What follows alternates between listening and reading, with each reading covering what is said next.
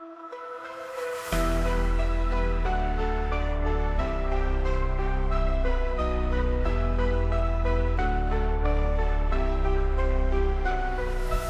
system's rigged, man, it's time to break free.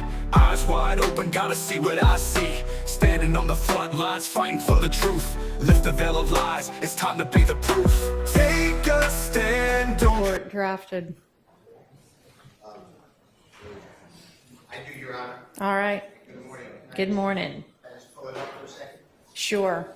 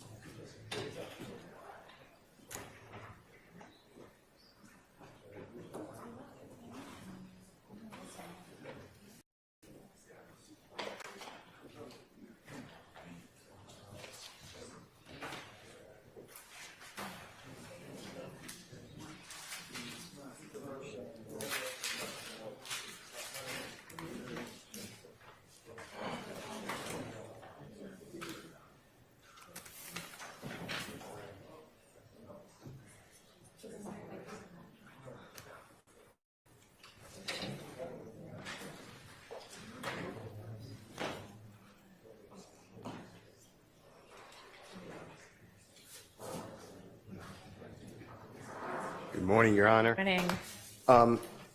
On paragraph, it's in the alternative wording for Mr. Kendrick.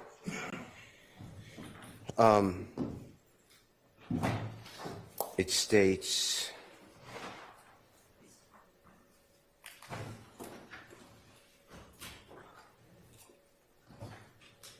hold on one minute, I've lost my place.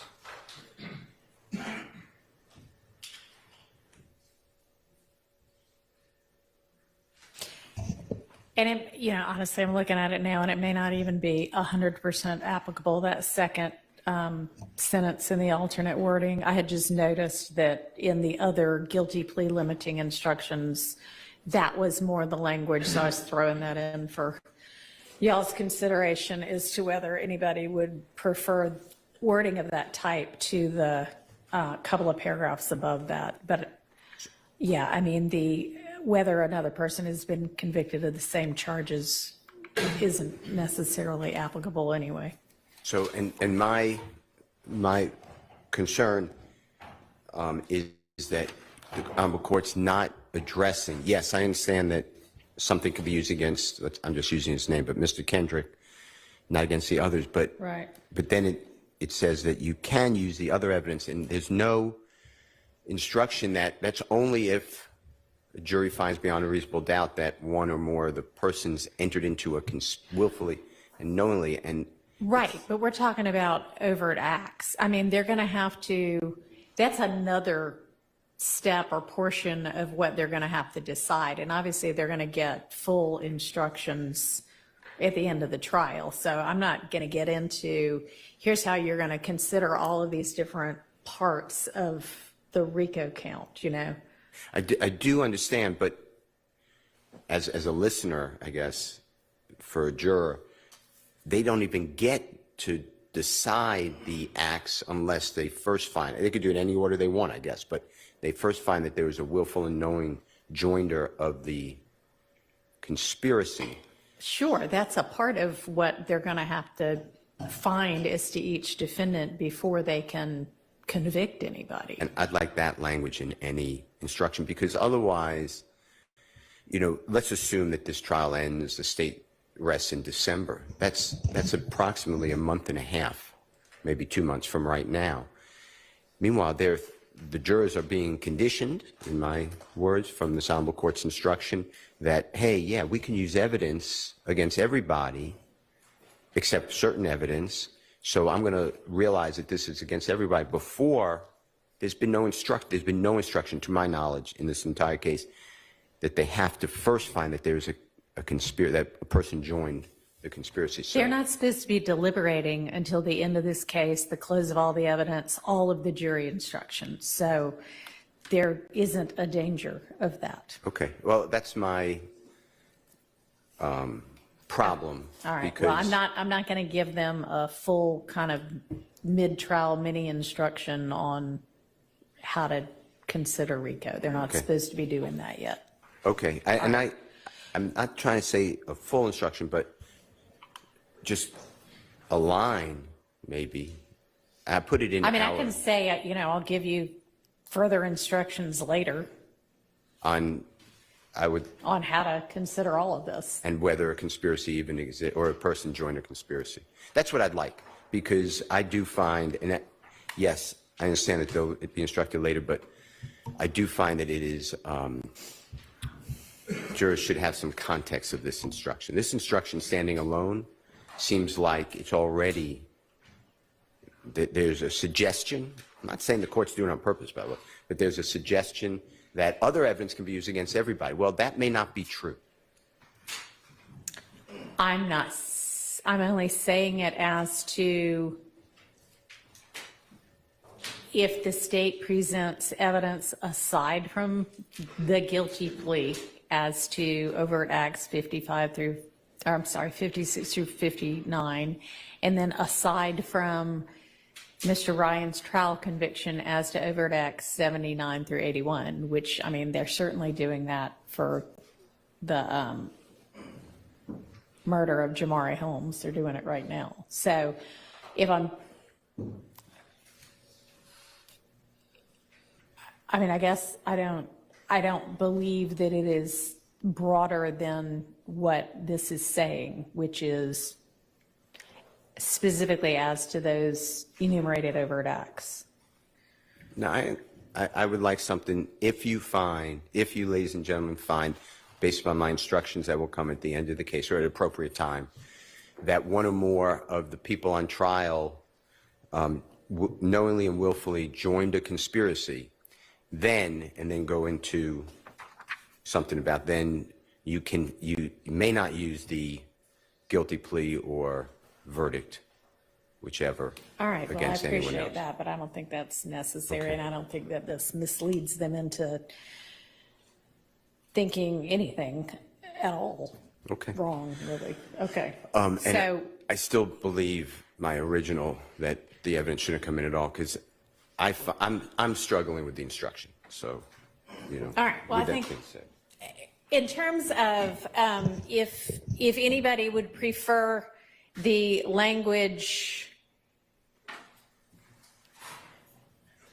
you may not use this conviction in your consideration or deliberations against any of the other defendants in this case. It is not evidence of anything against these other 5 defendants. Each defendant has a right to have his guilt or innocence determined by the evidence presented against him, not by what happened with regard to a criminal prosecution against someone else. That's one version. The alternate version is you are not to consider the co-defendant's, whatever it is, conviction as evidence that any other defendant is guilty of committing any of the criminal acts alleged against them in this indictment. Each defendant is entitled to have the issue of his guilt determined solely on the basis of the evidence against him and not on whether another person has been convicted of, you know, charges or something. I don't know what that language is, but any preference as to which of those two the court uses?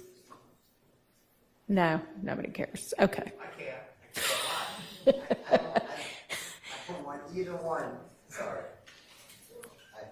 Well, either one. and I'd I'm like to- definitely going to give one or the other of them, because if I don't give one or the other of those, then it will be reversible error in the event that there ever is a conviction in this case, which of course would be ultimately a benefit to your clients to build in reversible error. But I would prefer not to do that, because the court's job, to the extent I can, is to avoid any error at all, much less reversible error. So I'm going to give one or the other versions of that language. Does anybody have a preference as to which version of that language the court will give? Your Honor, can we, since I have a preference, I still maintain my objection. I don't think it's reversible error if you keep out these pieces of evidence, and that would be my preference. No, I don't think so either, but that's also not fair to the other side. Can we just huddle for a minute so we may have And a split? y'all don't have to tell me right this instant. I just need to know before the conviction is going to get introduced, which may be sometime today. Yes, ma'am. Okay.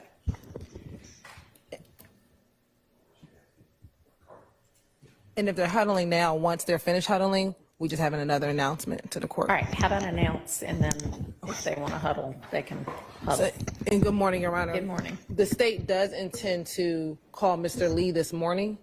Okay. He will probably be our third witness this morning. I know we were, Ms. Abbasi and I were supposed to speak very briefly. After they're huddling, we can have just 2 minutes to speak. Well, I may have them huddle later. Okay. Because the Winnie Lee stuff's more pressing, because you can tender the conviction, in any order. Yes, Your Honor. So on the Winnie Lee evidence, is there any objection that still needs to get hashed out? Yes, Your Honor. All right. Okay, and then if so, where's the easiest place for me to find the Your Honor, evidence? if I may, there's something we wanted to address first. Okay. Your Honor, I've got some members of the defense side here taking a look. Our understanding, and if it turns out to be wrong, it turns out to be wrong, was that the state was undecided yesterday as to whether they were going to call Mr. Bernard Mitchell. I know at the lunch break, Mr. Hiles was on the stand. His text messages had already been admitted. We went back to speak with him. The state went back and attempted to speak with him. So at that point, my understanding was it was still up in the air. I can be wrong. My understanding was it was still up in the air. Per Your Honor's request, we had discussed as many things ahead of time as possible. The discussions with the state were, and it was very clear for both sides, that we were not going to be objecting and not asking this court to litigate Mr. Mitchell's Instagram records because the state was going to call him. Yes, with them coming in, there were portions that we intended to use with the understanding that that is what would come out in terms of evidence. His messages would come out, so we would want another section in there. If the first section is in there, we would want the second section in there. But he's certainly not our witness. The evidence he presents is not a theory of the case that we would have brought to the table. And so now the state does not want to call him, and I think we're faced with a confrontation clause issue because we relied in good faith on our discussions with the state. We didn't go through and take the court's time to say this is conditionally admitted based on this happening. So we simply relied on what they represented to us. We had the evidence, came in, it was read out. I contacted the state last night to say, hey, I'm not sure what you want to do about this. We feel in a position that we are forced to ask for a mistrial. We really don't want a mistrial. We'd like to be able to rely on what we were told. And like I said, we're checking to see if there was something definitive on the record. But if Mr. Mitchell is not testifying, then we feel we have no option but to ask for a mistrial. Would the state like to be heard on that?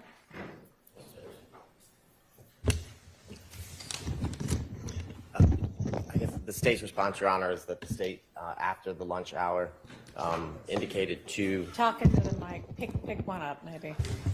the state after the lunch hour indicated to the court, as well as counsel, at least for Mr. Ryan, indicating that we were not going to call Mr. Mitchell, basically because he told not only the state but defense counsel that he wasn't going to say anything when he came onto the stand.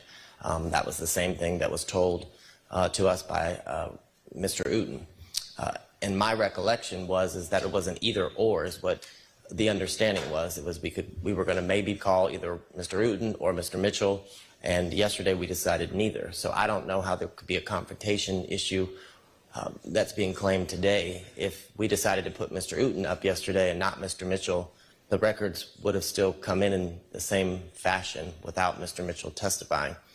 More importantly, before any message came in as it related to Mr. Mitchell, the state indicated to defense counsel that we were not calling Mr. Mitchell. We indicated that to the court as well. And I don't remember y'all indicating anything to the court until the end of the day, y'all. But what I was told by the deputies was that the state had very clearly said they can be transported back. We are not calling either of them. And that was at or right after the lunch hour that I was told that. I asked yesterday morning, is this an either or? And yesterday morning, the state was definitely indicated, you know, it might be one, it might be the other, it might be both. We don't know yet. We still need to talk with everybody. And then we just went on with the trial, and they didn't, you know, after lunch, they went back because y'all had made that determination, and you certainly communicated that to the deputies with regard to transport. And you are making the representation that you also let the defense know that?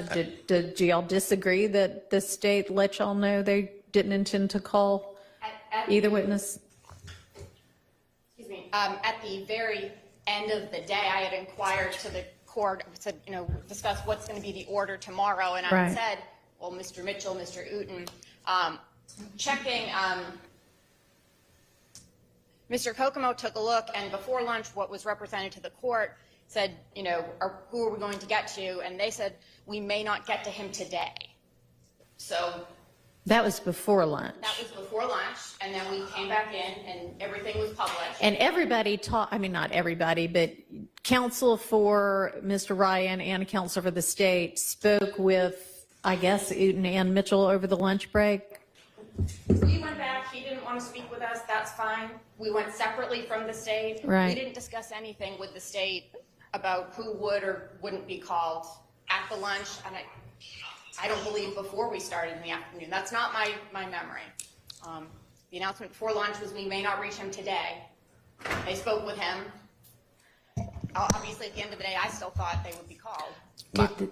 My recollection is after lunch, I was sitting there. Ms. Abbasi said, so you're not calling Mitchell? And I said, no, we are not calling Mitchell. That's my recollection before Mr. Howes began testifying after lunch, and we didn't call Mitchell. And the messages came in unobjected or not objected to, and there's been no conditional admittance of evidence that's been permitted There has not. or agreed to by any of the parties during the trial of this case, at least at the time that I've been here. So it's my be the state's opinion that any objection to the messages that came in are waived at this point. Your Honor, our response is, we have difference of memory. That's fine. It is what it is. If the state knows they're not going to call him going into it, I don't think it's fundamentally fair for them to publish and then say, ha, you missed it. I don't think that's good faith. As far as, no, we didn't conditionally admit it, because we've done everything we can, at least for Mr. Ryan, to avoid taking up the court's time. This is what it was. We all agreed. We all understood. So that's how we proceeded. And now here we are, and we're stuck in a position we don't want to be in. Well, I'm not quite sure what to do with this. I have a representation from Mr. Abadi that the state communicated to defense counsel that they were not intending to call Mr. Mitchell or Mr. Uten, and that was communicated prior to Mr. Hiles' afternoon testimony in which this evidence came in. And Ms. Abbasi, you're saying, well, it's not my recollection, but I could be wrong. That might be. So I will not say my memory is perfect. I have no memory of having that conversation after lunch. I'm not going to say, you know, Mr. Abadi's. I can't promise you my memory is 100% accurate, and I'm certainly not getting up and saying that Mr. Abadi's lying. I'm not going to do that. But I have no memory of that conversation at all. And, you know, as I said, I brought up at the end of the day, you know, what's the order of the witnesses? When are Mr. Mitchell and Mr. Uten coming in? I don't remember that. I had brought it up when we were asking about witnesses because I didn't know if the sheriff needed to bring them over. And that's what was coming up. Are you saying that you on the record asked when Mitchell and no, you didn't? That was at the very end of the day. We were just amongst counsel? I believe Your Honor was on the bench when we were discussing just who are we getting to tomorrow? Yeah, I asked who we were getting to tomorrow. I don't recall you saying, when are we getting to Mitchell and Newton? Well, I don't recall the two of them being mentioned at all at the end of the day. I know I asked the state at that point, oh, you're not calling him? No. And at that point, the evidence had already been admitted. I'm asking you, did you make that statement on the record? I don't believe so. I We can don't check the either. record, but I don't think so. I think the last statement on the record was we may not get to them today. I don't recall that statement on the record or off the record. This is all a surprise to me this morning that now there's some debate about it, because everything I knew post-lunch yesterday, although through the sheriff's office, not through the state or the defense, was that a decision had been made and communicated that neither of them was going to be called. I mean, can't really do much else with I don't see a basis for a mistrial. So we need to deal with Wooney Lee's evidence.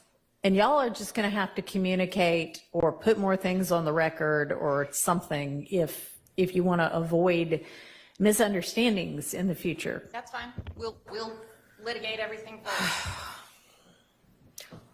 Or just put on the record your understanding. Yes, Your Honor. So if the understanding was these will come in if Mitchell testifies, just say, we talked about all of this and we don't have any issue as to, X, Y, and Z. And these things we've agreed are going to come in if Mitchell testifies. And then there'll be a record of it and everybody will know what they're dealing with.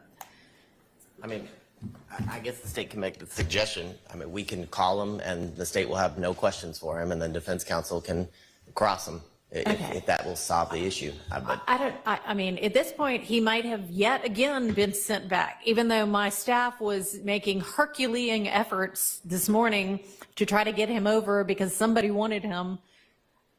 At the bench, y'all said, nope, that's fine. We don't need him. And by y'all, I mean you, Miss Abbasi, said, that's fine. We don't need him. If y'all aren't calling him, fine. So we just communicated to the sheriff's office, they don't need him. I don't know where he is at this point. Okay. And Your Honor, Mr. Kokomo checked at the end of the day. I did inquire for the court, who do we need tomorrow, and gestured over to the door. And then that's when Ms. Love said, we've talked about it and we're not calling him. All right, well then, that's even more of a record against your recollection.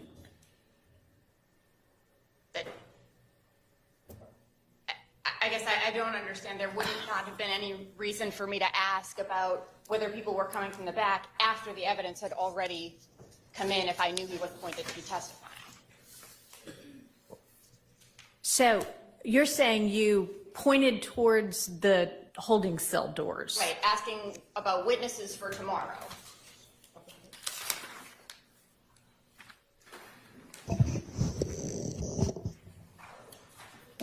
All right, well, that is no record upon which to grant a mistrial. So let's get to the Wooney Lee evidence.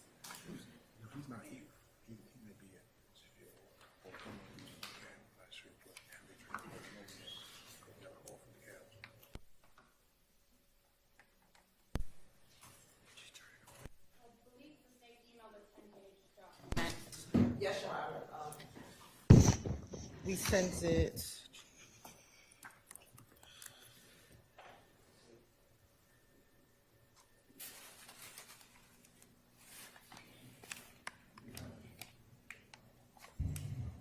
What are we doing on the Slack quad?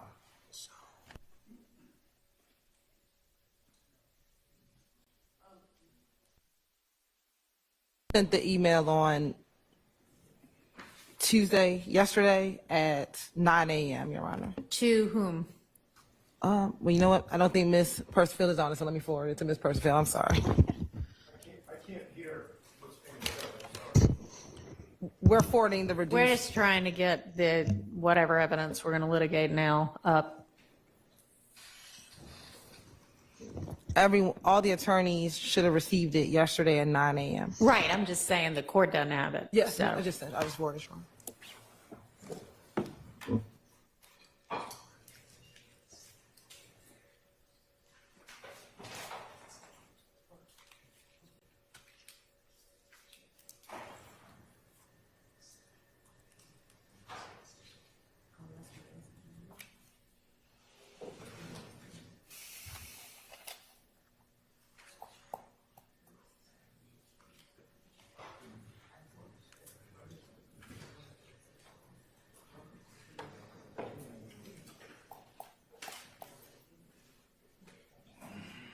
Can counsel approach for a minute, please?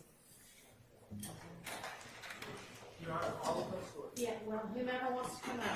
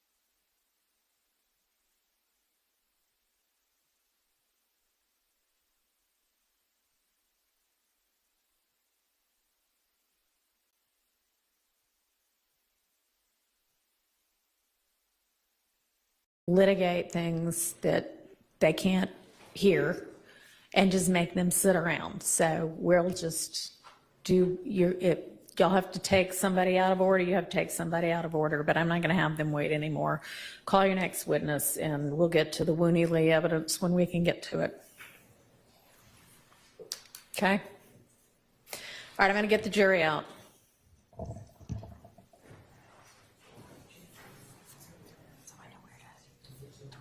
Who's your next witness going to be? Okay.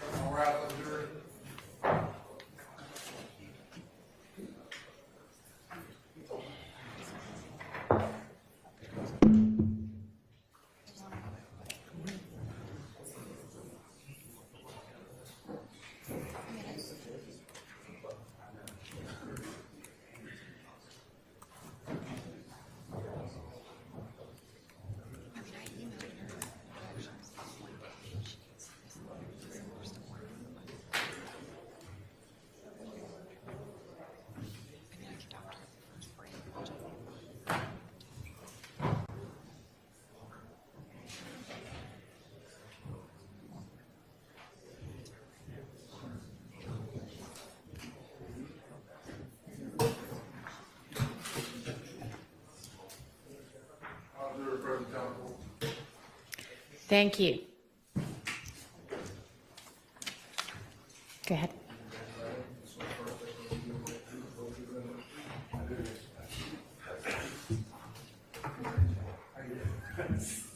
Turn it mic on.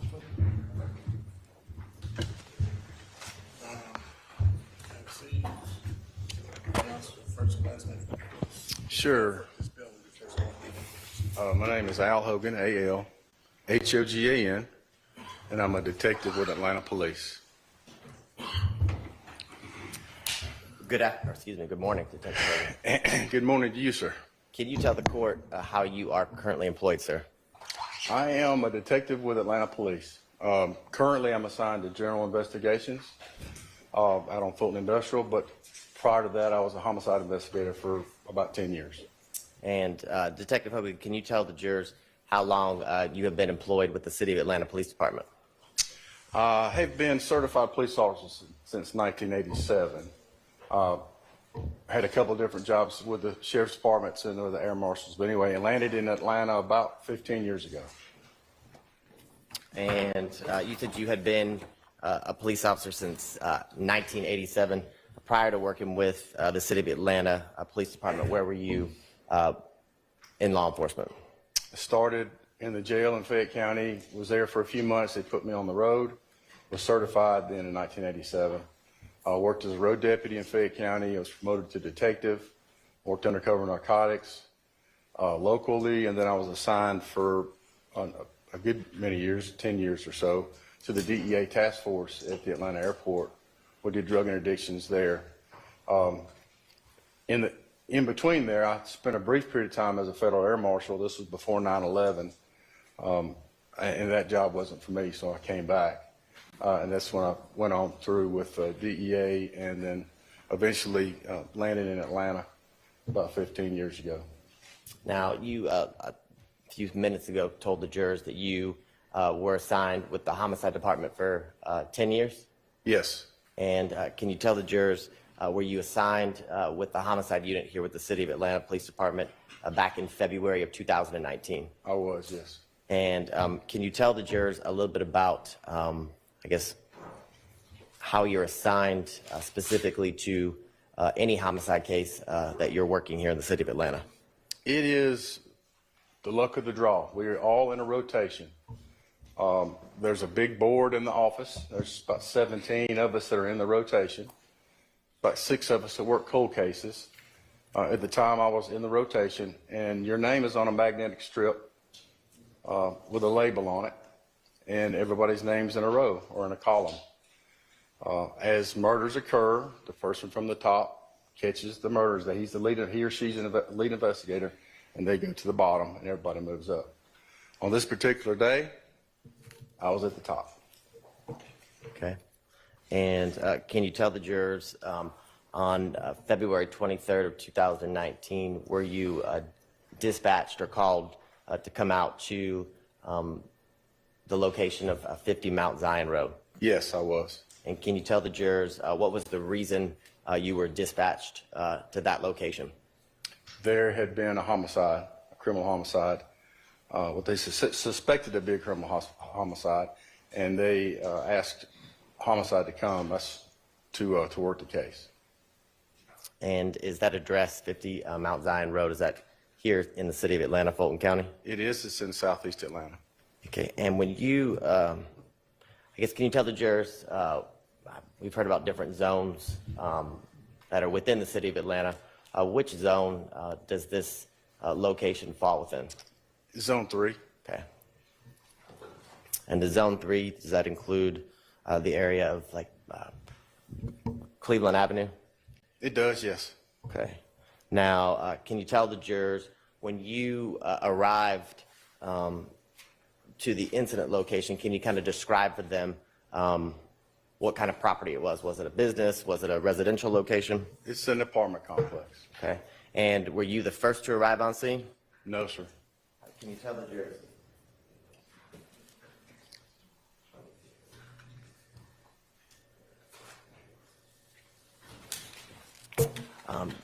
Now, with not being the first to arrive and being, I guess, assigned as the lead detective because you're number one in the rotation.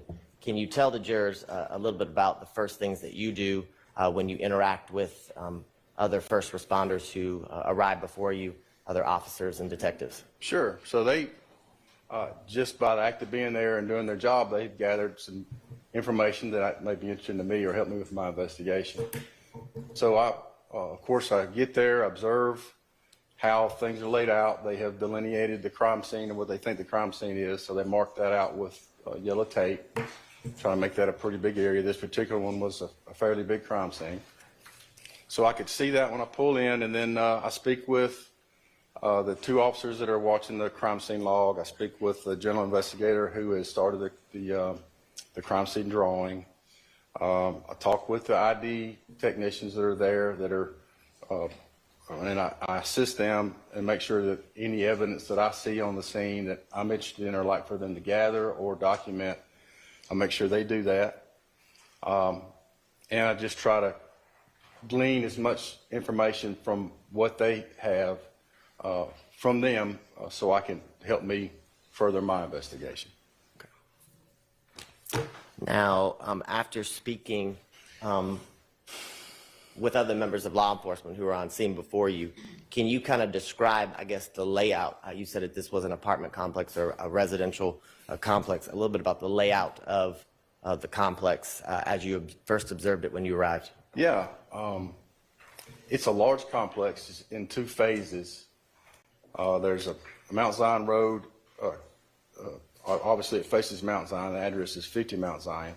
Then there's a phase, I'll call it phase 1, which is in the front that's up closest to Mount Zion.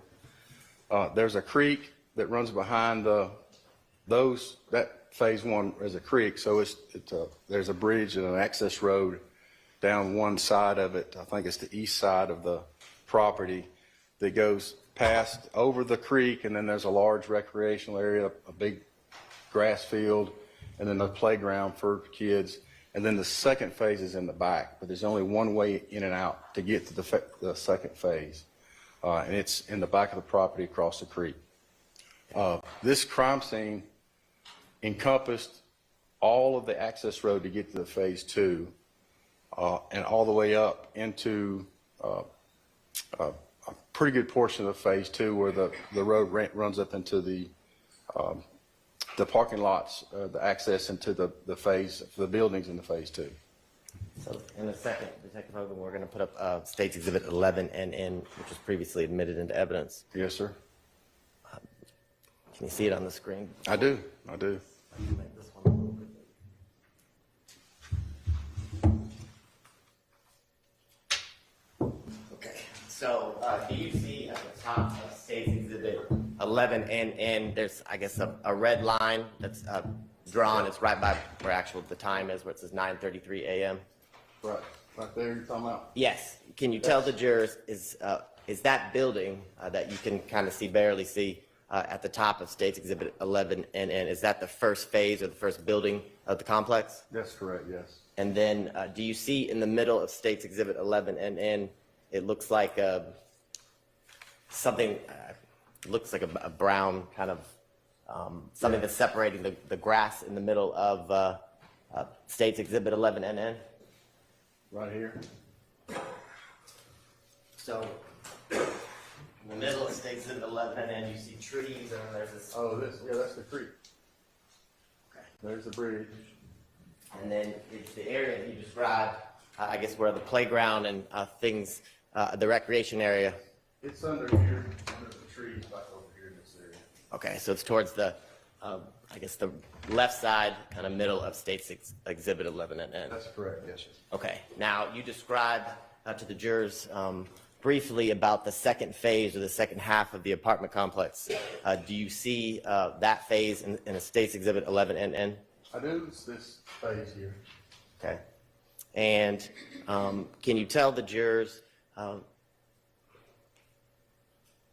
what areas in State's Exhibit 11NN, if you can see it, were pertinent to your investigation in relation to the crime scene?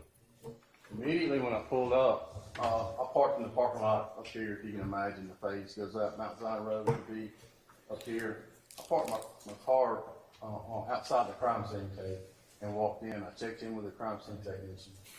Immediately, I could see that there was a blue car resting against the fence, and I think there was a big rock there it ran into right here, where there was some stuff on the ground, and stuff on the car.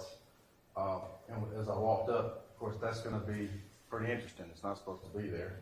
So as I walked up, I saw that it was part of the crime scene.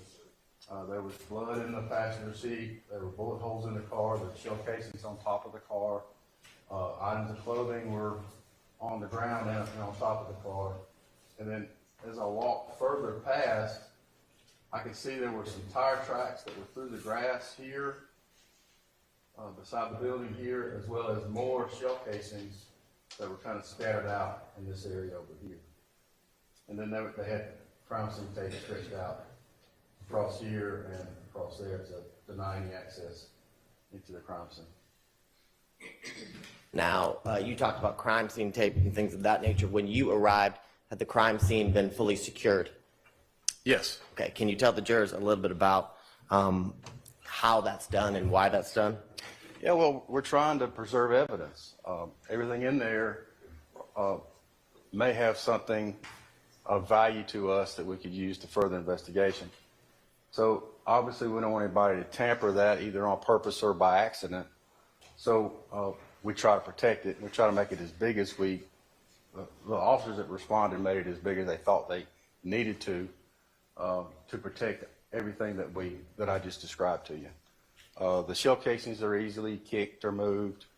We don't want to touch anything that may have DNA or fingerprint evidence on it. There's just lots of things we need to try to protect so we don't damage our own investigation. And Your Honor, can I approach the witness? Yes, you may. And I want to show you what's been marked as State's Exhibits 48 NN through 67 NN. If you'll just flip through those. Have you had an opportunity to go through those prior to your testimony here today? I've seen them before, yes. And as you're flipping through them, I guess what are State's Exhibits 48 NN through 67 NN? These are all crime scene photographs from the scene.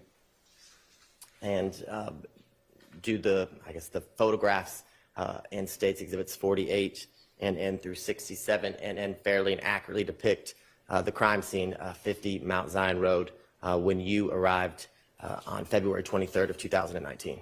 Yes. Your Honor, at this time, the state would tender what's been marked as State's Exhibit 48 NN through 67 NN. Those are admitted.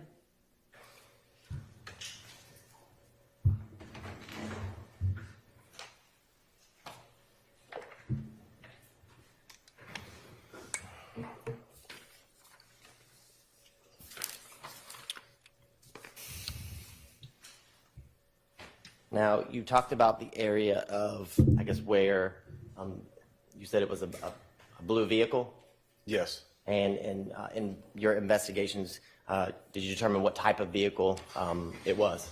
I do. It was let me look at my notes here for the year model, but it was a Dodge Charger. Just looking at your report. Yes. Help refresh your recollection? Say again? Is reviewing your report, will that assist you in the refreshing? Yes, I'm just trying to get a 2014 Dodge Charger. Okay. And can you tell the jurors, when you arrived and began to investigate and look around the Dodge Charger, was it occupied? Was there anybody in it? No, sir. Okay. Can you tell the jurors, you talked about the tire marks that you had seen. Can you describe the condition of the vehicle as you began to investigate and process the vehicle? Well, we had run the tag, or somebody run the tag, and it came back stolen out of Cobb County. It did have some defects in it. It had several, which appeared to be bullet holes to me, from my experience. And there were 12 of them total. Again, there was a large amount of blood in the passenger seat, front passenger seat, and some clothing. A baseball hat was on top of the car. There was a projectile that fell out of the hat when we picked it up. And then there was, other items inside the car that were gathered and Okay. documented. In a second, Ms. Knight is going to put up State's Exhibit 15NN, which has been previously admitted into evidence. Actually,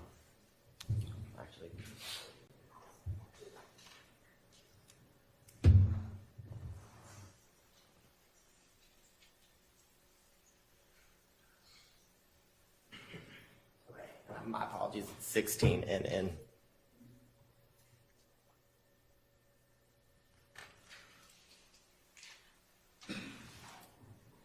And in 16 and Detective Hogan, can you kind of point out for the jurors the areas in which you just described as defects? I think you said 12 in the Dodge Charger.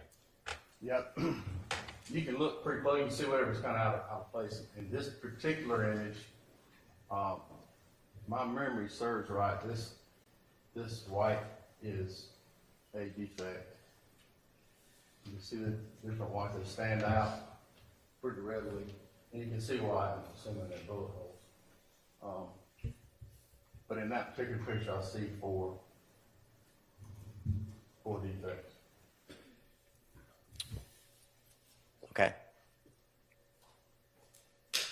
And you said that around the car, was there, I guess, ballistic evidence also located, I guess, on the car and surrounding it? Yes, there were shell casings. Off the top of my head, I don't remember how many, but there was 2 or 3 on top of the car. I think maybe that's what that is. But there was up here were spent shell casings. They'd been fired and ejected out of the car, out of the gun, and landed on top of the car. And can you? Objection, Your Honor, that's speculation. Sustained. Well, you said they were spent shell casings. How did you know that they were spent? They didn't have a bullet in them anymore. Okay. Now, can you tell the jurors, as you're kind of walking around and observing and processing the scene, are you being assisted by members of the Atlanta Police Department's crime scene tech unit? Yes, and they were there before me, and they started working the crime scene, so they were really very familiar. They showed me a lot of stuff, and then I just went in behind them and made sure that everything they showed me I was interested in, and make sure that if there's anything that I saw they didn't know about, and make sure they knew about it to gather it. Okay. And can you tell the jurors, as it relates to your working in conjunction with the crime scene techs that were present that early morning, what type of shell casing do you remember was identified as the shell casings found around the car and in the general area? On the car, and then a little further up on the crime scene, they were all smaller caliber shell cases, like 9mm. Okay.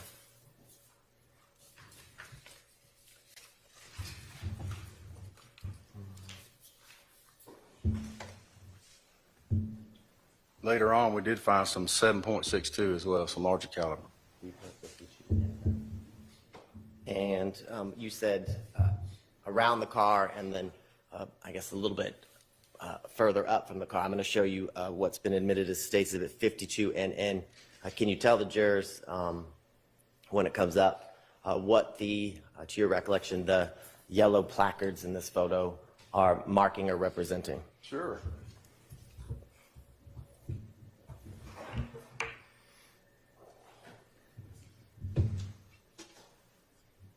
Barely see them on this one, but there's a little yellow square there and another one up around the corner.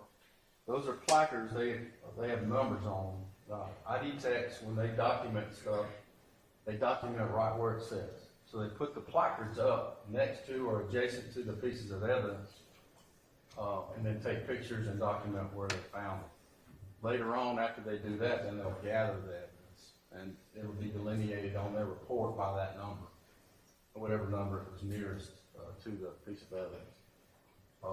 But this, if you can imagine, if you were in this picture, if you turned around directly 180 degrees, that's the access road that goes out to the front of the property, and then the blue car is down right behind you. Now, if you are looking at the right side, it states that it's 52 and it looks like a raindrop that reflected off from the photo. But do you see where there's a vehicle or a red car kind of in the middle right-hand side? It states that it's 52 NN. Yes. Can you tell the jurors if you continue to go straight down the access road and take a right where that red vehicle is, can you tell them where would that take you? That takes you into the parking lot in between two of the buildings in the complex. Okay. And is that the buildings that I guess would be the front buildings, the first one we saw that was closest to Mount Zion Road, or the back set of buildings? That's right. That's what? The back set, Back side. Okay. phase 2. Now, you referenced or talked to the jurors a little bit about the fact that there were additional shell casings that were found in a different area in relation to the vehicle. That's correct. Can you kind of describe to the jurors, I'm going to show you what's been previously admitted into evidence as State's Exhibit 10NN.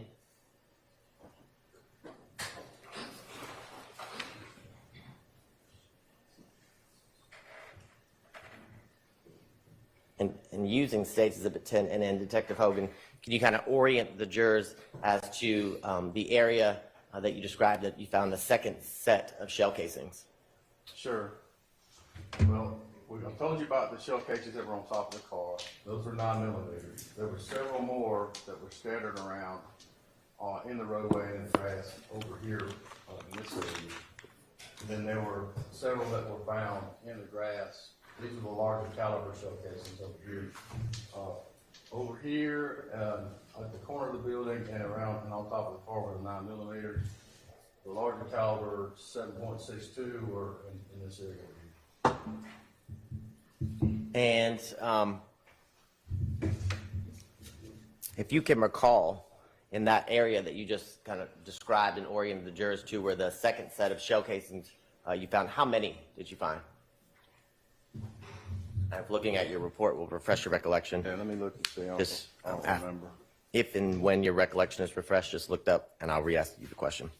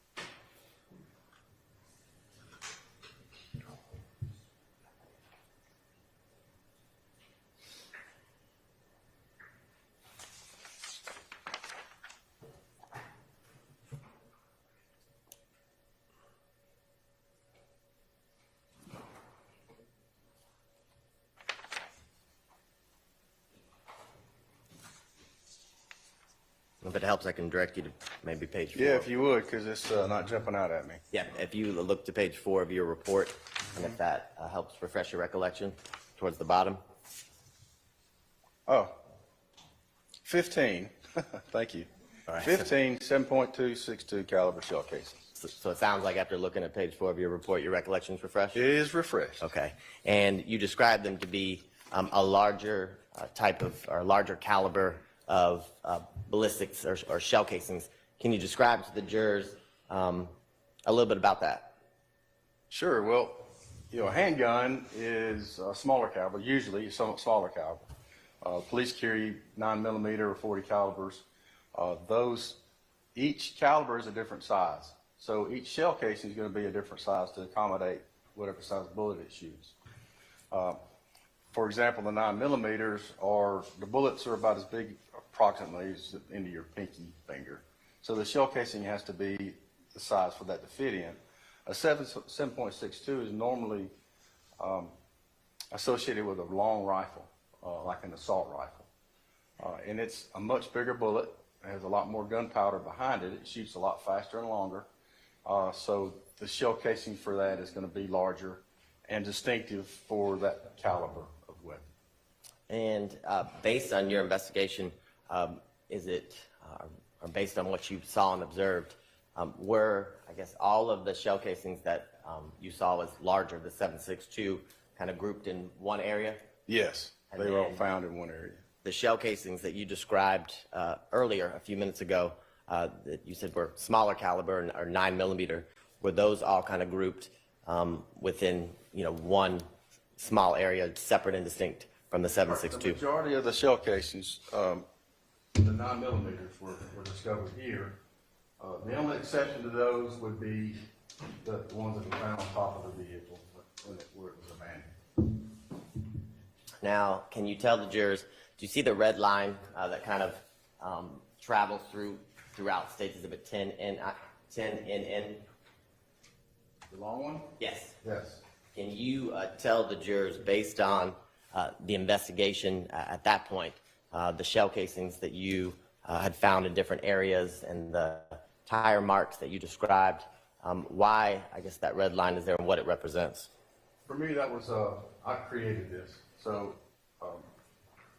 and that was pretty rudimentary, but I'm not a computer guy. The little red dots it's not accurate, but it just indicates where the shell casings were found. This was a line based on my investigation of where the victim said they had parked. And this is the access that they took trying to get out when the shooting broke out. So there was a shooter that came out here when it started shooting. They drove out. Another shooter down here drove past, walked, well, you can see the tire tracks in the grass.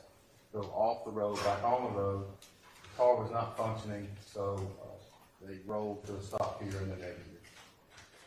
It's just a line to kind of show where I thought they went when the incident happened. And I'm going to show you what's been marked and tendered and admitted into evidence. It states that it's 59NN. And in this photo, do you see kind of the grouping of the yellow placards that are seen within states of 59NN? Yeah, same procedure as what I described earlier. Where there is a shell casing, they put a placard, and next to it is a corresponding number that indicates that particular shell casing. This is coming out from the Rick Breezeway, and this is where they, all the different placards indicate the different shell casings that were found. And do you see kind of in the middle of State's Exhibit 59 and then towards the, I guess, the breezeway? Let's see if we can get this out of your way. There we go. In this area right here? Yes. Are those placards, are they also the larger caliber shell casings? Yeah, they were all the same shell casings. Okay. Same caliber.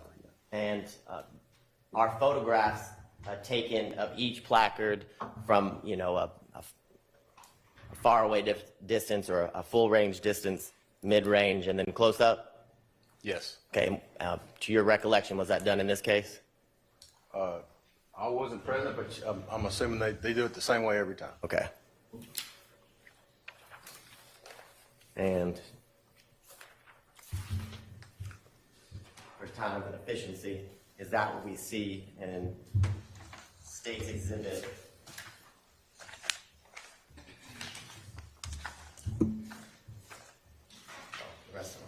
60 NN through 67 NN?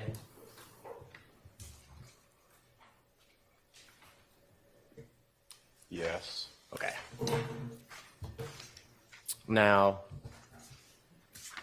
after you completed kind of walking through the scene with members of the City of Atlanta's crime scene unit,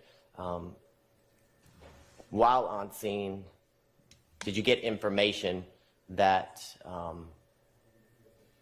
two males had contacted 911 indicating they had witnessed what happened at 50 Mount Zion Road? I did. Okay. And I don't want you to tell me what anyone said as I go through the next questions. As a result of that, did you go to APD headquarters just down the street here off of Peachtree? Yes. Okay. And can you tell the jurors when you arrive, did you speak to the two males? I did. And without telling me what they said, can you tell the jurors who you spoke to that early morning? Sure, is Bernard Mitchell and Rodney Uten. Okay. And can you explain to the jurors, without telling me what they said, kind of the circumstances of the setup of the interview? Let's start with that. Oh, it was just an interview. Well, there's two different areas at headquarters that we speak to people in. One's the interview room. It's just like if you guys came in and had something to tell us, we put you in the interview room and we speak with you. The other is what they call an interrogation, or when they're in custody. In those rooms, you're secured, chained to the floor, and both rooms are audio and video recorded. Both types of rooms. And you said they were in the first room, the interview room that you described? They were in yes, witness room. Can you tell the jurors, do you interview them together or do you interview them separately? They were done separately at different times. Same, one after the other.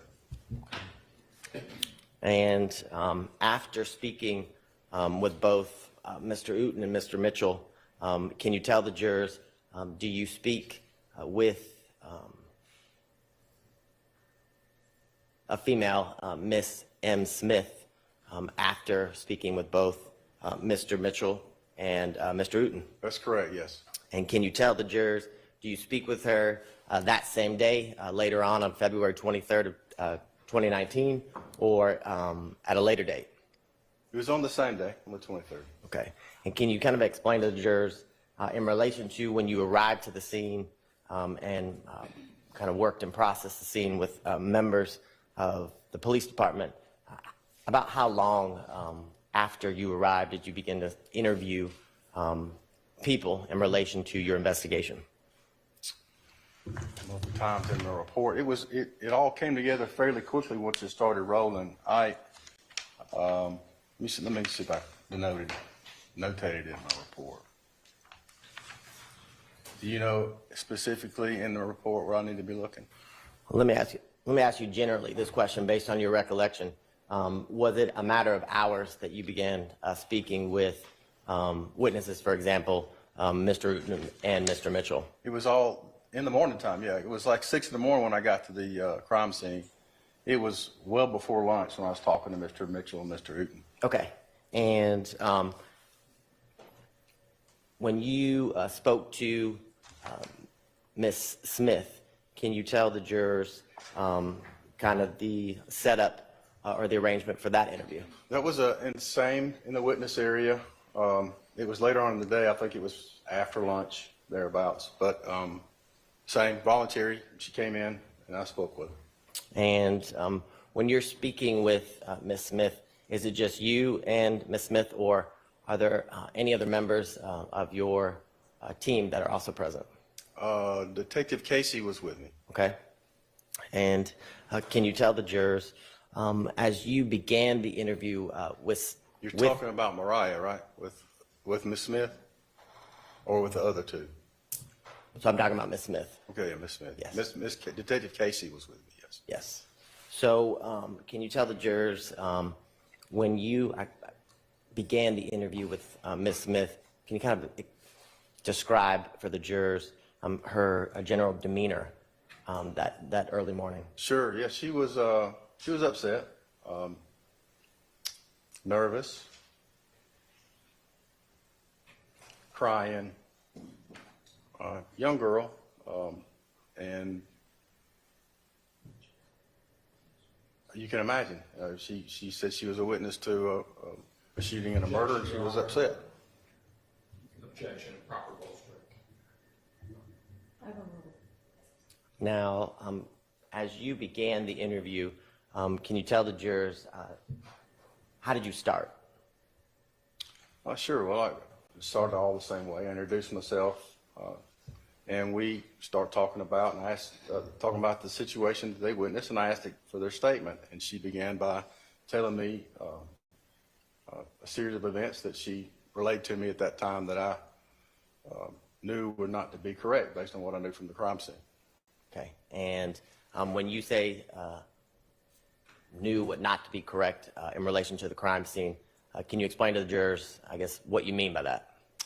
Yeah, she was saying that this victim had been shot by one of his companions. The way she described it, it was not possible based on what I knew from the crime scene. So I brought that to her attention.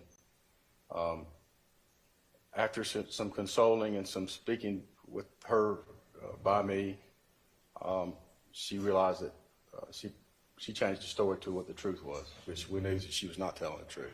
Okay. And as you continued, I guess, to confront her with the physical evidence that you had located on the scene and through your investigation while on scene, did she provide you with names or nicknames of individuals she knew to be involved? Yes, she did. Okay. And do you recall, or can you tell the jurors the nicknames that she told you of the people she saw shooting that night? Yes. And if referring to your report would help refresh your recollection, by all means. One was Little Rod and Bali. Okay. And can you tell the jurors, as she described what she saw, did she tell you, or tell the jurors what she told you about the firearms that she saw Little Rod and Bali having? Judge, Your Honor, I'm going to object that this is improper bolstering. She's already testified to this. This is impeachment, Your Honor. She testified she couldn't recall at times during her testimony as it related to the firearms, what they look like. Can you approach for a minute?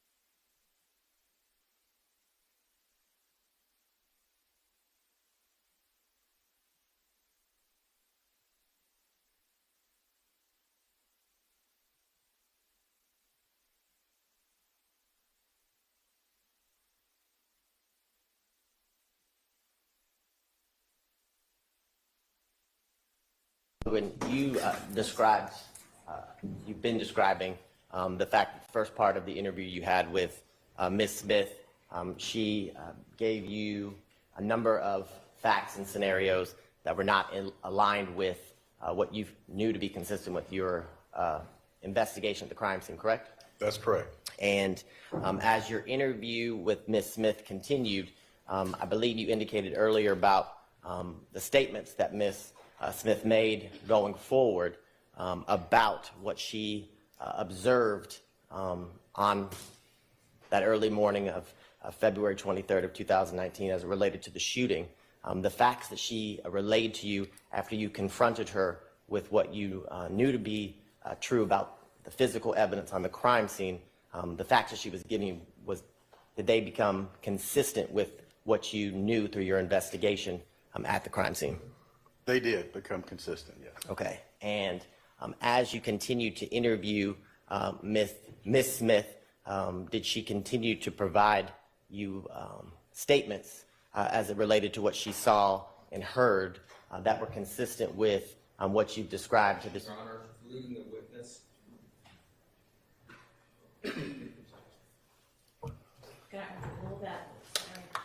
Ruled based on our discussion at the bench.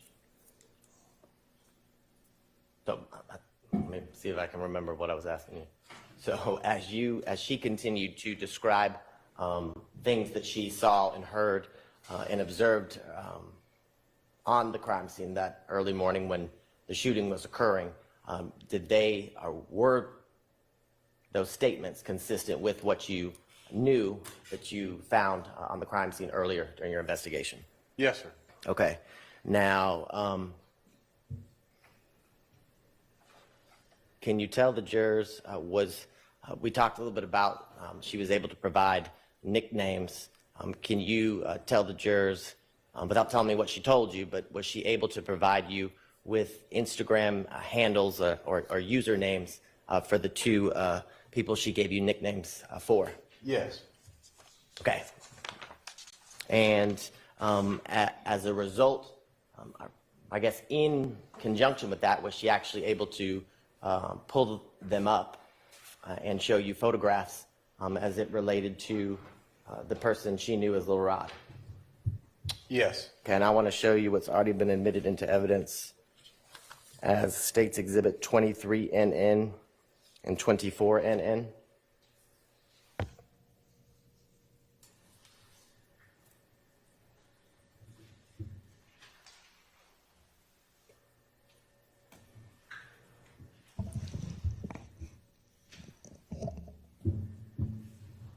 While she's pulling it up, I will give you a physical copy so you can see it.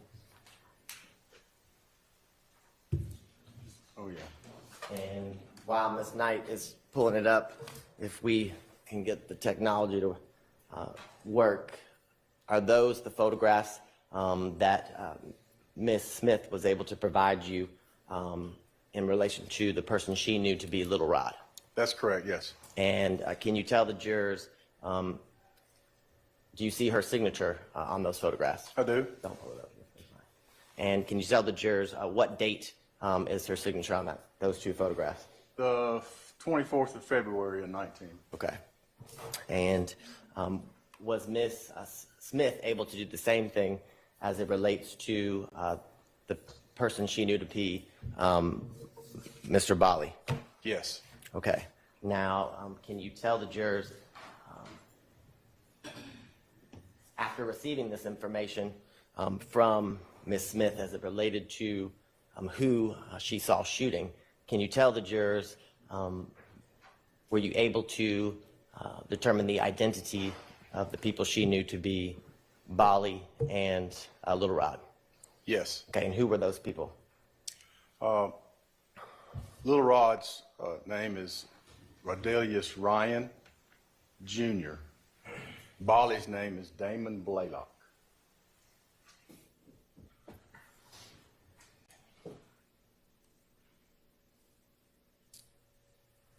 And let's see.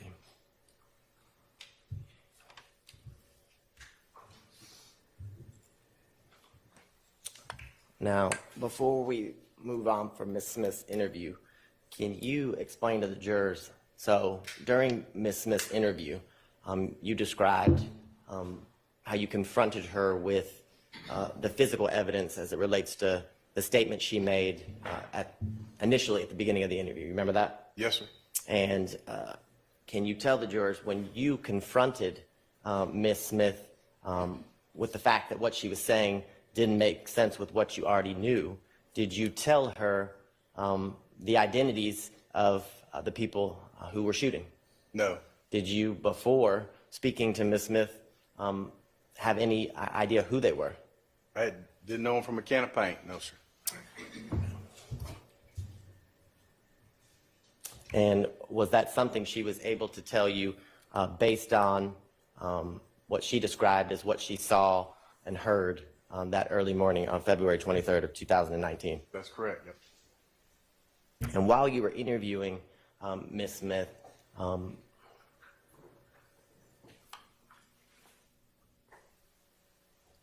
did you provide her with any facts as it related to the identities of Mr. Ryan or Mr. Blaylock during that interview? No, sir. Okay, and was that information that she was able to provide, or did she provide you information that assisted in your investigation in identifying both Little Rod and Mr. Blaylock? That's correct.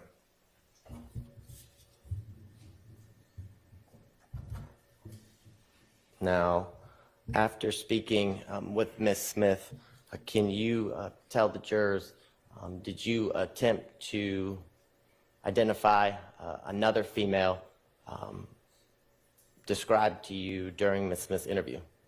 Yes. And can you tell the jurors, who is that? Her nickname was Brazen.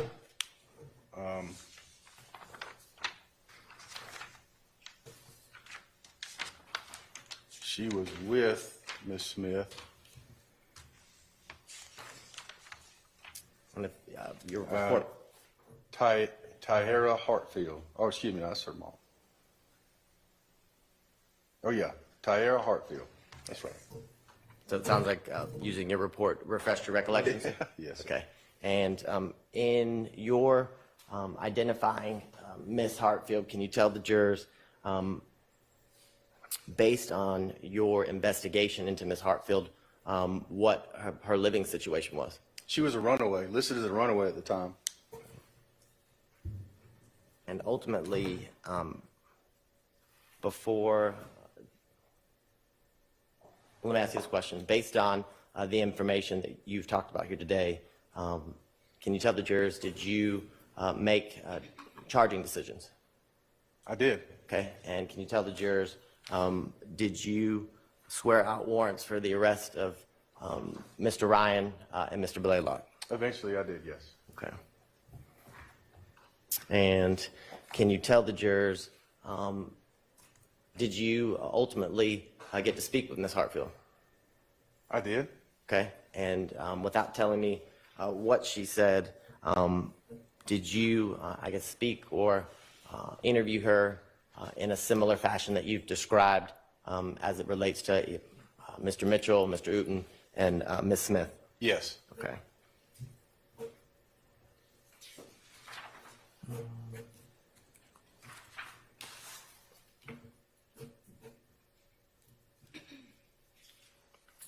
And during your investigation, can you tell the jurors, did you also receive a social media posting as it related to Mr. Ryan hours after the homicide? Yes. Okay. And was that something that you used and utilized in your investigation in taking out the warrants that you've described? Yes.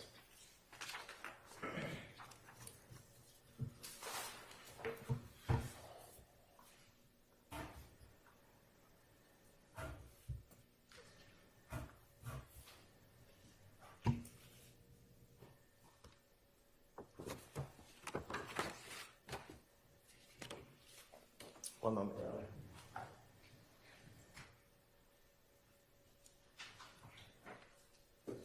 Your Honor, I don't have any further questions pending redirect. All right, are there defense questions for this witness? There are. I do want to make sure I can get a hold of at least one of these exhibits. Okay.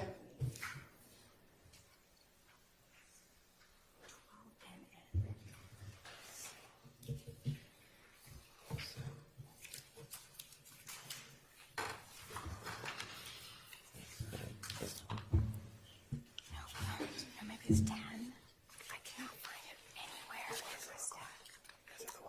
has a line. It's 10 and then let me put it up. Can you grab it for me first?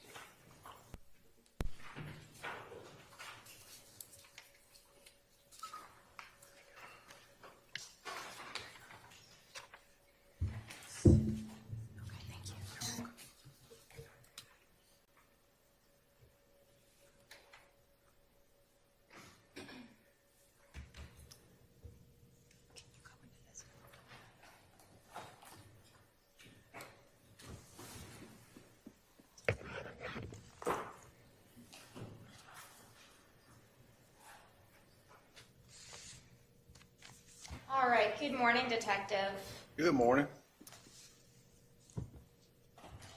Coming into today, have you had a chance to review the interviews you did with the witnesses you spoke to? Not all of them, but yes. Okay. You haven't had a chance to review them? I haven't reviewed, I reviewed Mr. Mitchell and Mr. Uten's recently. The others have not. Okay. All right. So I want to start. You've been an officer for quite a while, yes? Yes. And so you know that when you are getting information from people, it is of the utmost importance to make sure it's accurate, right? Yes. And that's one thing you were doing with Ms. Smith, is confronting her with facts to test whether what she was saying was accurate, correct? That's correct. All right. And especially in a situation kind of with young people, they may not always be fully forthcoming in the beginning, correct? It's not limited to young people, but yes. Right. Especially if they think there's something they could get in trouble for, correct? Yes. All right. And the folks that you were speaking with in this situation, they were not, well, the two young men you spoke with, they were not lawfully allowed to have weapons, were they? No, I don't think so. Okay. So that's something they theoretically could get in trouble for if they admitted to it. Yes. Okay.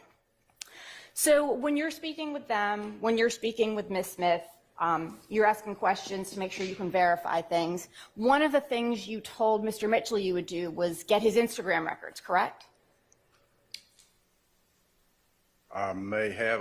That doesn't come to mind off the top of my head, but it would be something I would do, but I don't remember if I told him that. Would it help refresh your recollection to see a copy of a transcript from that interview? Sure, yeah. Right.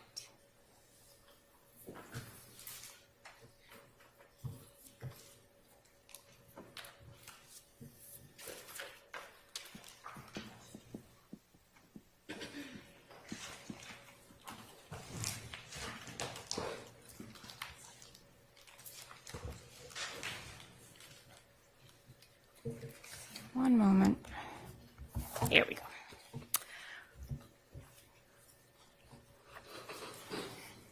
All right.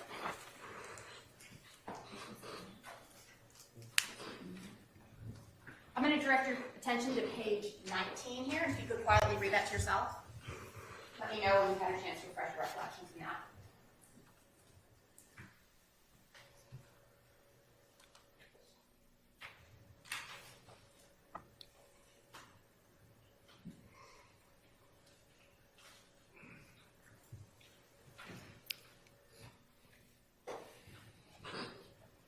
Your Honor, before he answers the question, I'm going to object to hearsay. What Detective Hogan said during the interview to anyone would be hearsay. He's Out of court statement. He's on the stand. He can repeat what he said. That doesn't make it not hearsay, but I mean, I can ask whether he asked somebody. I think it's not hearsay in this circumstance, so overruled. I mean, in this circumstance, it would be. That's overruled. Okay. So.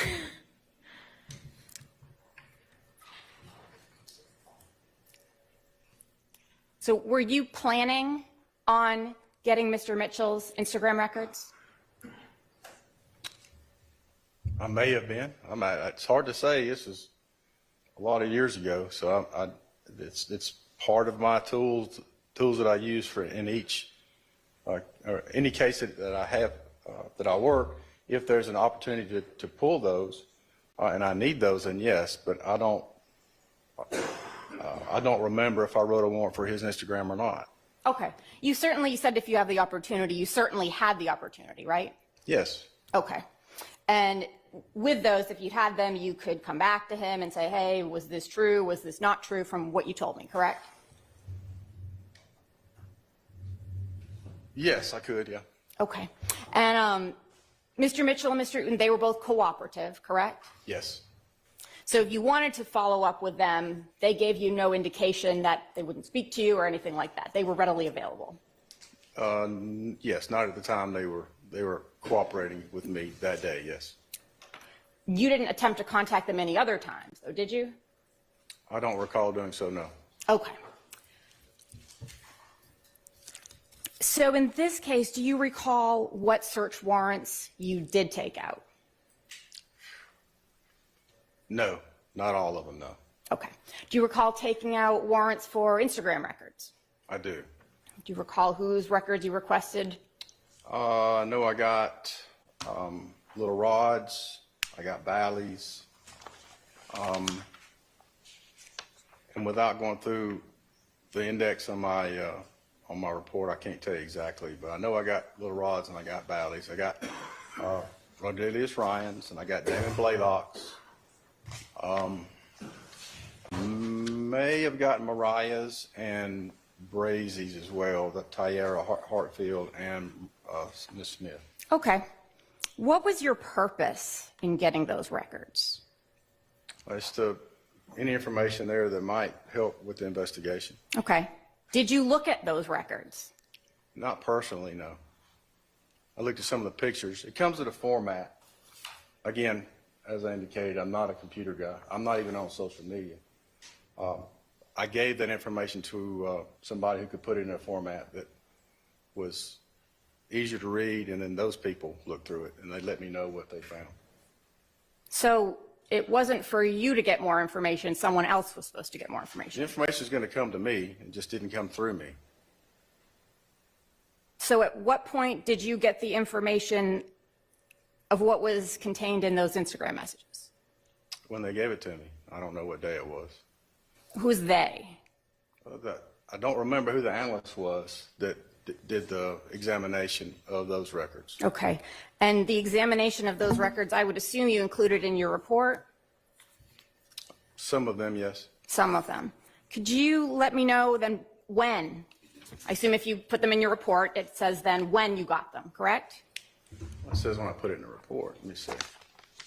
I mean, that's something you would put in the report, right? One that jumps out at me was from February the 26th of 2019. Somebody sent me an Instagram post on that day, and it was a short video that showed Mr. Ryan riding in a car. Okay, but that's not the Instagram records, right? It's from Instagram. That's not the Instagram records for which you obtained a search warrant to get so you could get more information, correct? I haven't verified it, but if it came from his Instagram and I got a search warrant for his Instagram, then yes, it would be in there. Right. I just got it before I got the search warrant records back. I'm sorry, if you could It was repeat that last posted. part? It was posted. Somebody saw it. They sent it to me. If my search warrant had not been executed and the information sent back to me at that time, it would be included in both records, but I got it before the search warrant records came in because somebody sent it to me right after it was posted. Okay, I think a second ago, because you said you didn't confirm it, right? You're going to have to, I don't understand what you're saying. I've confirmed it. Yeah, what are you talking about? Well, I think about the content of the messages, you said you did not confirm with the records.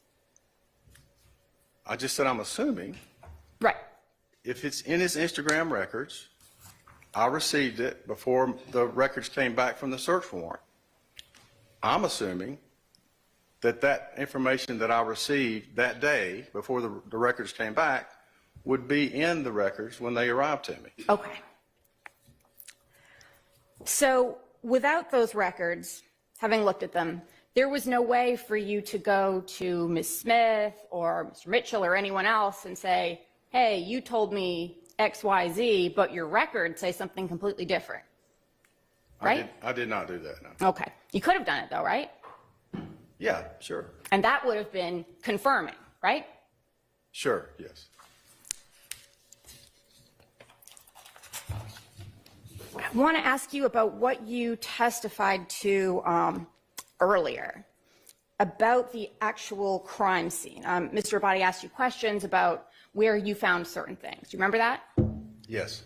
And you answered questions about where you found those 7.62 shell casings, right? Yes. But you didn't actually find those casings, did you? No, I did not. Those photos, you weren't there when they were taken, right? No, You never saw where those 7.62 casings were. not physically, no. So when you say you found them, you didn't find them. Someone else did. I said they were found. I'm not sure that I said I did. Okay. When did you learn about those casings? Later on the same day that the murder happened, I was at the office when I got the call. Okay. And when you spoke with Mr. Mitchell and Mr. Uten, were you aware of those casings?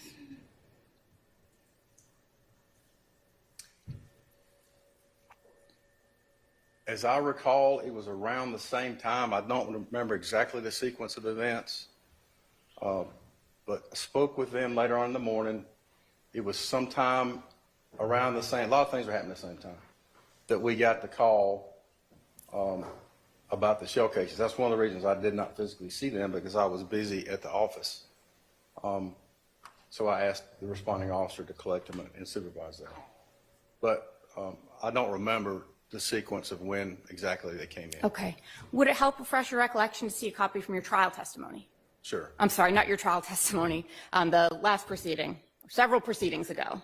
Okay, sure.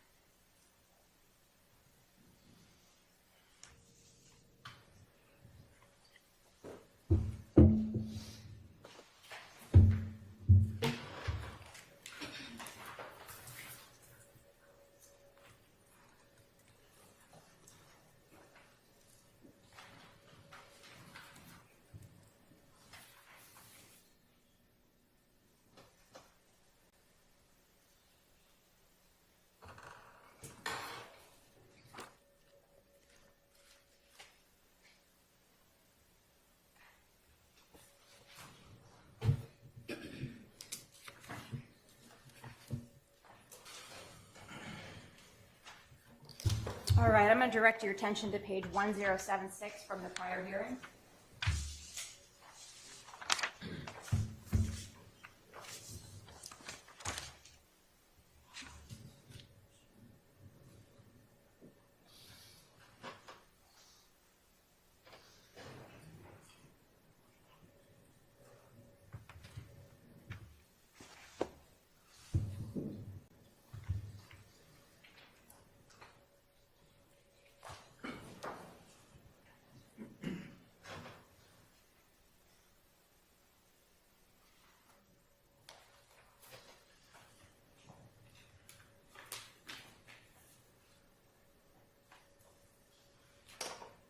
Also turn to page 1078 if that's helpful as well.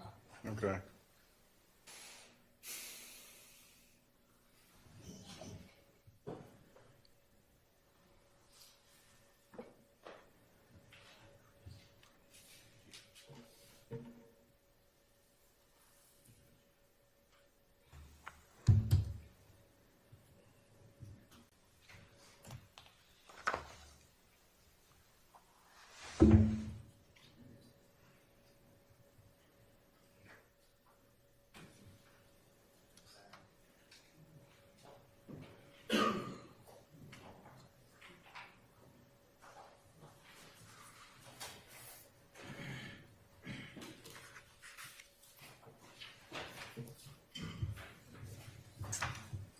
All right, so what's your question again? If when you spoke with Mr. Mitchell and Mr. Uten, you were aware of the 7.62 shell casings.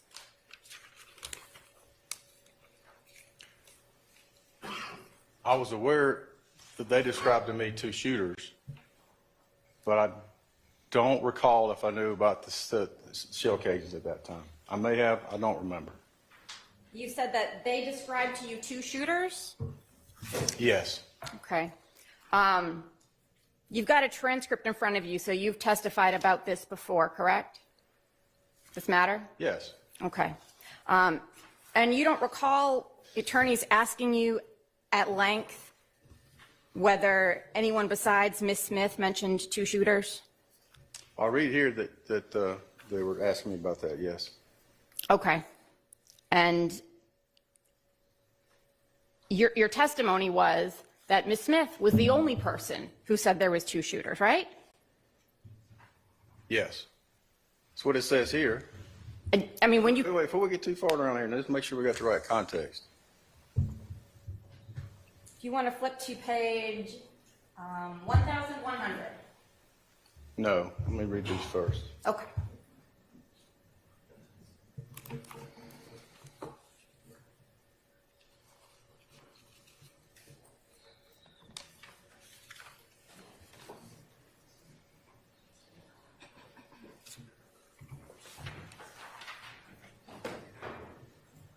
On page 1076, as I recall, they were asking me about my interview with Ms. Mitchell, and I had mentioned to her that I had 2 sets of shell casings.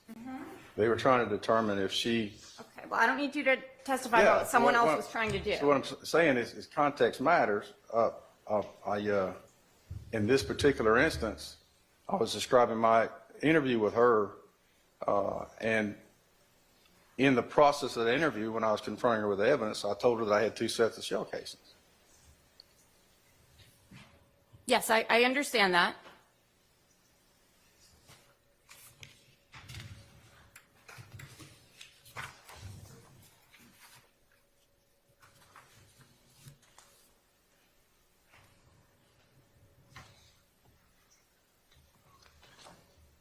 You said page 1100? Yes, sir.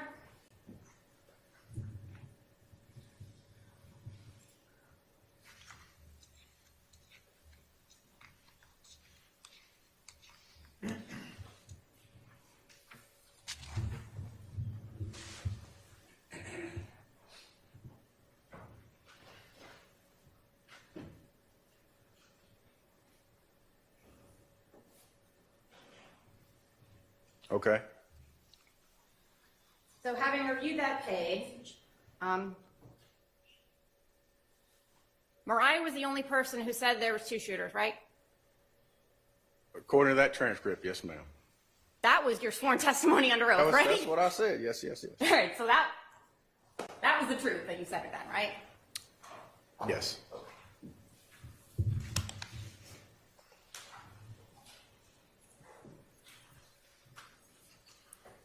And I'm going to back up for a moment. I think you said Mr.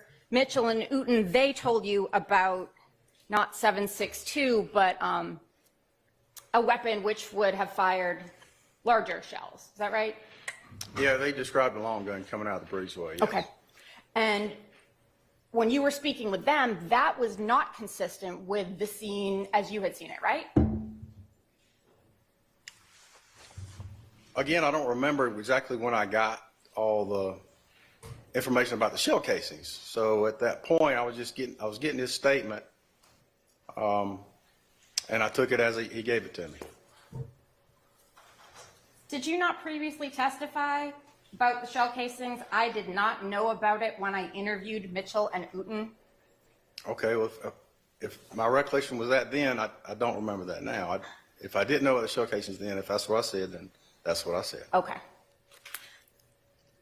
But you didn't confront them with what at that time would have been their testimony inconsistent with the scene, right?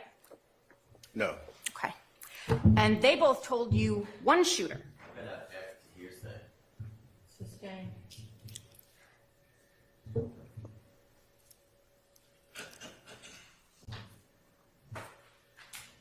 The number of shooters they told you was not the same as Ms. Smith, correct?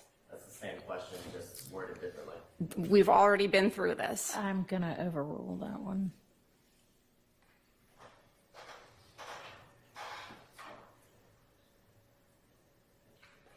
Bernard Mitchell described the shooter coming out of the breezeway, and also the shooter when he was going around. He was right beside he described the person right outside the car shooting in the car. So that would be, Dreads and a hoodie. so that would be he described to you 2 shooters, based on what you just told me. Yes, based on my just reviewing my interview with him the other day. Okay.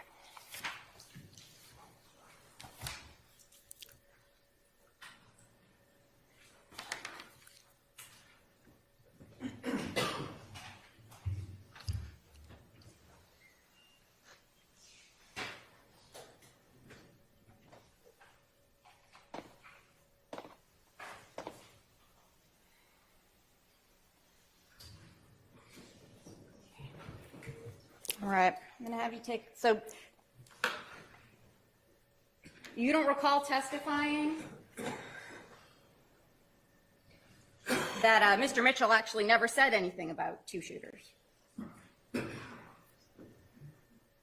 I got a sneaking suspicion you're going to show me that I did. But as I sit here, I don't recall that, no. You were able to review your interview with him, correct? Yes, I did. Okay. You still have that transcript in front of you? No.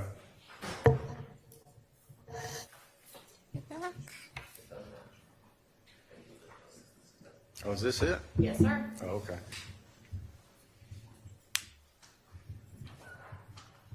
You could take a look and see if that helps refresh your recollection about whether he told you there were two shooters.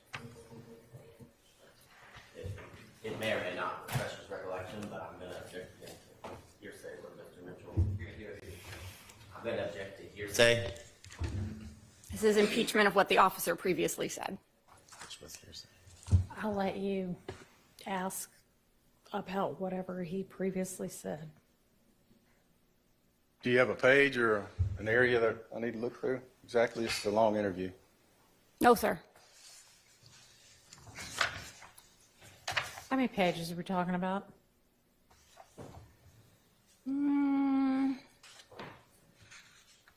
Can't see, maybe about 20. I can't see if that's right. It could be more. You know what? We can come back to it. We'll probably have a break and you can take a look and get back to me. Okay, sure. Cool. So when you went out to the scene at the time, you were looking to speak with other witnesses, correct? If there were any. Originally, when I first got to the scene, yes. Okay. Yes. You were trying to speak with as many people as you could, right? Yes, I did. Okay. And you had access to the CAD reports and the 911 calls, correct? Yes. Okay. And you had access to the 911 calls themselves, correct? Eventually, yes, I did. Okay. And anyone you spoke with, you would have put that in your report, correct? Yes, most of the general information. I don't necessarily put all the details, but yes. Okay, but like their name, right? Not always. If they don't wish for the name to be included, if I can exclude them, I will.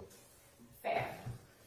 But you never spoke to the 911 callers, did you? No, Even though you had their name and contact information, right? that's right. Even though you were aware that one of them wanted to speak to the police, right? If I was aware of that, I would have spoken with them.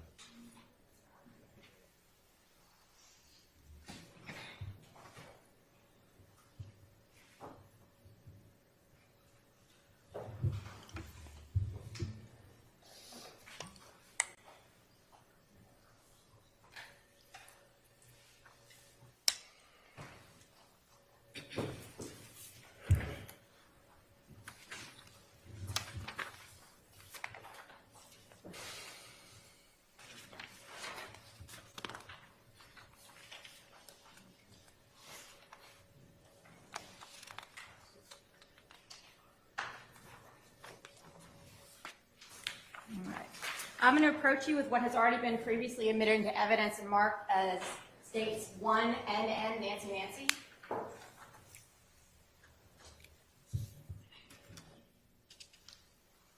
Okay. Okay. And that is one of the CAB reports you've reviewed, correct? It appears to be a CAD report from the case. I can't say I reviewed it, but this seemed to be from the case, yes. So you didn't review the CAD, so you did. Well, I look at it, I verify that it's got the right address on there, and if there's any information as the case progresses, and if I need to get back in touch with anybody, like a 911 caller, I would do that. Okay. So you didn't see the... And I would use the CAD report to get that number Okay. and name. In this particular case, I didn't see the instance to it. Didn't need it.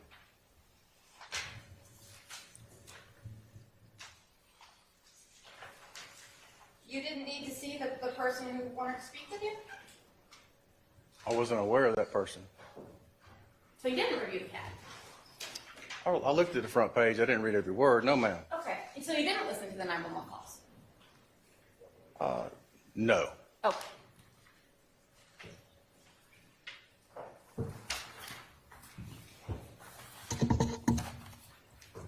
So if you're trying to speak to as many witnesses as you can, why wouldn't you speak to the 911 caller who wants to speak with you? Again, I didn't get the word that they wanted to speak with me, or I would have.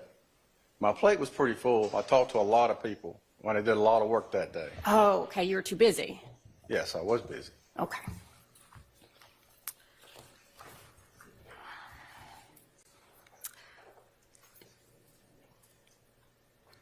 So when Mr. Mitchell and Mr. Uten, no, let me back up. The photos of the 7.62 shells, you didn't take those, correct? I did not. Okay, were they just sent to you, is that right? Yeah, they were included with the report, yes. Okay. And so is it from those photos you pieced together, let's see, exhibits, say 10 NN that you've drawn a line on? Sure, thank you.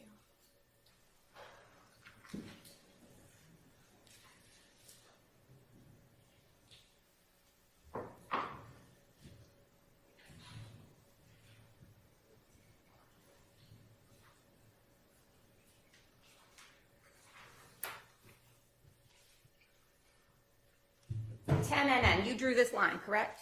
I did. Okay.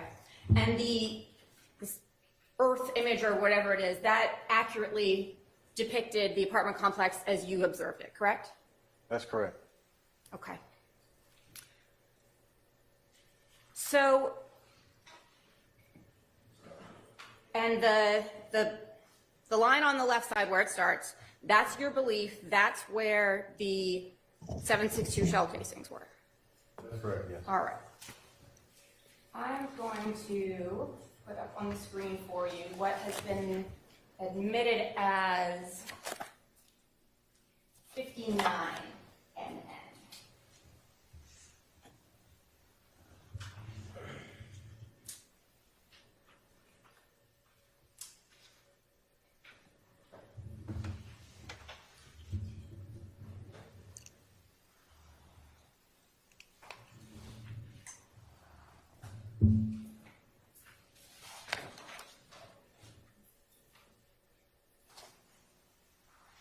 I don't know if it is the share screen. Thank you. All right. So, looking at 59 NN, what is it you see next to kind of that entryway, exitway by the sidewalk to the building? Well, I see a satellite dish and an AC unit. Okay, AC unit. And then you were standing at that AC unit looking at the parking lot. What is to your right? We have a line of bushes. I'm turned around here. I don't understand what. If you're standing next to that AC unit with the AC unit on your right, you're looking at the parking lot. Do we have a line of bushes there? Yes. All right. Could you flip back to 10 and then?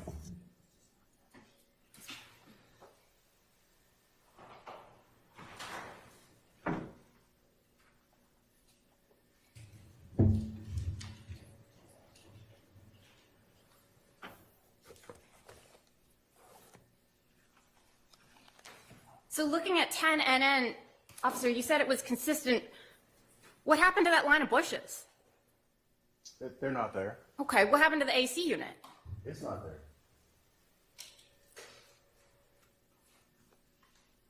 So how is that possible? Well, when I got the information from the officer about memorialized what he told me what he found, he said it's by the Y building. I was assuming that Y building was where I indicated right there. Oh, okay, so you just assumed that. I did, yeah. Okay. It's in the same complex. The picture with the shell casings is in the same complex. I think it's in the next building back in that little courtyard. Okay. But so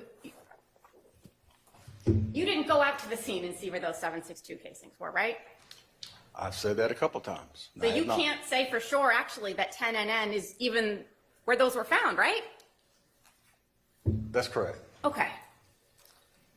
I can say they came from the complex, but Fair. exactly where in the complex, I don't know. Fair.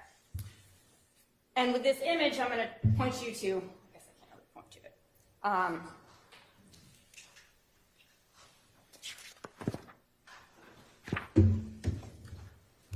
That corner right there, right? Yes. That's where Ms. Smith indicated one of the shooters would be, correct? I don't recall that. Where do you recall she said the shooters were? She said, if my recollection is correct, she saw somebody walking down the breezeway. Here? Yes. I believe, yes. Okay. So all those casings should be right there. Yeah, but the buildings are very similar in design, and there's two sets. So there's a breezeway that goes through both sets of buildings. Okay. So they're very similar. So it's easily confused, is what I'm saying, as far as locations, because the buildings look very similar. okay. So you may have been easily confused, right? I was confused, yes. Okay.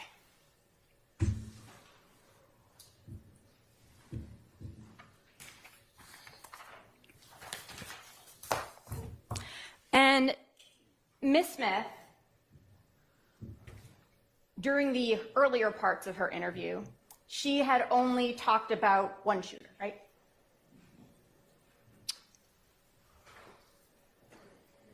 I recall she said she saw someone with a long gun, and she heard shots. I don't recall if she indicated whether there's more than one shooter or not. I don't remember that. Should I refer Okay. to something? So earlier on in the interview, or when in her interview, I think you talked about, she said some things which weren't consistent. Yep. And then you consoled her. Yes. And then she was more consistent after that, right? Yes. So when was it that she began telling you, back this up.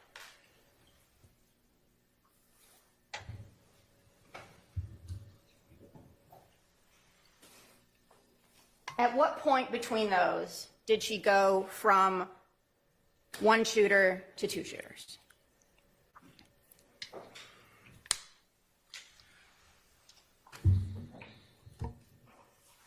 I know when she described to me, she said she described the two guys that she was with, and she described each one of them having a different kind of weapon.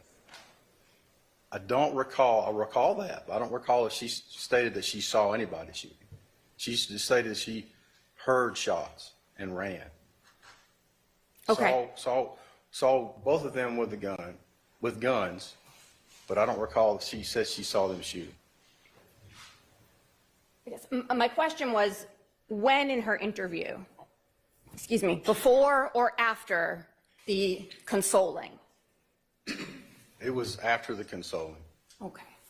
Because before that, it was only one shooter, right? I knew that story she was telling me was crap, so I really wasn't paying much attention to it. Okay. So I don't remember what she said. And it was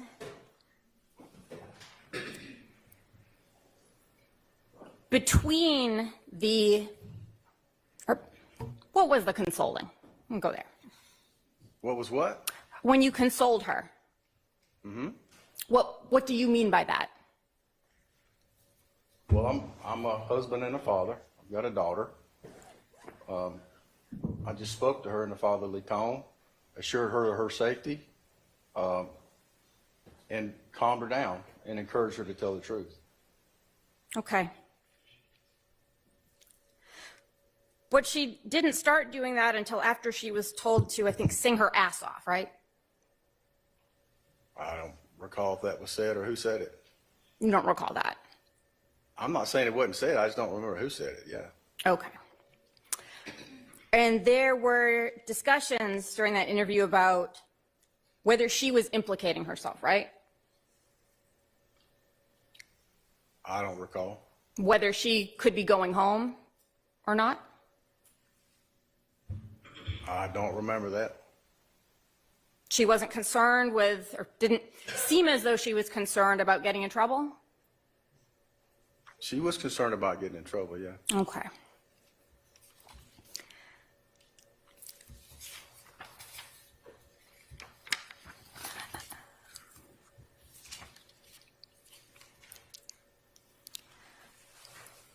And so I want to back it up. She came in, she's telling you a bunch of things, they're not adding up. You console her, and then she is telling you something consistent with the evidence, right? Yes. Okay. But that part didn't happen until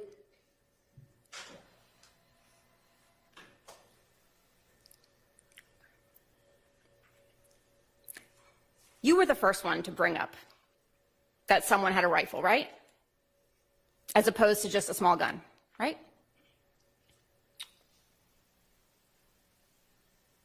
I indicated that there were two types of shell casings, a rifle round and a small caliber. Okay. Before that, she had not described two types of rounds, correct? Like I said, I haven't seen that interview in quite a while. I do not recall. Okay.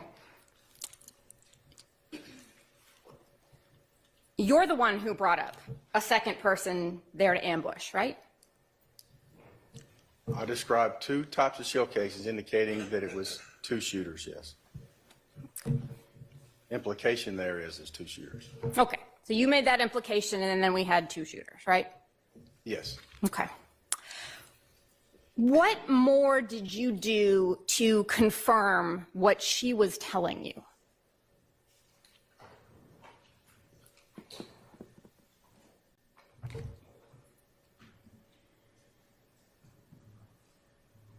And what, do you have an example that you'd like me to answer? Because she told me a lot. Right. She told you about different things that Mr. Mitchell did or Mr. Uten did, right? Yes. And those weren't consistent with what you learned from them, right? Yeah, they were fairly consistent. Okay. So when you spoke to Mr. Mitchell, that's when you learned about him putting a gun to her head? Oh, yeah, she did say that about him, yeah. Yeah. Again, that's the story I didn't believe her, so I forgot about it, yeah. So it would make sense if she's telling you these stories that you would want to confirm them, right? If it's the truth, yes. Right. And she told you things about, well, let me ask you. You never went back to Mr. Uten or Mr. Mitchell and asked about whether everyone had been chatting together, like she told you, right? Oh, no, they described in their interview that they had been texting with the girls. Oh, I'm sorry. I meant that everyone, the defendants, everyone came out and was chatting together before this happened. I don't think that came out with Mitchell and. Okay. Yes. All right. So they didn't say it, she did, but you didn't go back and say, hey, this witness told me this. No? No. Okay. And you didn't go back and look at her Instagram records, right? I don't think so, no. So you couldn't confirm whether she said she'd been talking to the victim every day, right? Bless you, the victim.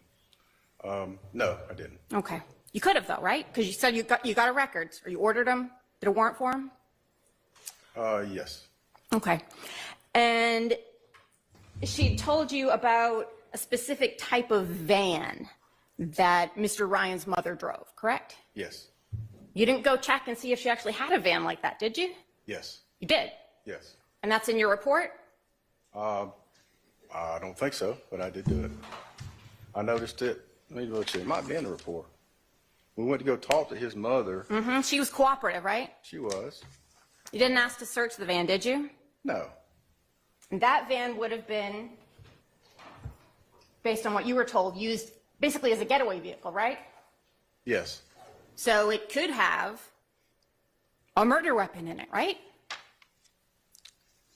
Yes. Could have gunshot residue all over the steering wheel, right?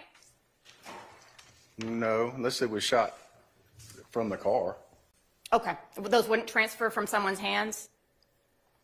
I don't know, maybe. Maybe. But you didn't get a search warrant to check either of those things, did you? No.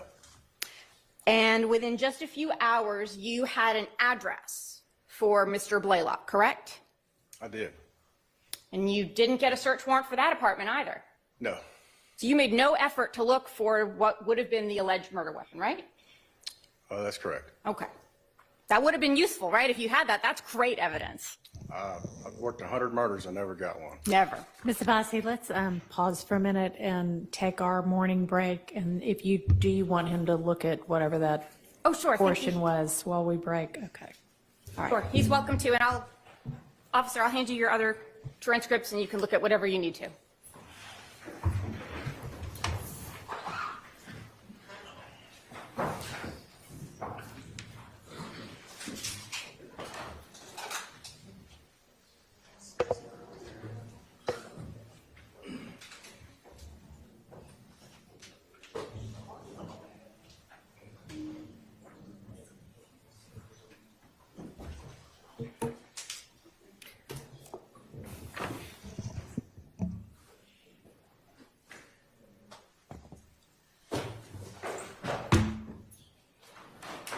And can I ask you to actually step outside if you don't mind? Oh, sure. Thanks. I've just got to deal with another matter.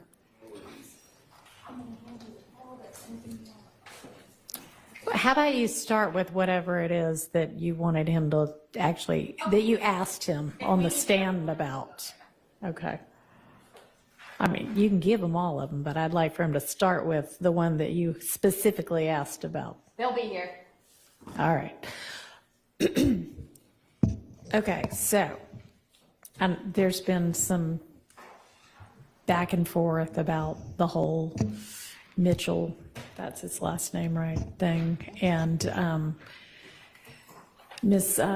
Abbasi, you said that you kind of gestured in a vague direction towards the holding cell door at the end of the day without mentioning anybody's name, and asked who the witnesses would be tomorrow, which is now today. And the state's answer did not include either of those people.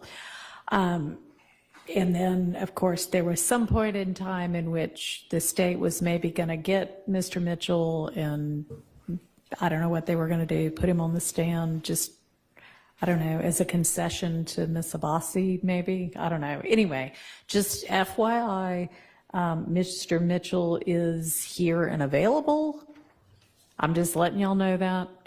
And I kind of need to know before the lunch hour, or whenever this next, the witness that's on the stand right now is over with, if he's going to be called, let's go ahead and call him next so that he can be whatever's going to happen and then transported away back to where he has been staying before this time. The issue raised on the defense is his messages would kind of affect what sort of road we went down with the defense. We've already gone down that road. All right. The mistrial has been denied. There's no further, I'm no longer insisting at this point he be called. Whatever damage has been done has been done. So working with what we have. Just wanted to let y'all know. Okay, so then does the state want to call him? If not, tell me now and I'll have him shipped back. No, I think this line of hearsay questions has cured any sort of issue as it relates to a mistrial and confronting Mr. Mitchell, since she's been able to do it without Mr. Mitchell even testifying. All right. Thank you. Let's take our break.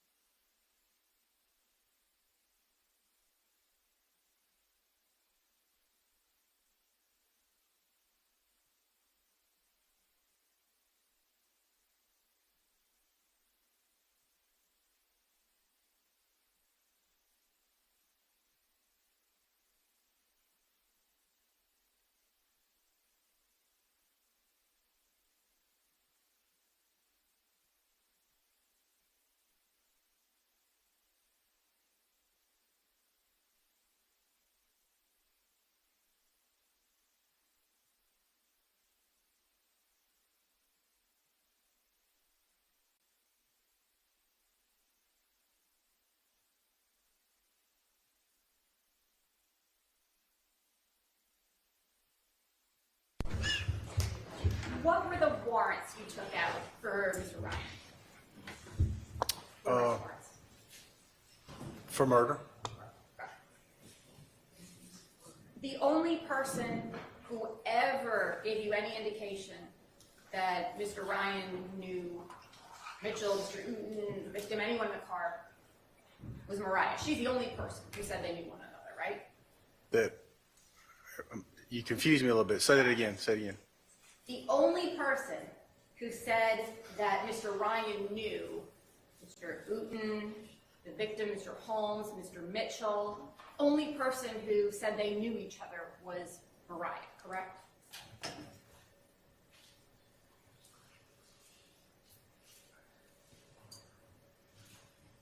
I don't recall that. Did you look at your interview? Well, I'll be honest with you, I did, but I forgot what you asked me for to be looking for in there. Okay.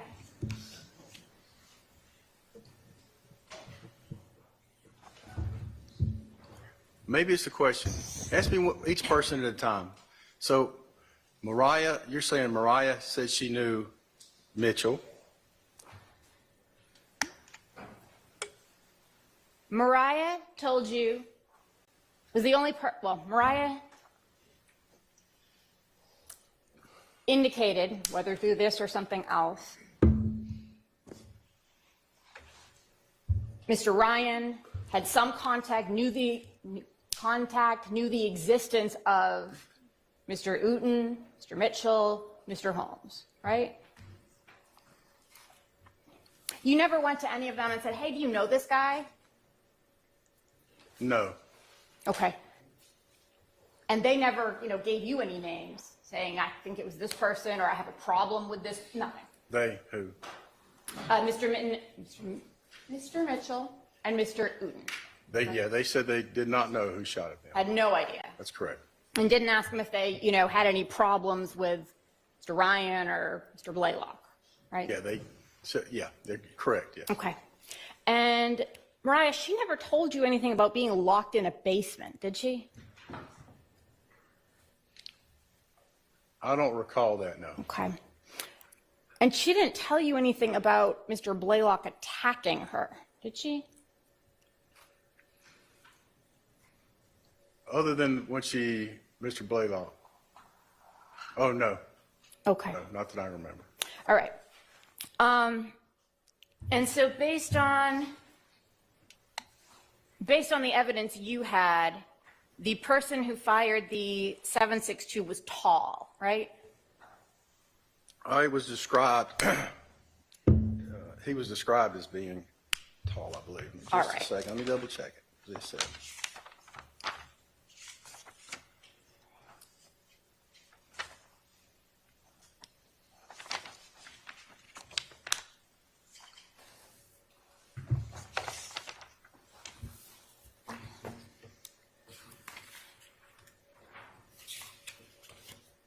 And I can get you a transcript of your interview with Mr. Uten if that further helps too. I bet you can. Let me see.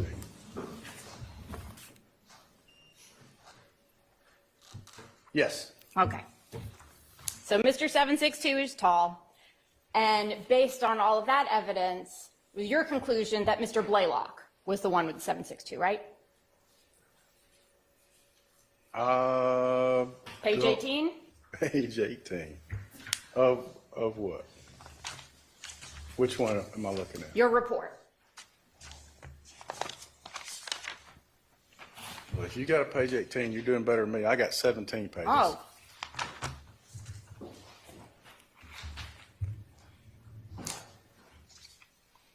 Okay, wow. You got more than me.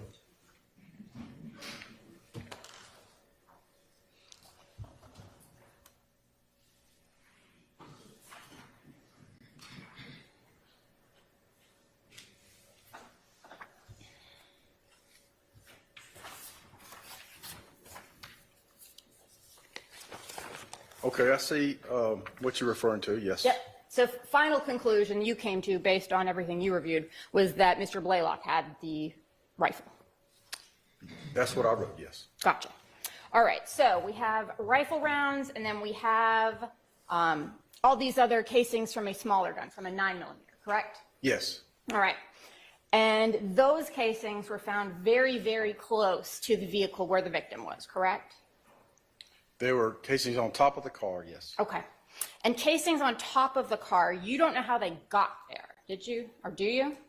I didn't see them be placed there or fall there, no. Okay. Did you speak to the EMS, the emergency services people who would have been there responding? They were gone when I got there. Okay. So you're not sure whether they had to move anything to get to Mr. Holmes? It was obvious that the hat we found on top of the car was placed there by someone. Right. I don't know who. But I guess it's plausible that somebody would say, hey, there's a shell casing, let's put it on top of the car. Yeah. So they wouldn't want to lose it. Don't know why they do that, but yeah. Okay. So you discussed with Mr. Mitchell and Mr. Uten whether they had guns, correct? Yes. They both had guns, right? Yes. And you never asked them if they shot, did you? Mitchell said his gun was empty. Okay. Uten, I don't recall ever asking that specific question. Right. You didn't ask him what kind of a gun he had, right? I don't recall asking him. You asked him what happened to it, though, later, right? Yes. And he indicated to you that you should... All of this is hearsay. What Mr. Whoever indicated to whoever. Sustained. Okay. Did you have an occasion to either you yourself or have somebody go looking in the woods for a firearm? Wasn't me, but yes. Okay. And beyond that, you did not have any follow-up to tracking down those guns, right? That's correct. All right. And your reason for that, you previously testified, was you had no reason to, right? I had no further leads. Once we tried to find them and couldn't, based on where they said they put them, Okay. there was nowhere else to go. So you had no reason to try and find out whether Mr. Uten was the one who fired all those 9mm. Say that again?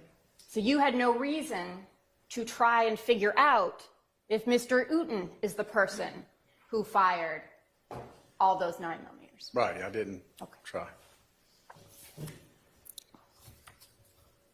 Because if he did, that would be your second shooter, right? Your Honor, objection calls for speculation. Sustained. You, at some point, had an occasion to review Mr. Mitchell's Instagram records, correct? Again, I'm not a computer guy. Far later. I allow other people on the team examine those. I trust them in what they can do because a teenager is better than me on that stuff. Yep. So I looked at the report or what was given to me. Did not do a deep dive, no ma'am. No. No deep dive. You didn't look at them. Say it again? No deep dive. I mean, you did not look at them, right? I don't recall if I did, yeah. Okay. So you never did any follow-up with Mr. Mitchell about him shooting back, did you? No. But you learned that at some point he said he did, right? Or they did? Yes, I did hear that, yes.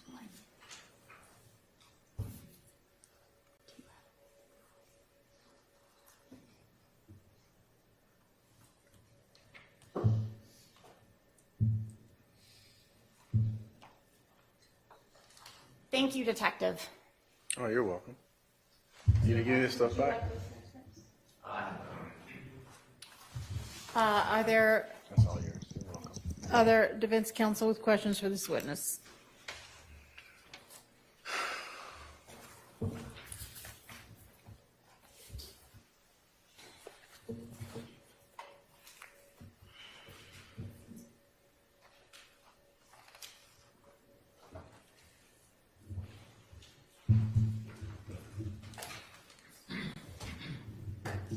Good morning, Detective Hogan. Just check the time. Good morning. Good morning. we've met before, but my name's Max Shard. I represent Shannon Stillwell, okay? Okay. All right, and the case that we're talking today does not involve Shannon Stillwell at all, does it? Not that I know of, no. Okay. I just wanted to ask you one question on cross. You were asked about testing a car, the inside of a car for gunshot residue. Right, yeah. And you responded that it would not make any sense to do so unless a gun was shot from that car, correct? That would be the most obvious reason to do so, yes. Okay, The testing so for that. if a gun is shot from inside a car, if your investigation leads you to believe that a gun was shot from inside a car, you certainly would test for gunshot residue, correct? If there was any question that a gun was used inside the car, so if there was an allegation that it was, and Yep. there was reason to believe that it wasn't, we needed to prove that a gun was used in the car, then certainly we should process inside the car for gunshot residue. Okay, and when you say process inside the car for gunshot residue, what does that mean? Well, we asked the ID unit. I've watched them do it several times. They have a Q-tip, and they swab areas, and they preserve that Q-tip, which gets sent to the GBI crime lab. And then they do their analysis, their whiz bank stuff over there to say if there's any presence of gunpowder, I guess is what it is. And we're talking about microscopic particles, Yeah, right? if you shoot a weapon anywhere, if somebody shot in here, the residue would be however tiny, microscopic, but it would be here on everybody, everywhere. Yeah. It would go all over. Yeah, it goes everywhere. Okay, and you would ask the collection team, we'll say, to the crime scene technicians, I guess is the formal term, correct? Yes. You would ask them to collect from the different areas within the car. That's correct. Are there any specific areas that you would have them focus on? I generally let them do their job. They know more about that stuff than me. I ask them to process it and I allow them to do it. Okay. So wherever areas they are. Another's, the GBI has been a little more stringent on their testing of that. They're getting away from gunshot residue because of the fact it goes everywhere. It doesn't really prove anything. Okay, so the concern when they're going away from it is not that it gives false negatives, but it gives false positives. Right. So, for example, if you're a gunshot victim, and you're obviously a gunshot victim, guys that in the past I know have tried to test them for gunshot residue. Well, that's kind of silly because they are a gunshot victim. They're going to have gunshot residue on them. Also, the fact that if they're in a room such as this with other people and somebody shoots and then that person gets away, but somebody else is alleged to be the shooter, well, if he was in the same room, he's going to have gunshot residue on him as well because it goes everywhere.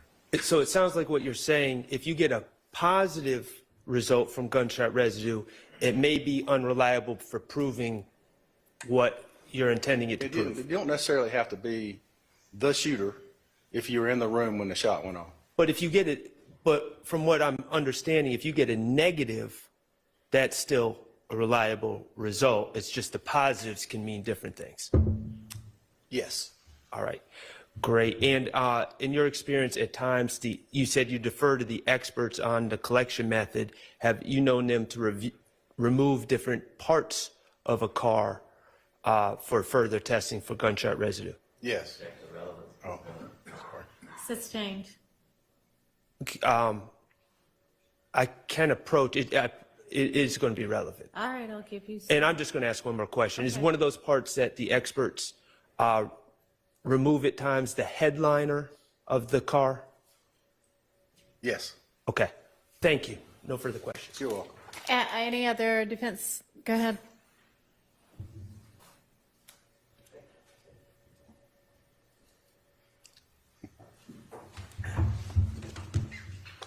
Good morning. Good morning, Mr. Steele. How are you? I'm great. Thank you. I'd like to ask you, in your work, have you ever had the need or the opportunity to ask for and secure surveillance cameras from businesses? Several occasions, yes. Okay. Can you tell the ladies and gentlemen jury, in your experience, have you ever had a surveillance camera operation where it would be a specific period of time that was captured, the images were captured by the surveillance camera? Sure. Every system's different. There are some, from my experience, some common denominators. Most surveillance systems capture a certain period of time that's generally around 2 weeks. And after those 2 weeks time period, it stops. You can kind of imagine that you're shoving the video into a tube, and as it comes out, there's just so much space to capture and to maintain. So as you capture more video, it starts falling off the backside after 2 weeks. So for example, if 3 weeks ago there was a crime that we became aware of, and we needed to try to get the video, we call if it's past that 2 week time period, the video is no longer accessible. It's been deleted. It's been overwritten and it's gone. So in your example about the 3 weeks, so a video can hold up to 2 weeks of information, is what you're telling the jurors in our example. It's kind of a general rule, Brian. But there are systems that capture and they keep them for longer periods of time, but those are expensive to maintain, and that's pretty rare that we have, but they're out there. So if, just hypothetically, if we start on day one and the surveillance equipment can hold 2 weeks, so on day 14, from day 1 to day 14, it's all there if it's all working correctly. That's what I hear you say. Yes. I'm going to object to relevance. It goes back. Now, on day 15, so day 14 ends, now it's day 15. Are you telling the jury that in your experience, day 1 is now gone, so now we'd have from day 2 to day 15? That's my experience, yes. Okay. Have you ever, tell the ladies and gentlemen jury, on day 15, so day 15 starts, all day 1, 2, 3, 4, 5, 6, 7, 8, 9, 10, 11, 12, 13, 14 are gone? Without a catastrophic failure of the system, I have never heard of that. No. Thank you. Thank you, Your Honor. Anybody else? No question. All right, redirect.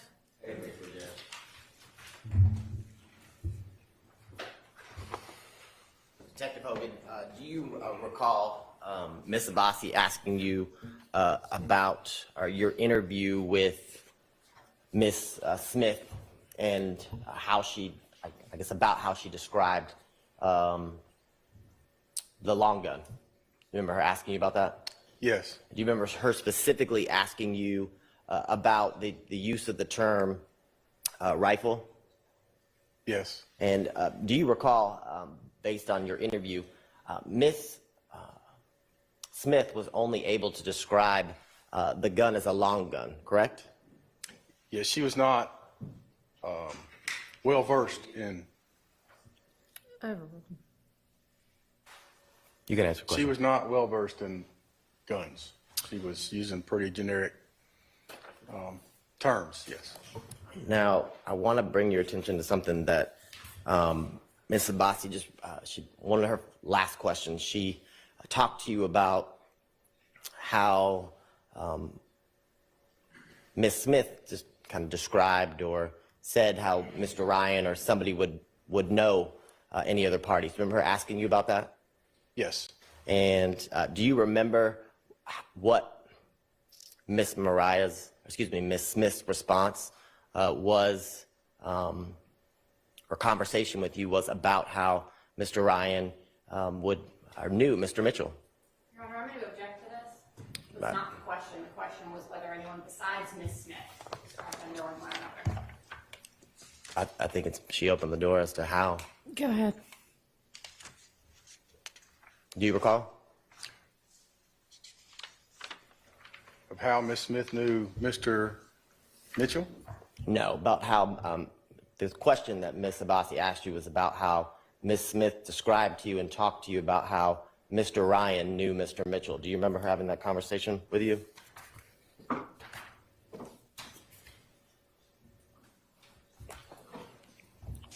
And that if looking at a copy of the transcript would help refresh your recollection of your interview with Ms. Smith. Sure, man. I want to direct your attention to page 93, where the minute marker is 2:18:21.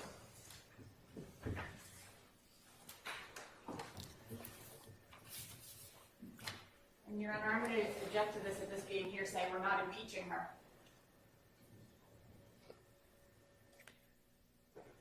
What are you going to ask? What she said. I mean, that counsel opened the doors when she asked the question as it related to the conversation that the detective had with Ms. Smith about how the parties knew each other. So you're refreshing his recollection as to what she said about it? That's correct, Judge. I'm going to permit it. Your Honor, the question was about whether anyone else described them knowing one another, not what she said, how they knew each other. All right. I'm going to allow it.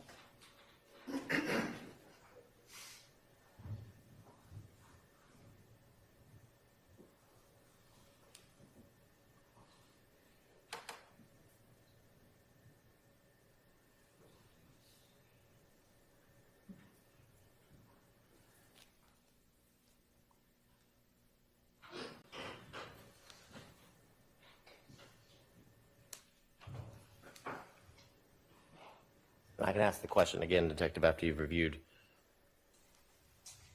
Yeah, you're going to have to. Give me a second.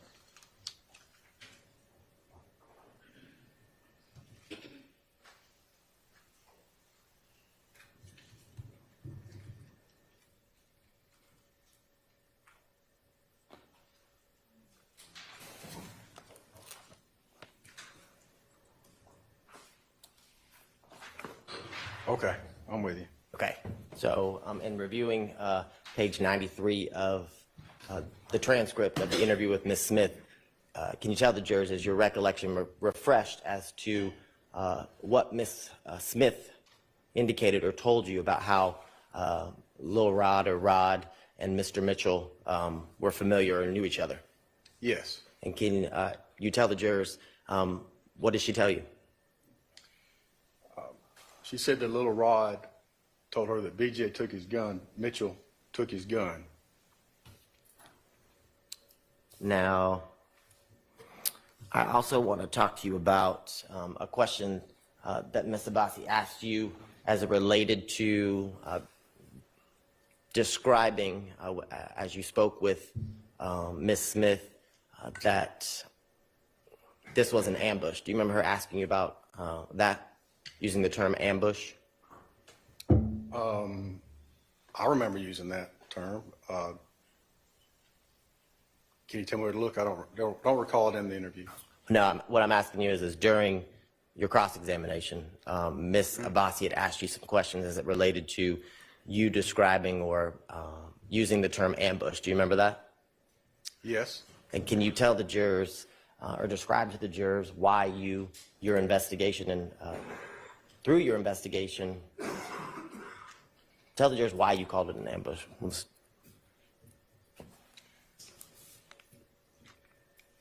It wasn't a robbery.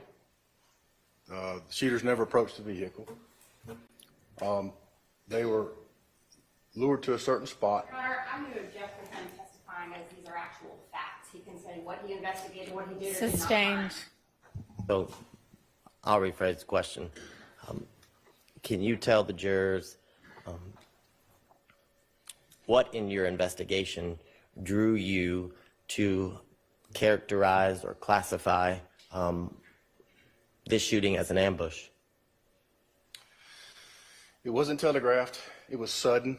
They snuck up from behind and I'm going to object again. Sustained. Same thing. I'll move on. I want to put up State's Exhibit 10NN. Well, before I move on, and as she's putting up the photograph, based on you said you were in homicide for how many years? 10 years. And you said you've worked in law enforcement since you said 1987. Yes. How many years is that? A lot. 36, 37. And can you tell the jurors based on your training and your number of years of experience.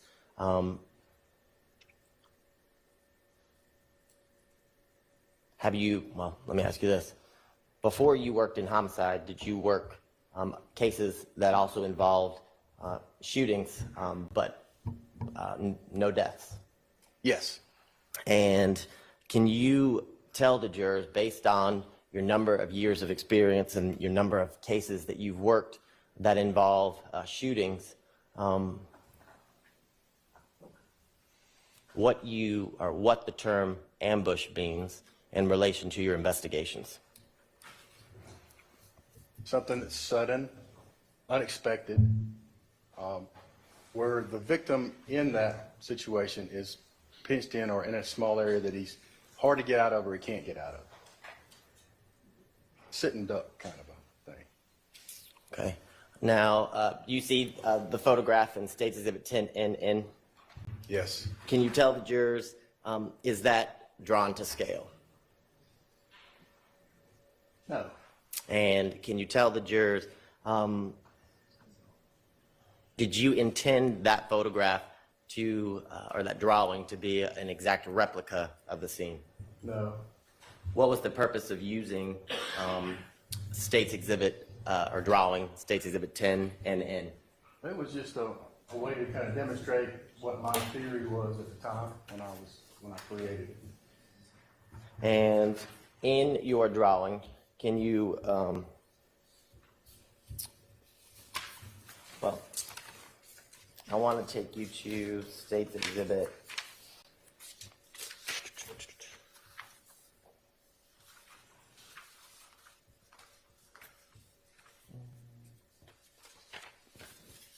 18NN.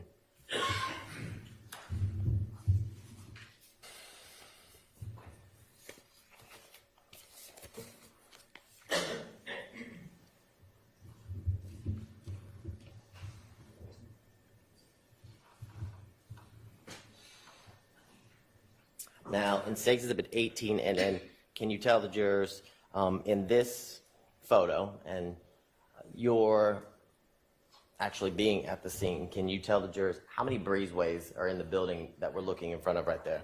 Just one. Okay. And in your drawing, how many breezeways were depicted in your not to scale drawing? One. Okay. And I want to show you State's Exhibit, I think it's 17NN. Yes. So do you see 17NN? Yes. Can you point to the jurors in this different angle of the building, where on this exhibit would the breezeway be? Would it be on the left-hand side, the right-hand side? The sidewalk leads to it's off camera right here. Okay, and then you see where on the right-hand side of State's Exhibit 17NN, the building kind of intersects or meets with another building. You see that? This here? Yes. Yes. And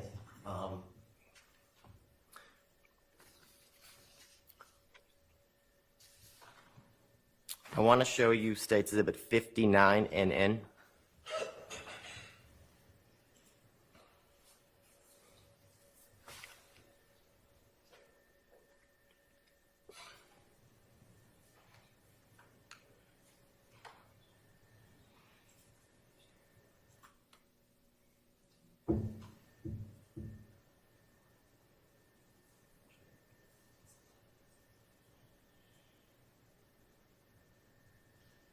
Now, in this exhibit's 59 and can you show the jurors where in that exhibit are the shell casings that you described previously that were found in that area of the crime scene? They're indicated with the yellow placards. Okay. And in comparison to or in relation to your not to scale drawing in State's Exhibit 10NN, did you place red dots on that photograph to depict something similar? Yes. Okay. And when you were putting the red dots on State's Exhibit 10NN, did you put exactly 15, or what were the dots there to represent? They were there to represent the shell casings. Okay. And were they there to represent the shell casings, the general area where they were found? That's correct. And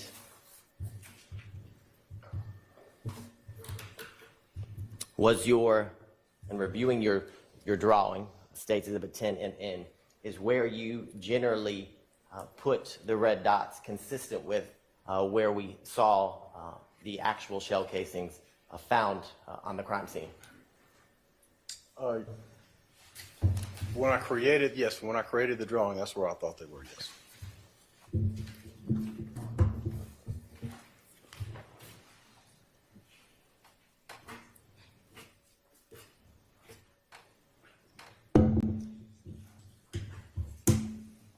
And while on scene, let me ask you this question. How long was law enforcement generally, if you know, on scene that night or that early morning at the scene of the shooting?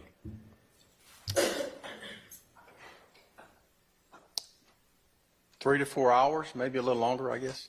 And in the time that you were there, did anyone approach you who had called 911 to speak? No. Now, Ms. Abbasi asked you some questions as it relates to how many shooters Ms. Ms. Smith described. Do you remember that?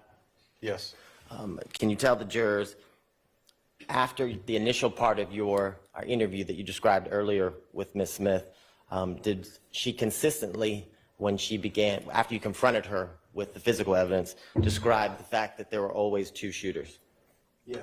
And can you tell the jurors, during that interview, was it you or was it her who placed nicknames in relations to those 2 shooters? It was her.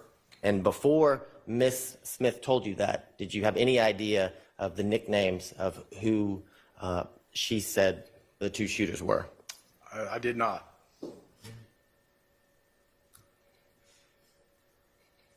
And do you remember during that interview, Ms. Smith describing Mr. Uten and Mr. Mitchell running from the blue Charger? Yes.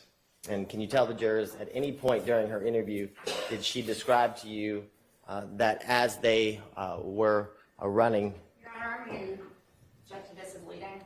Sustained. I'll withdraw the question. But I do want to ask you, Ms. Abbasi asked you about, let me ask you this question. Through your number of years as a law enforcement officer, have you received a number of trainings as it relates to firearms? Yes. And through your work with the Atlanta Police Department and the other law enforcement agencies you worked with before that, can you tell the jurors, are you familiar with a revolver? Yes. Okay. Can you tell the jurors, how is a revolver different from, let's say, a 9mm handgun or pistol? Namely, there's several big differences between a 9mm semi-automatic handgun and a revolver. Revolver is self-contained. It has a cylinder. It's in the middle of the gun. When you, it's either double or single action. If it's a double action, when you pull the trigger, it rotates the cylinder and at the same time pulls the hammer back. When the hammer falls as the next shell casing comes up into the barrel, it hits the firing pin and it shoots the projectile out of the front of the weapon.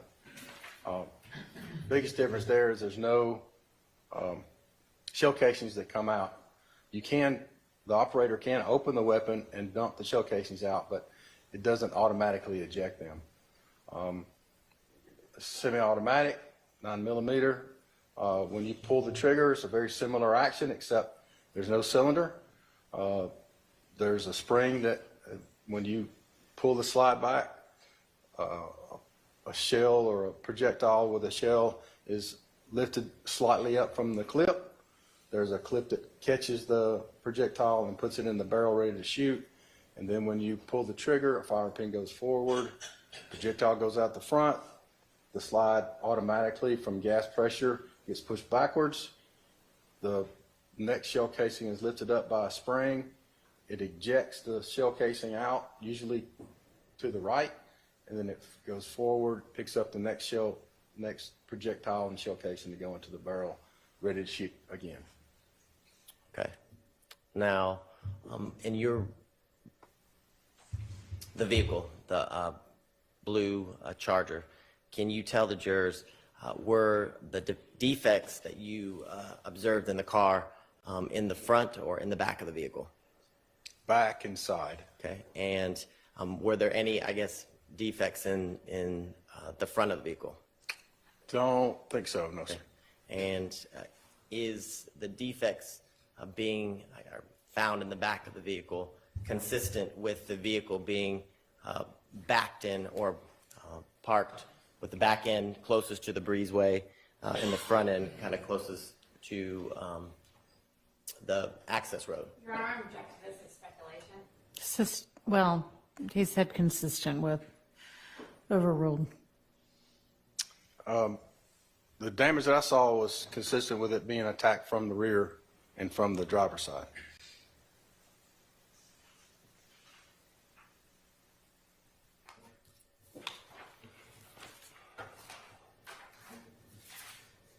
One moment, Your Honor.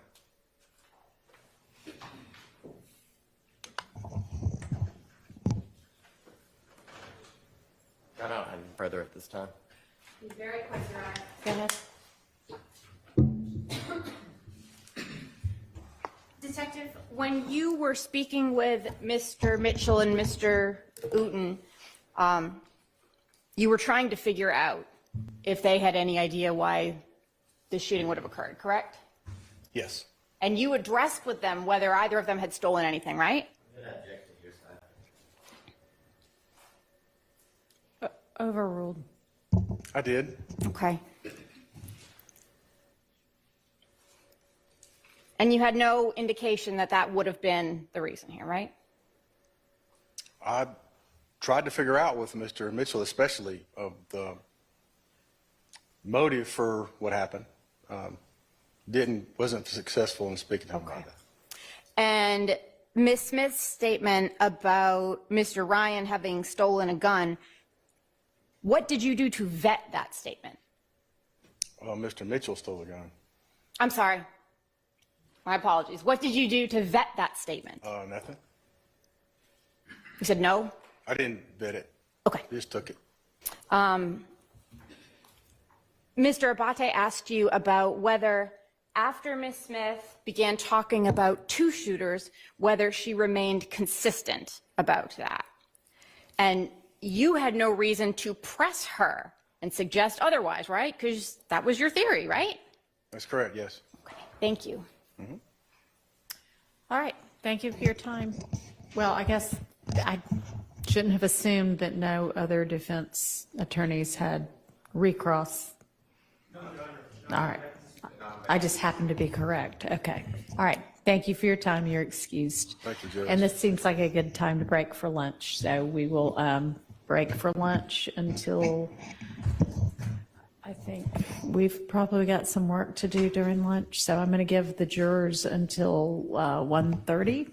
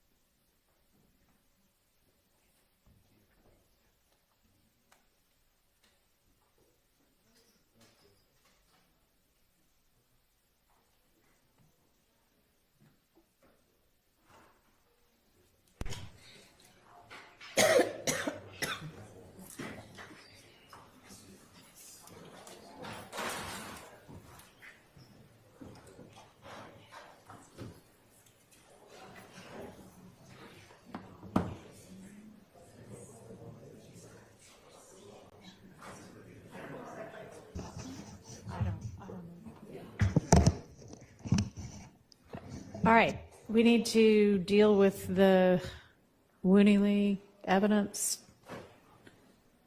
How long do you think that's going to take?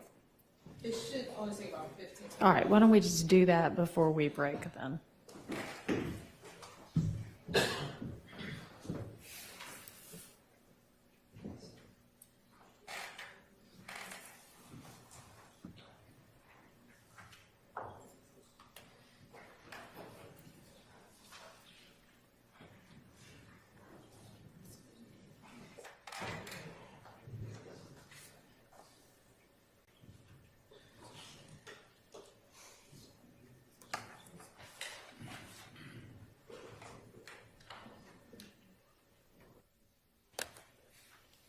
And I'm sorry, did y'all get to the point of forwarding Yes. the document Did I forward it to you, Ms. Percival? Yes.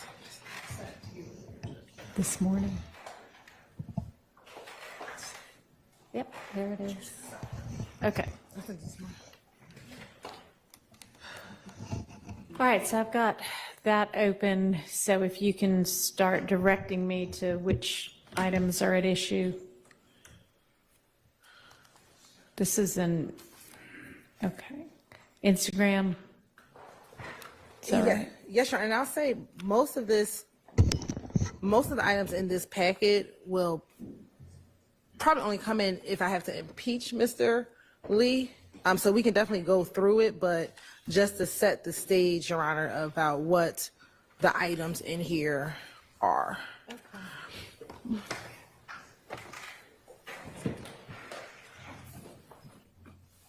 Okay, so is everything that's in here we need to litigate? Is that what it is? Yes. Okay. I'll begin pages 1 and 2. Oh, so let's start with 1. Page 1 appears to be a conversation.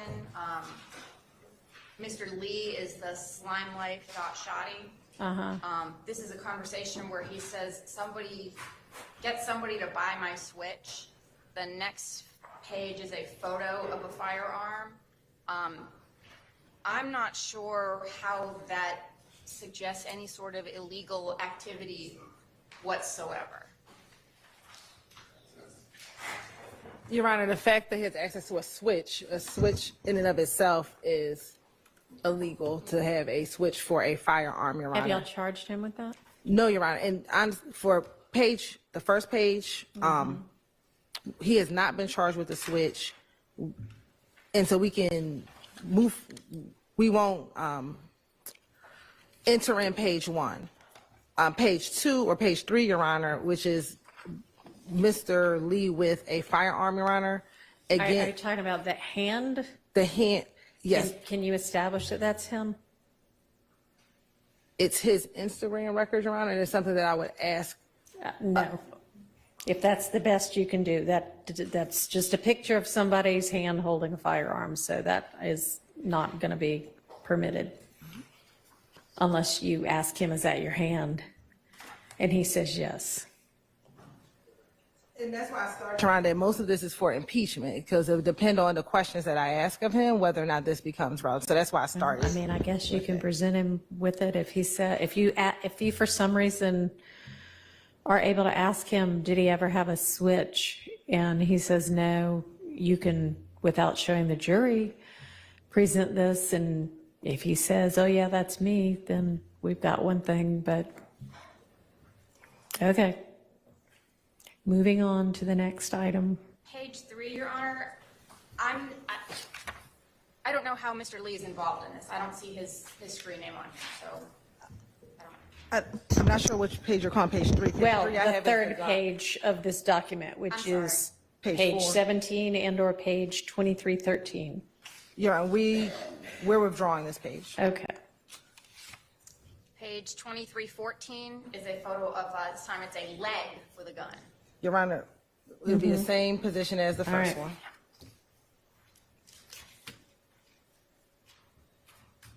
Next. The next one, page 5, which is the top Instagram page number 24836. The majority of this conversation is from author F-O-E-V-A-K-T. That would be hearsay. I'm not sure under what theory it would be admissible. It seems to be talking about business and a song. Your Honor, we're going to withdraw this one. All right.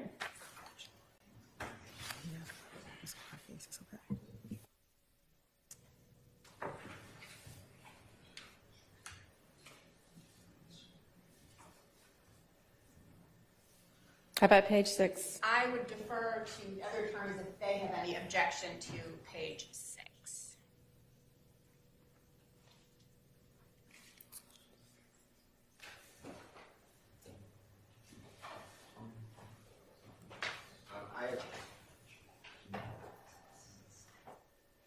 Your Honor, I object unless there's a better or some foundation. I heard what the prosecutor said, that they would not attempt to use it unless they lay a foundation or impeachment. But I don't know who these speakers are, except I assume that SlimeLife.Shawty, S-H-A-W-T-Y, is the witness. But other than that, Right.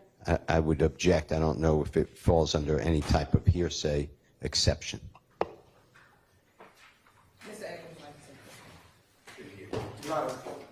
The first post on June 4th of 2019, the witness who's testifying says the YFN expletives are at your house. And then a couple lines later, he says, just stay out of their way, bro. Too much going on. I'll come light that bitch up if they play with you.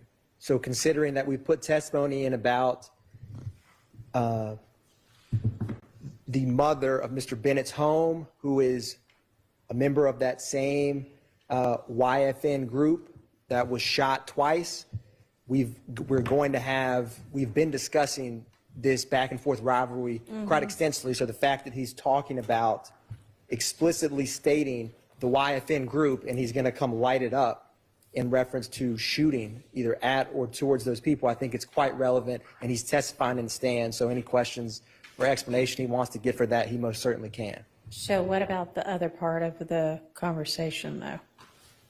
Are you not offering that part? You're going to redact that part?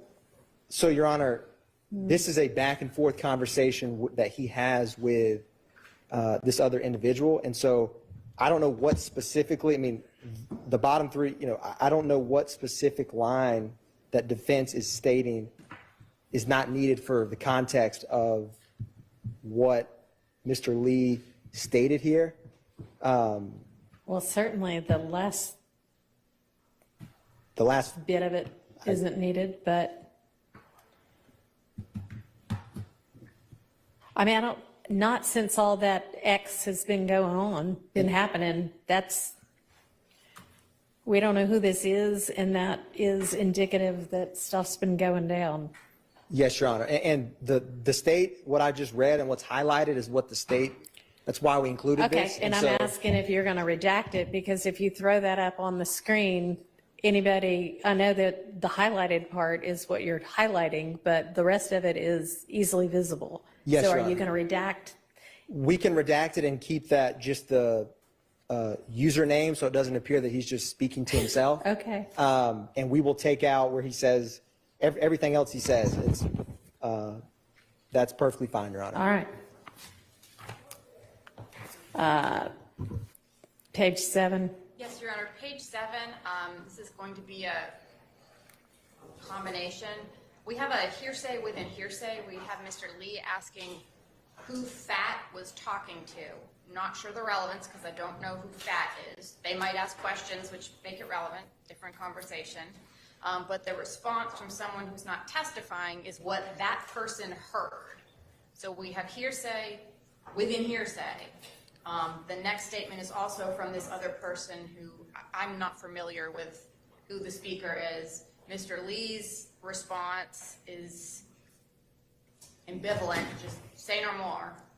And there's not any further conversation that I see would be relevant. What's the state's response?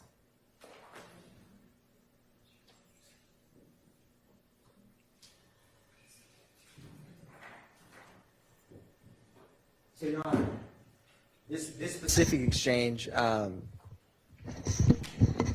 it's very predicated on what Mr. Lee his response is on the stand. If he says, just like the post I just referenced before, if he says, I've never heard of YFN, I have no problems with them, I'm actually quite friendly with them, they're not opposition to me, I hang out with them weekly, then these kind of threads could become relevant, where they're saying, I just heard he was with Slime, he told him he was with YFN, and then the person, again, not Mr. Lee testifying, says that those people are ops, and then he responds, say no more. That in conjunction with like the one we just spoke about, I don't know the exact question we would ask Mr. Lee, but none of these conversations, if an improper question is asked and the court sustains the objection, you will never have the predicate foundation to introduce this. And so I do think it hinges very much on how his testimony I think is, that Your before Honor. you think it's appropriate to use this, y'all need to approach, because I am having a hard time envisioning how Yes, Your this Honor. would be appropriately used. Yes, Your Honor. Okay. The next page, Your Honor, is going to be page 8, and a conversation between Slat Quay and Mr. Lee. Again, I think we have hearsay. We don't know who Slat Quay is or what his possible involvement could be. They're talking, it sounds like, about something which happened in the past. I'm not sure how that would come in as any hearsay. It would be, if anything, spilling the beans, not furthering the interests of the gang, if that's even the exception they're trying to use. I don't know. Your Honor, I think that falls in the same line of argument that this conversation would fall into that same line of what Mr. Atkins just articulated, Your Honor.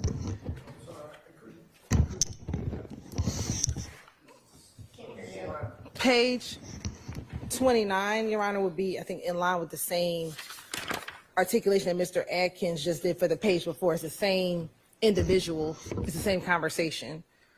The same two people in conversation. It would be to potentially establish that, yes, he did know who YFN were, and that was significant to him in some way. Yes, Your Honor. That's potentially a better example of it than the one above. Talk into your mic. Talk into your mic and talk to me. Was talking to you, Your Honor. Okay. Because you're gesturing over at them. I know, but I believe this is what I referred to the other day with regard to the person that is identified as Slat Qua, not Quay, but it's Slat Qua. One has not been identified, but it is certainly no one in this courtroom, and I believe that the state will elicit that. This is my understanding, and I'm looking at you, Judge. It's my understanding that that would be the testimony. If there's anything else, I want an opportunity to. It was my understanding that the state and the defense were going to enter into a stipulation that any reference to a qua here or wherever it comes in this Instagram, there was a stipulation that it wasn't any of the people nicknamed Qua or Quay in this courtroom. Have y'all not done that? Judge, that's been my understanding as well. However, we're still working on that. All right, well, sounds like we might need to get to it before Wooney Lee testifies. I agree. Your Honor, myself and Mr. Harvey had spoken a short while ago where asking this witness, I mean, this is his thread of who is this, and then I do not know what his response will be at this moment, but I do not expect him to say it is Mr. Nichols or Mr. Huey, and whoever he says, if he says, I don't know who that is, you can ask him, is there anyone in this courtroom here today? And if he says no, I think it will be crystal clear that that was what me and Harvey were, we hadn't finalized it, but that was what we were discussing. The state's not trying to insinuate. Discuss it with Mr. Matthews also. Yes, yes, Your Honor. If y'all come to an agreement, that's fine. Your Honor, I will. And why don't you let me know what that agreement is before Mr. Lee testifies? Your Honor, Mr. Rubin, Mr. Lee's attorney is here. I will ask Mr. Rubin, and we'll have that answer before lunch, by the time we come back from lunch. And Your Going Honor, to ask the attorney what the answer to that question is. So he gonna can be? ask his client, that's Mr. Lee's attorney, so we can get the answer of who Slack Quay is over the break. Okay, and then what if he says one thing to his attorney now and then he says another thing on the stand? Are we going to have another specter of putting an attorney on the stand? No, Your Honor. I believe that we have been in communication with each other. So I don't think that result I'm not will sure occur. that that's going to resolve it, but if the state and Mr. Matthews and Mr. Harvey come to an agreement about that, that's fine. Y'all let me know. We will. Okay, next. Your Honor. So is there another objection besides we need to make sure that everybody knows who this is or isn't the Slack Qua? I do, unless Okay. it's coming in under 248807 D2E. All that Mr. Lee, according to this document on page, all he says is you all got into it with them. Everything else would come from this other person. So that's my objection as well. That page really is not very illuminating on what Mr. Lee is doing to further the interests of the alleged conspiracy. So it would be, as I understand the state's position, it would come in to impeach Mr. Lee if he claims not to know who YFN is. Is that correct? Yes, Your Honor. Okay. And so do you need the entirety of it? On a different page anyway. This is, I'm looking at page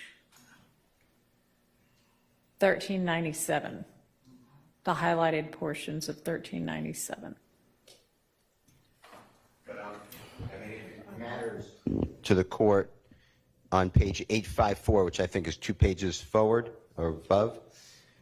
It's Mr. Lee, it's identified as Mr. Lee's Instagram account, and it says YFN ends be by you house. So I don't see why we would need it set on another page. A different one. Oh, that's true. Okay, so.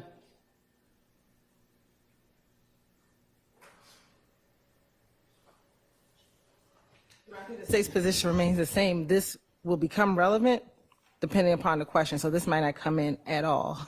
And so what would the court like for us to answer?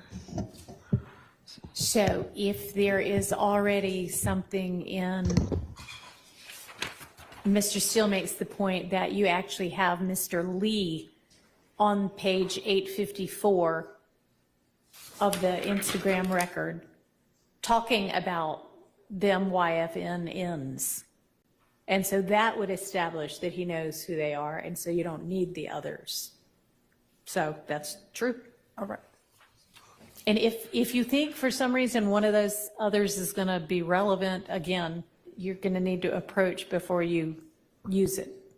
Yes, Your Honor. Because it shouldn't be needed for the reason that y'all just offered, considering page, whatever it was, 854. Okay? All right. And then what is this? What's on page 9? I'll defer to Mr. Steele for the remainder. All right. It looks like there are notes, internal notes written over the document. I would not want that shown to the jury. Yes. We don't intend to introduce these notes. We're actually going to pull the actual thread, and I believe that was communicated in the email that we sent. But for brevity's sake, we wanted to show defense counsel where the language we're speaking of, but this is actually in Mr. Lee's Instagram return, so we'll find the actual, we'll have the actual pages of. But what we need to be looking at is just the thread. Yes, Your Honor. Okay. And is there objection to the thread? No, Your Honor. Okay. All right. If a proper foundation could be All right, and then I just got another email forwarded about Wooney Lee exhibits. These are pictures, maybe, posts from somewhere. Is there issue about these? Do we need to litigate these? Do y'all know what I'm talking about? States 36, 37 through, I don't know. This is just a PowerPoint of the exhibits we plan to introduce during Mr. Lee's testimony. All right, is there an issue, is there an evidentiary objection to 36 through 46, NN, and then 4Y? And most of these, Your Honor, were in the Wooney Lee folder that we went over a few weeks ago. Yeah, I mean, if we've already litigated it, great. I'm just asking so we don't. We did litigate it a few weeks ago, but as far as 36 NN, 37 NN, and 47 NN, those are the issues that I brought up on behalf of Mr. Stillwell. Those involve Mr. Stillwell, and I brought them up yesterday morning. Okay.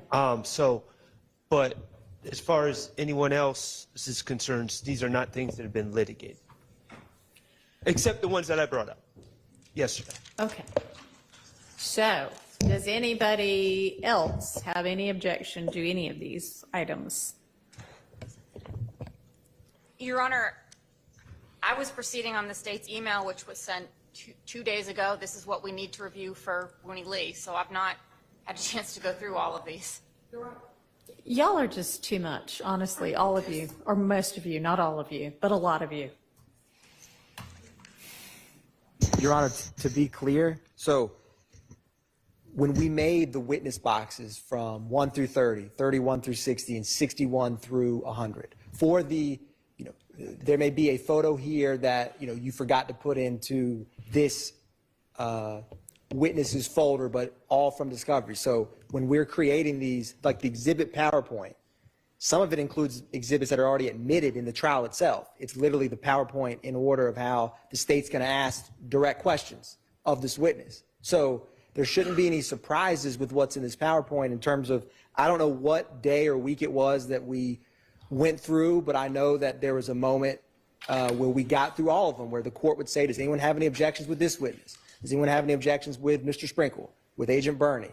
And we went through number by number, and of course, if an objection is raised, this honorable court will hear it from any party. But, when we say we haven't litigated or have litigated, in the state's minds, when these issues are brought up, does anyone have an objection on the floor for this witness and the exhibits the state has indicated that they may use with that witness? If there's no response, All right, well, take the lunch break and look and see if you have objection, and can come back at 1:15. Yes. And I can speak to one, just so everyone knows. I know I have an objection now. I didn't realize it was in this PowerPoint, but it was something that was recently, the state recently indicated that they plan to use, which is number 12. That's a screenshot. I don't know what you mean by number 12. Number 12 on the PowerPoint. It's 46, slide 12, Okay. 46 NN. And that's just a screenshot. I believe that to be a screenshot of the beginning of a 15-minute video. And I believe that video is titled something like A Night with YSL and 4L. I've watched that video. I've reviewed the video. It's basically a group of young men at a music studio and in the parking lot outside the music studio, and they're kind of interviewing each other, and I guess it was released as a promotional type thing. But I don't know why that 15-minute video would be relevant or admissible.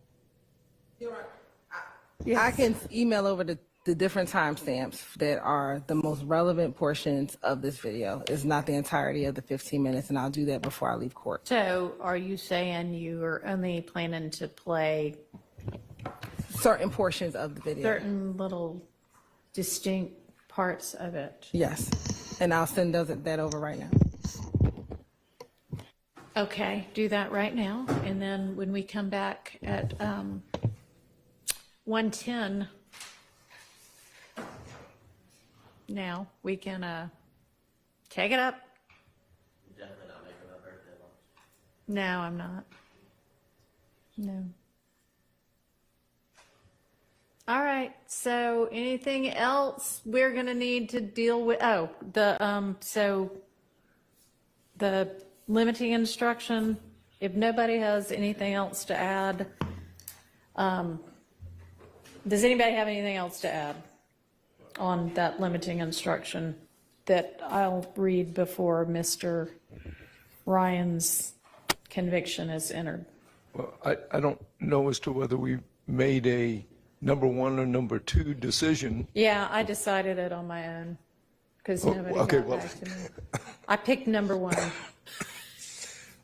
That probably would have been my pick, but All right. I want to reiterate, though, that I agree with Mr. Steele's position that ultimately neither one of them eliminate the confusion from, boy, we can use some of this against some of the people, but we can't use some of this against some of the people. So I want to reiterate that and just reinforce that as well. All right. So I have, at this point, I mean, I can send it back out, but let me just do that real fast. And I haven't changed anything with regard to, let's at this point just focus on the Mr. Ryan one. Let me get that over to Ms. Persfield so she can get it over to y'all.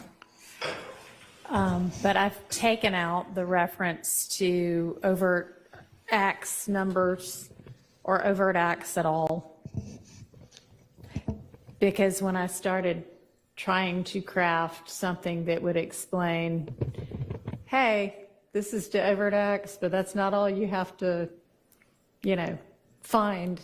If you're going to when you're making your determination on count 1, I realized that it is not really just to overt acts anyway, that it could be taken into consideration in their determination of whether they think anybody was conspiring to engage in a pattern of racketeering activity. And that just goes down a whole, I don't know, wormhole, black hole, I don't know what, of having to stop and give the final jury instructions now, which I'm not going to do. So I'm just saying, count 1. Yes, Your sir. Honor, on behalf of Mr. Stillwell, we appreciate the court's efforts, and this is a difficult situation, and we are just, for the record, joining with the thoughts of Mr. Steele and with Mr. Harvey that a jury instruction is not going to be not enough. But I just wanted to place that on the record. I mean, I assume everybody's joining in that objection, and that's fine. I've looked at a lot of different federal circuit case law involving RICO cases, and it appears that even when a conviction of a co-conspirator comes in, as long as a limiting instruction is given, there's not a confrontation clause problem. And I just feel the need to bring this up at some point sooner rather than later. There are convictions of Mr. Jimmy Winfrey, my client, Mr. Stillwell, and I believe Mr. Nichols that have come into evidence. Right. We brought up these issues previously with the prior judge, and we were not given. We asked for them not to come in. We asked for limiting instruction, and we were not granted those things. So I don't know how we're going to cure that for those.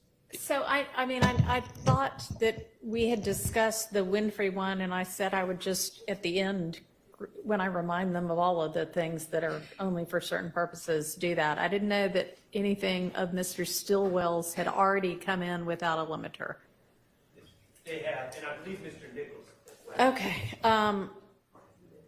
All right. Well, then I will add those two to the Limit your all get at the end. And again, they're not supposed to be deliberating until the end anyway. Okay, so when you're saying at the end, you're talking about jury instructions. My jury instructions, yes. All right. See y'all in a fairly short amount of time.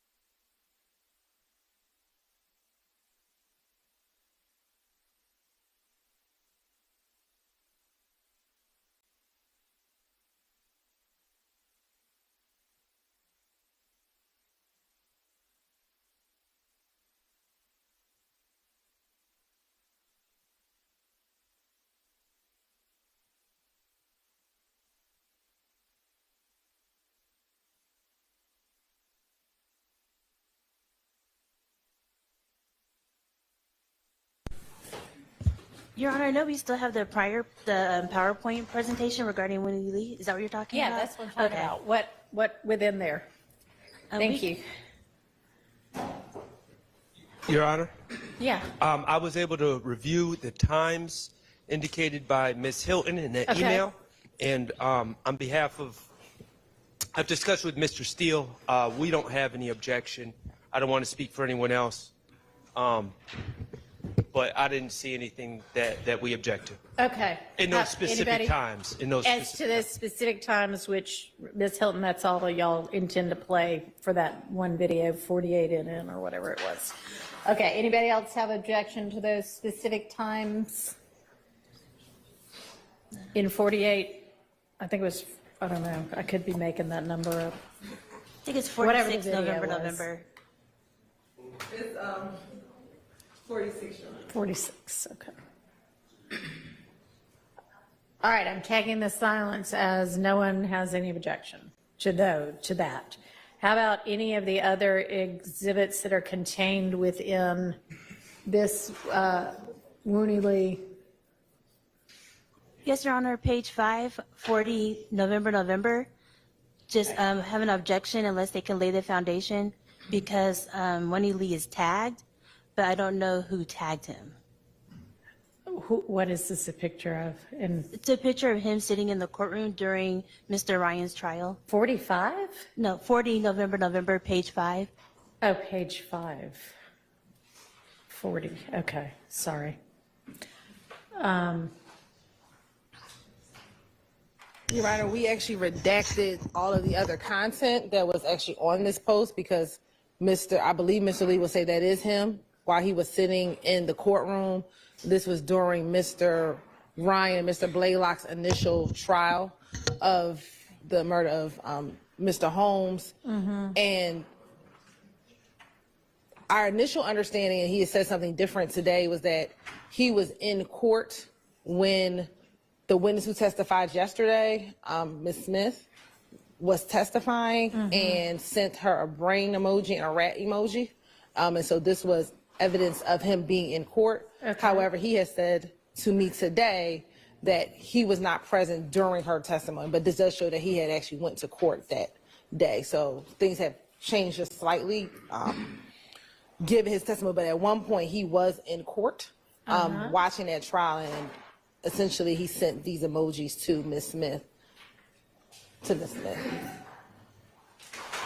And so someone captured him on video and tagged him in it along with the tag. The post also reads "free little Bali, free little ride." We've taken those parts out of it because the individual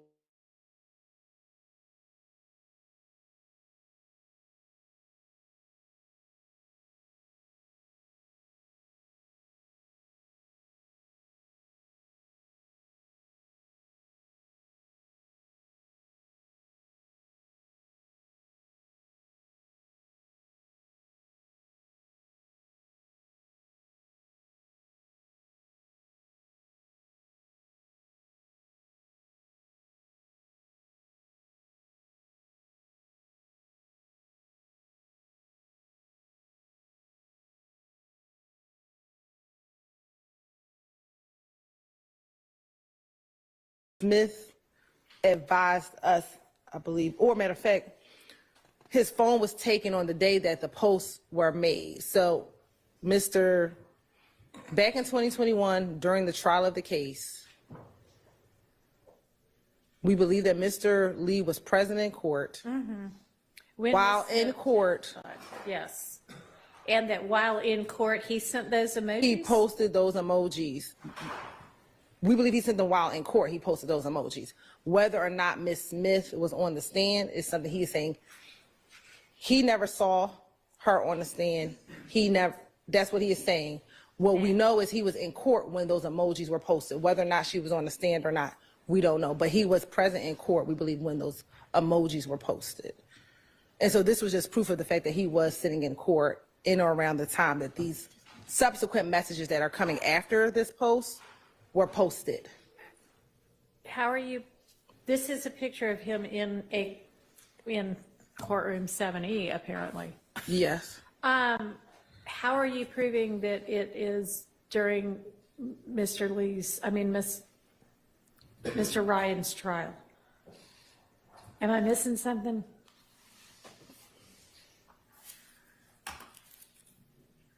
He is a part of our, let me Are you pull going to up be able the- to establish when this picture was taken? Yes, I believe he will admit that he went to the trial and saw the trial Okay. himself.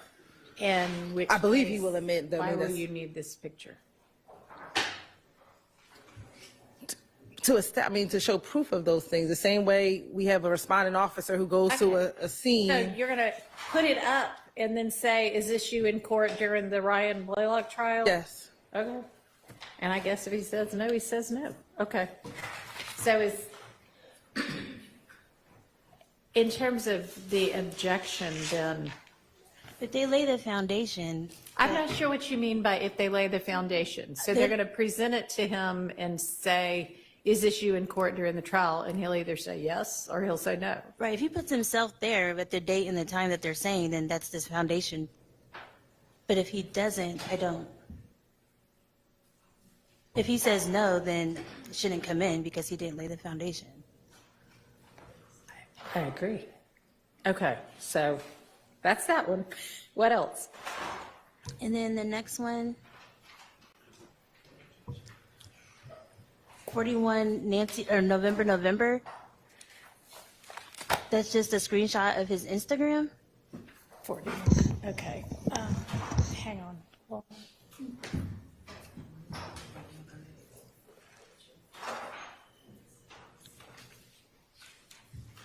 all right. And so what is this? A relevance objection? Correct. Your Honor, so for 41 and this screenshot was taken along with 42 and 43 NN on the day that we learned of the emojis being sent to Ms. Smith. And so this captured that this was his Instagram account direct messaging the witness, Ms. Smith, with these emojis. And so 41 NN, 42 NN, and 43 NN established that. So that would be. I am sorry that I am not following you, but are you saying that that day in court, his phone was confiscated and screenshots from his phone were taken? So we learned about the emojis being taken. Thank you. Our office then went to his actual page and they were able to, excuse me. Okay, Let me because you said confirm. something about his phone having been taken, but His that- phone was also taken in court, separate and apart from being able Okay. to capture the images from his Instagram page that showed him communicating with the witness. All right, And I so walk me through what on 41 NN shows him communicating with Miss Smith. And I'm sure this is me just being from a different generation than the Instagram generation, but And I misspoke. So 41 NN, when the witness reached out to our office, she screenshotted 41 NN, which is his page. Then she also screenshotted 42 NN to show the individuals who are following her, which it shows Mr. Lee's Instagram handle. And then she also screenshotted and sent to us 43 NN, which is the actual direct message he sent, which is of the brain. which is what? An emoji of a brain. He also sent an emoji of a rat, but that emoji was deleted prior to the witness being able to screenshot that as well. Okay. And so how are you getting these things in? As a part of his plea agreement, one of the things he admitted to was the fact that he sent the emoji. So this is just proof of that fact that he sent them. So how are you getting the first two in then? Because this is He his, admitted that he sent a screenshot of a brain? yes, Your Honor. Okay. And a so rat emoji. If he denies that, on the stand, you'll show him this and is that what you're saying? No, if he admits or denies, this is just proof of it the same Okay. way All right, so then I guess I understand 43 NN and I guess 42 NN. because this is her page. So you have to be able to show that. How are you going to show this is her page? So That would have been something you asked her while she was on the stand.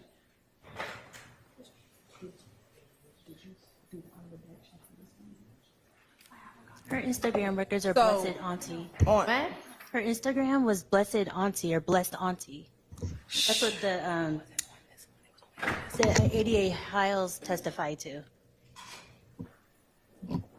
that was her Instagram in 2019. The trial was in 2021. So she changed her Instagram. But how are you going to show that this is her Instagram? He admits to who he sent it to. So he is admitting that he sent this brain emoji, which is but from Slime Life Shawty. I'm not asking about 43 NN. I'm asking about 41 and 42 NN. I'm sorry to not be clear about that. So 42 and then shows that he is someone on her page.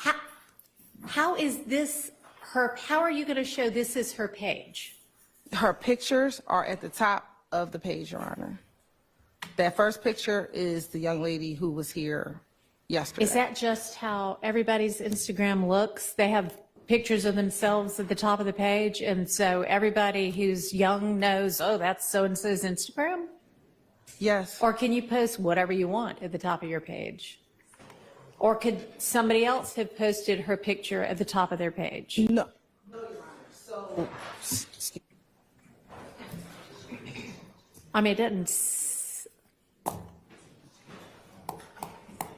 I mean, I could pull up a picture of Elvis and put it. I mean, I actually don't know that. Your 'cause page. I think I probably could so this, find my Instagram and put a picture of whomever I want on there. But I don't know that. so The course Your correct. Honor, this, You can put whatever right. image you want to on your page. So how does this establish? How are you going to be like? Okay, see, this is her. this page. is her Instagram story. So at the top of this story are pictures, Instagram videos or pictures that she posted on her story, which lasts 24 hours. So there's 1, 2, 3, 4 images on the top of 42 NN. When you actually, you can't see it as well on here, but when you have it on the screen, you can zoom in, and that is her. I mean, I believe that's probably a picture of her. So then what she sent to us is a screenshot of her Instagram stories, and she could see who was viewing her stories at the time. Right, but you didn't ask her yesterday when you had her, hey, are these 2 screenshots that you sent us back in the day from your Instagram?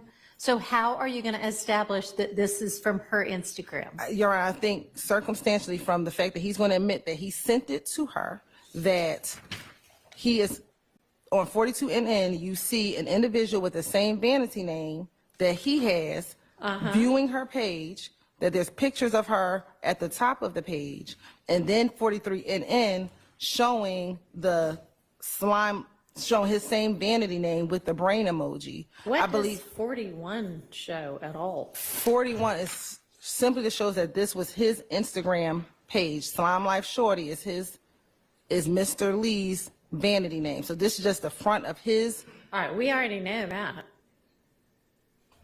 Don't we know that from some other witness already? So do you need? We know that Slime Life Shorty is Winnie Lee, but the individual is taking the stand, so we can. Fine, you can say, is this your Instagram page? And I guess you can ask him if 42 is her Instagram page that he followed. But if he says no, then I think you're stuck with that answer. Okay? And then 43, sort of the same thing. Okay, what else? That's it on behalf of Mr. Ryan, Your Honor. Thank you. Anybody else with any objections to any of these in this compilation? Nothing further from Mr. Williams, Your Honor. Okay. Nobody else. Okay, are we ready for the jury? Yes, Your Honor.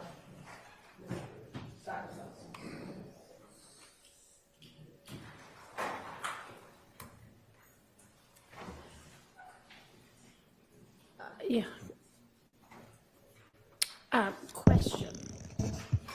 Y'all didn't want that witness shown, and you're about to put up a picture of her. We're not, Your Honor. Okay. Let's get the jury in.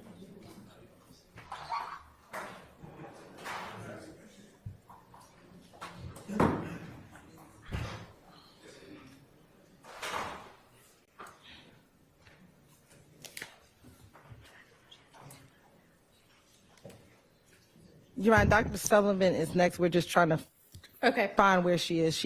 We did tell her to be back at 1:30, so if we could just have. Okay, well then she should be back because it's 1:34. So we're trying to make contact with her, Your Honor.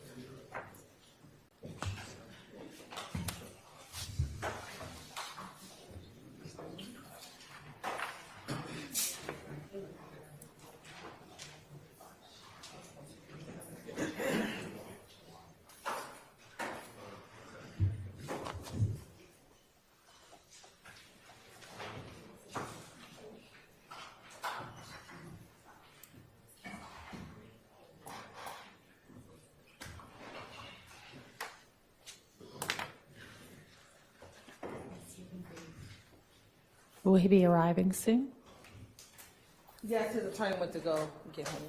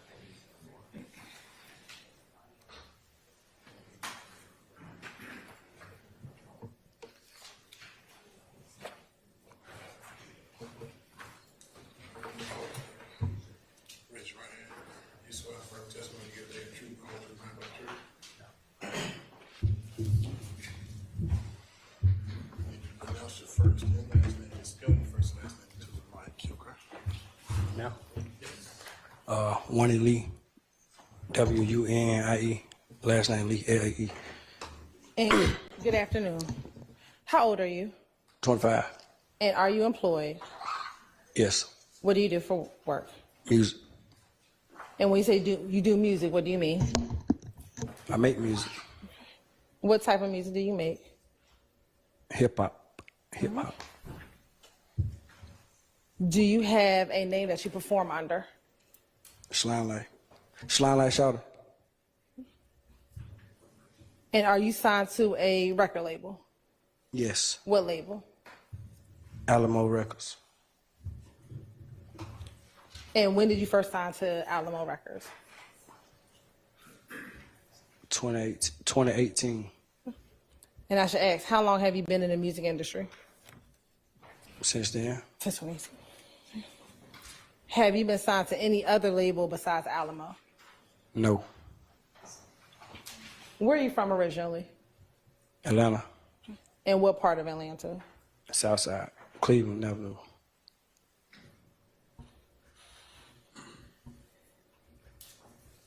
And did you go to school? Yes, Where did you go to school? Elementary, middle, and if you went to high school? Cleveland Avenue Elementary School. You said middle school too? Yes, sir. Crawford Lawn Middle School. And Carver High School. Carver? Yeah, Carver High School. All right.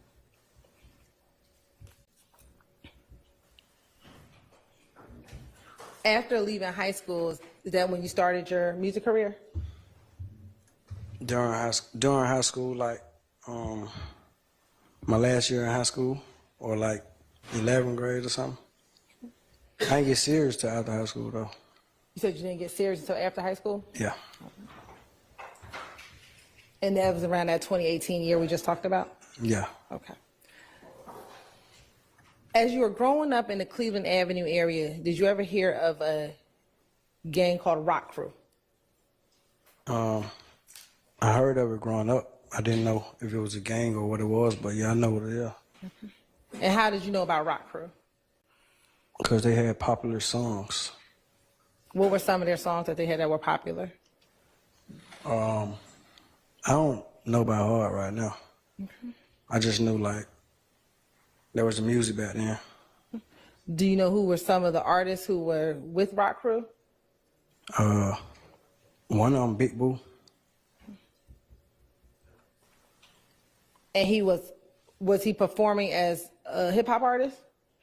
Yeah. Anyone else?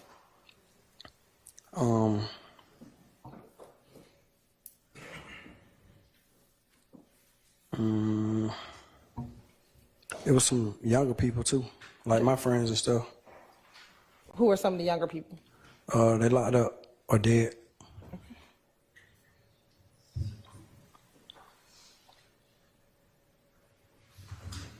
Do you have names of some of those individuals? Let me see.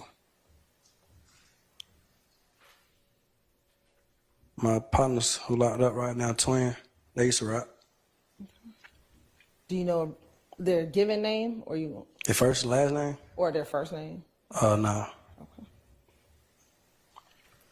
Anyone else outside of Twin? Rudy.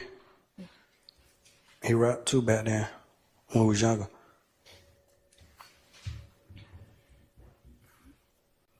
Anyone else you can think of? As of right now, yeah, that's it, I think. Now, you just spoke about Big Boo. Did you know his given name? His real name? No. And did you have your own personal relationship with Big Boo? Yeah, when I got older.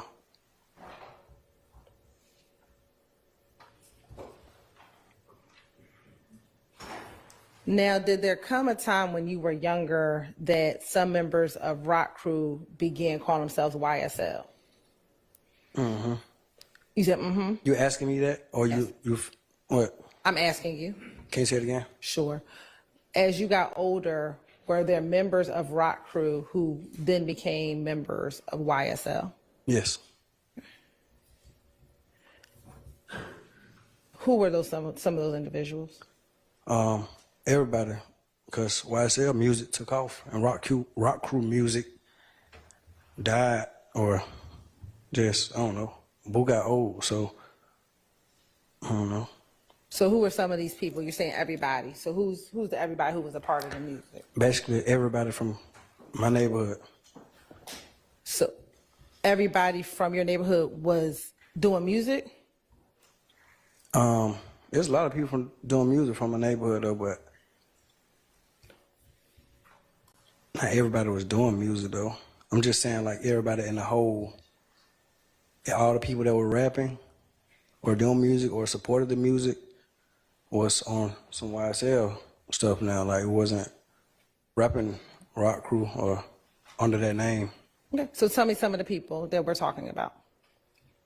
Me, myself. Okay. My friends who I just told you about.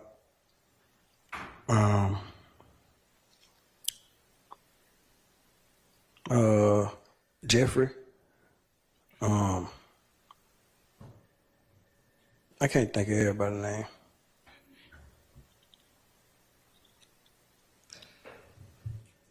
And what does YSL stand for?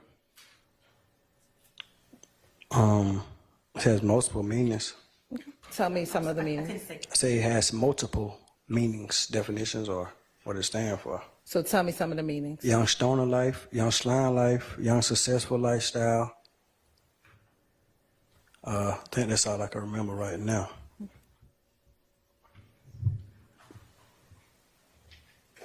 So let's talk about young stoner life.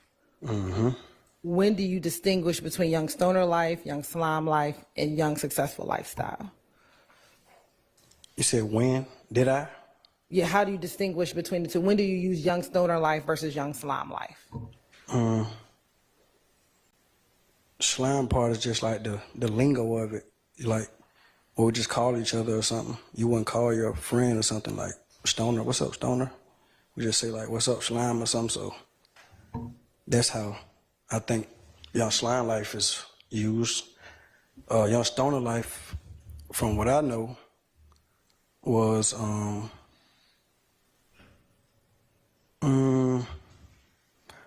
I'm just say like a way of life as far as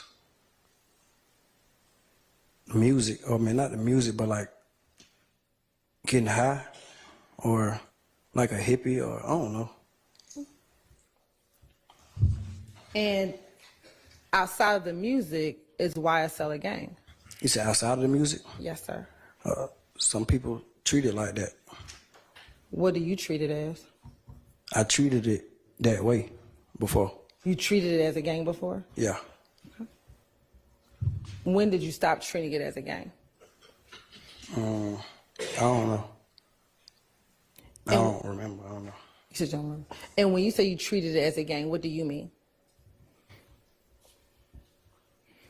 I don't really know. I never thought about that. I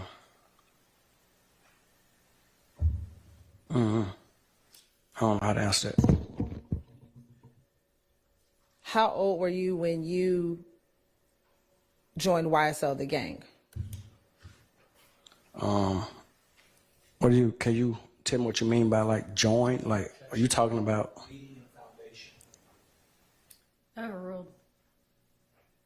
What would you consider joining? I'm saying like, do you mean join like, cause you know like to get in the gang, you join the gang, like you get beat up or something like that. How did you become a member of YSL? My music got popping and I became a known face in my neighborhood. And I started coming around and going to studios and stuff. So was that how you became a part of the gang YSL, or that's how you became affiliated with the music of YSL?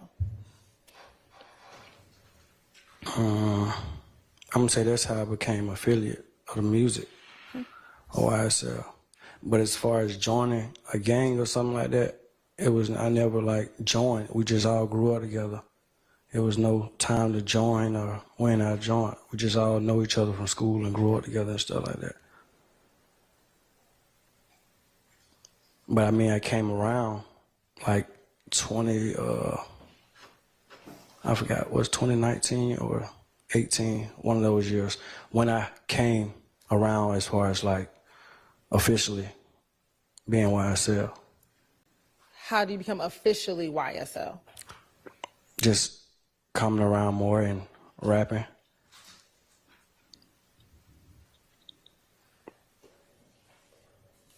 Is everyone that is affiliated with, and I'm talking specifically the gang YSL, rappers? Some people. So, but not everyone? Some people rap. A lot of people rap, but everybody doesn't take it serious. Some people just rap just because they want to rap, because they want to follow the trend. I definitely understand that, but I want to ask specifically, is everyone who's a part of YSL a gang trying to rap or rappers? Can you say that again? Sure. Is everyone who is a part of YSL the gang rapping or try to be rappers?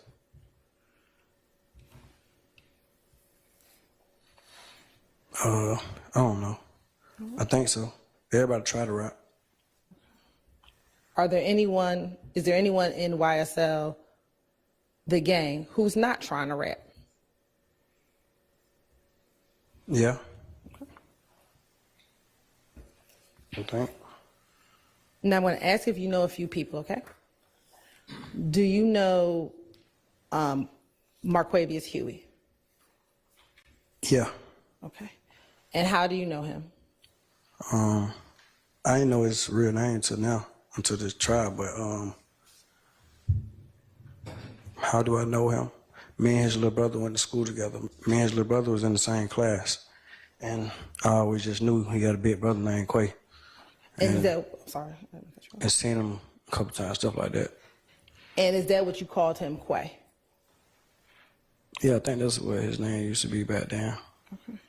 And you said you went to school with his little brother. Do you know how old he is, Quay? Quay? How old he is? Yeah. No. Okay. Did you ever used to hang out with Quay?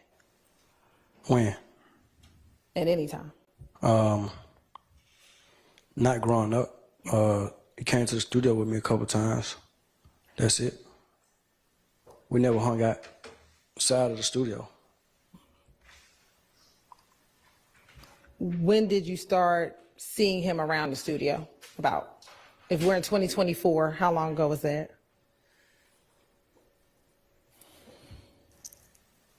I don't know. I can't remember the exact date. And do you see him in the courtroom today? Yeah. Okay. If you could just identify him by article of clothing he's wearing. You said identify what? Identify him by article of clothing he's wearing. He next to the lawyer with the brown. I think he got on brown too. Okay. Thank you. Your Honor, let the record reflect that he's identified Mr. Huey. Yes, they reflect. Do you know another individual by the name of Quamarvius Nichols? Yeah. Or another Quay? Mm-hmm. Mm-hmm. Is that yes? Yes. And how do you know, how long have you known Quay? I knew him longer, I think, since I was a kid. We didn't hang though, but I just knew who he was. I was younger than him though. Okay.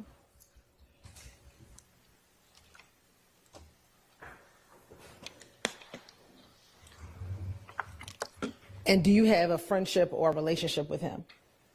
Not a strong bond, but we know each other.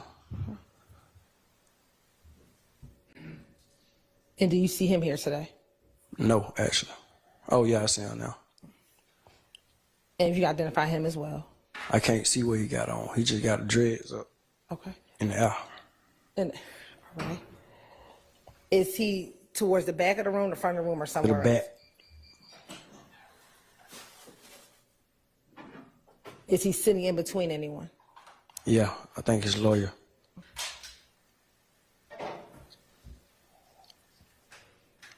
Your Honor, let the record reflect that he's identified. It's really not, that could be a couple of different people. There's two lawyers right there. He right there, and there's a lady next to him on the left side of him. Your Honor, now let the record All reflect. right, it'll say reflect. Do you know someone named Shannon?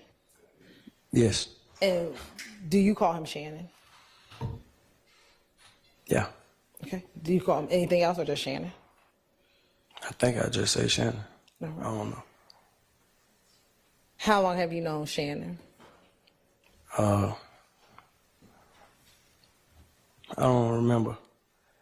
I don't remember when I met him.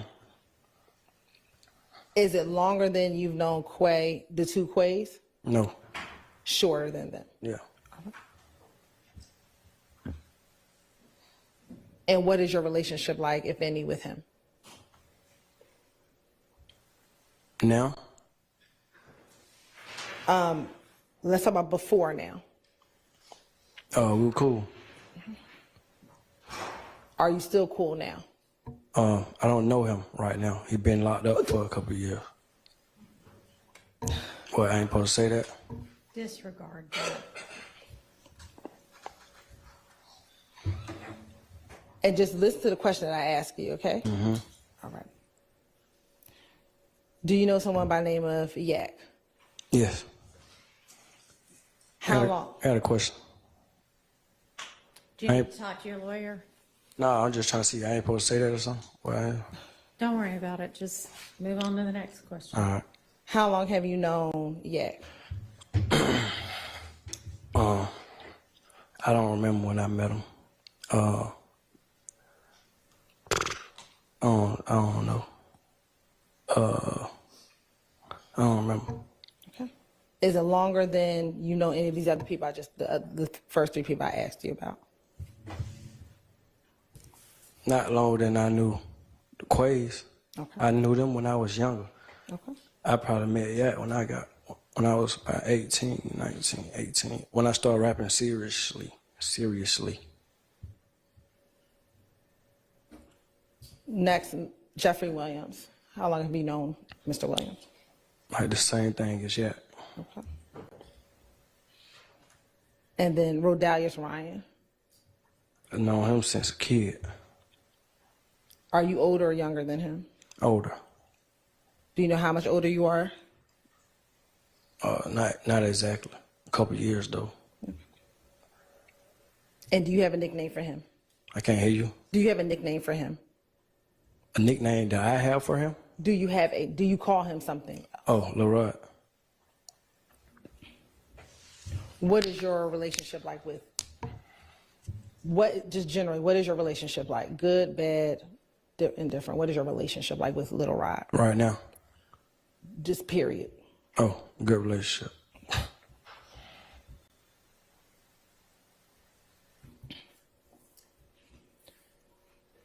And do you see Shannon, Diamante, Jeffrey, and Rodalius in the courtroom today?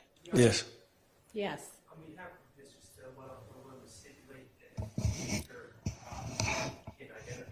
Okay. Appreciate that. So that's stipulated too. All right. Do you see Diamante? Just describe him by the article clothing he's wearing. You said, do I see who?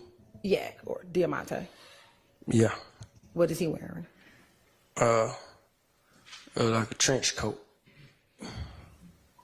Is he sitting next to A him? yellow, tan. I don't know what color that is, but a trench coat next to the lady. All right. Y'all let the record reflect. Is he sitting between two ladies? Oh, yeah. Okay. I didn't see the other lady right there.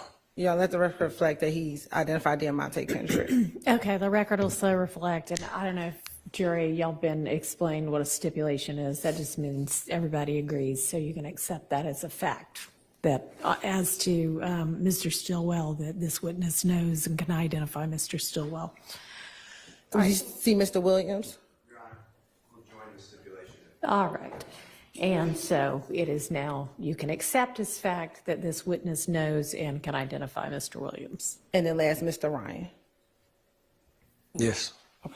And where is he seated and what is he? In the front row, next to his lawyers. All right. Y'all let the record reflect that he's identified. Is he sitting on the right side of his Right side. Y'all let the record reflect that he's identified Mr. Ryan. We need to probably do a little bit better than that with the identification. What is he wearing? A suit. All right. And so you can now accept this fact that this witness knows and can identify Mr. Ryan. Thank you. All right, just a few more people. Do you know someone by the name of Trontavia Stevens? Yes. All right. And do you have a nickname for him? Talking about Slug? Is that what you called him? Oh, yeah. All right. How long have you known Slug? I don't know. Like 2018 or something, I think, when he got out. Okay. I think. I don't know. All right. Do you know someone by the name of Darius Ford? Yes, I do. All right. And when he was living, how long had you known him? Like all my life. Did you all grow up together? No. Okay. How did you know him all your life? My brother was best friends with his big brother. Okay. And they played sports together, so I always knew him when I was a little kid. What about Christian McMiller? What about him? Do you know him? Yes. All right. What you call him? Christian, Okay. How long had you known him? since a kid. And what about Durante Beebe? Mm-hmm. Is that a yes? Yes. How did you know him? We grew up together. All right. And then last, Demekion Garlington. Who? Demekion Garlington. You asked me how long did I know him? Do you know him? I know him. Yeah, I know him. And how do you know him? I don't even know how I know him. And does he have a nickname? D. Now, do you have any tattoos, Mr. Lee? Yes. And specifically, I want to ask, do you have any tattoos with the wording Rudy? Yes. Okay. And who is Rudy? My little brother. Is he your biological little brother or someone you call your little brother? I just call him my little brother.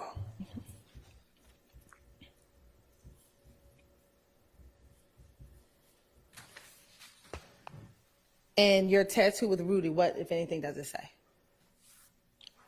Long live Rudy. Long live, Rudy. Long live. And within the Cleveland Avenue area, do some people call themselves the Rudy Gang? You said, do some people call themselves that? Yes. Yeah. Okay. It's not really a gang though. Okay. What's the significance? Tell the jury about a Rudy Gang. His family made that for him. They're just showing that they for him. Like, they doing it for him. I don't know. They just said gang. Okay. Now, do you have social media? Yeah. And specifically, do you have Instagram?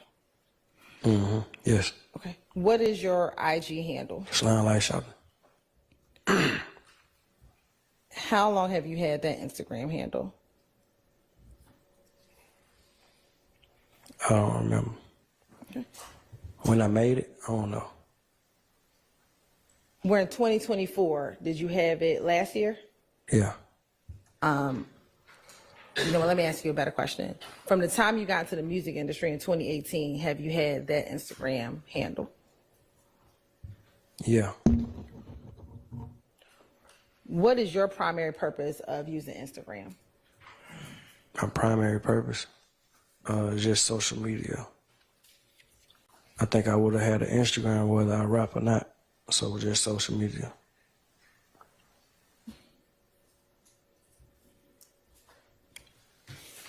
And have you used IG to post photos? Yes. Have you used IG to direct message people? Yes. Have you been in group chats on IG? Yes. Right. Have you been in group chats or had DMs on IG with Jeffery Williams? Yes. What was his Instagram name? What is his Instagram name? Mm-hmm. Jeffrey. I don't know. What's his Instagram name now? You said what was it then? Yeah. When you were communicating with him using your IG, what? I think it's the same. Thugger. Is it Thugger or something else? I think it's Thugger. I think that's his Instagram name right now. Have you ever used the handle Thugger1? I think. You said, have I ever used it? Have you ever messaged him using that handle Thugger1? Yeah, I think so. Trontavious Stevens or Tick, did you ever IG him? Or excuse me, direct message him? Yeah, I think so. Okay. Do you recall what his Instagram handle was? I don't remember by heart. Have you ever heard of the handle _1slug? Yeah, that probably was it. Okay. Christian McMiller, did you ever direct message him on Instagram? I'm not sure. Okay. Have you ever direct message the Instagram OE5 or O5E and Drive Slim? Ocean Drive Slim? Yes. Yeah. Right. Was that Christian McMiller? Yeah. All right. Darius Ford, did you ever IG or direct message him on Instagram? Yeah, I think so. Okay. And was his Instagram at real1_FR? Yeah. Okay. And what about Demekion Garlington? Did you ever direct message him on Instagram? From what I've seen in the indictment, yeah. But I don't remember his Instagram, though. Okay. And then Shannon Still, have you ever Instagram him or direct message him on Instagram, excuse me? Yes. Okay. And do you recall sending here what his Instagram handle was? Not by heart. Okay. Have you ever IG'd him on an Instagram handle, OG.BOOL? Yeah, I think so. Today, have you had the opportunity to look through or look at some of your Instagram records in preparation for your testimony today? Yeah.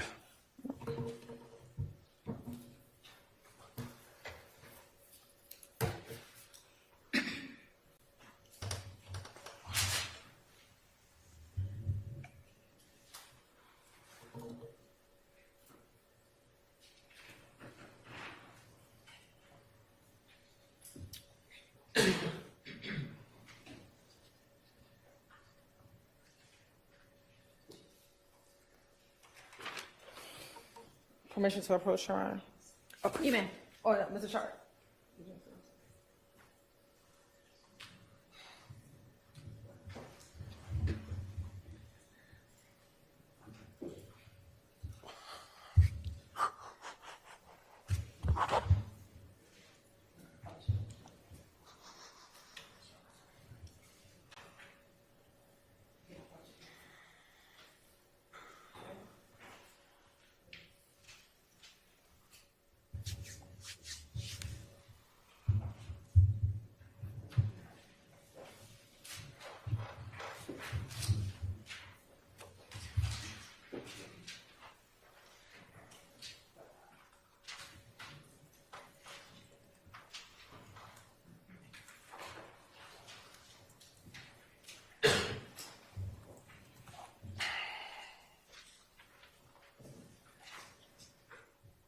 I'm showing you what's been marked as 31NN, 31NNA, 30NN, 30NNA, 32NN, 32NNA, 33NN, 33NNA, 34NN, 34NNA, and 35 NNA. Are these the items that we went over today? Yeah, you showed me that. Okay. And were they the items associated with your Instagram account, slimelife.shawty? Yeah, from what these papers say. Okay. And Your Honor, this time say would like to tender Stacey with 30 NN to 35 NNA. 30 NN and 30 NNA through 35 NN and 35 NNA into evidence. Your Honor, may I approach briefly? You may.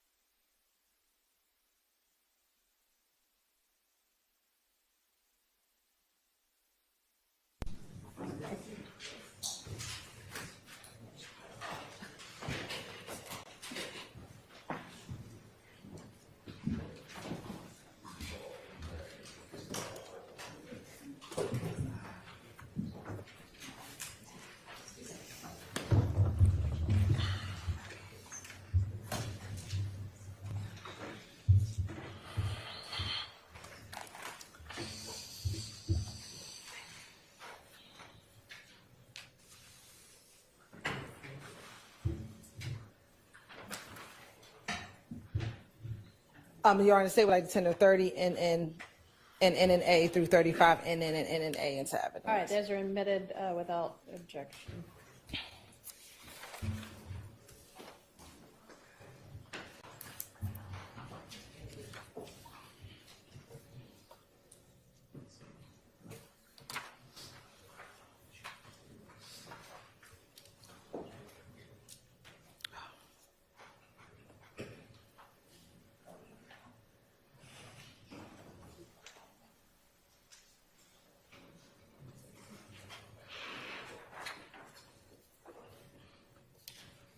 I'm going to approach again.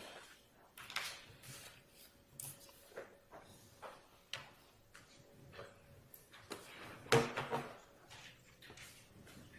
Ms. Westmoreland, we're getting ready to do that.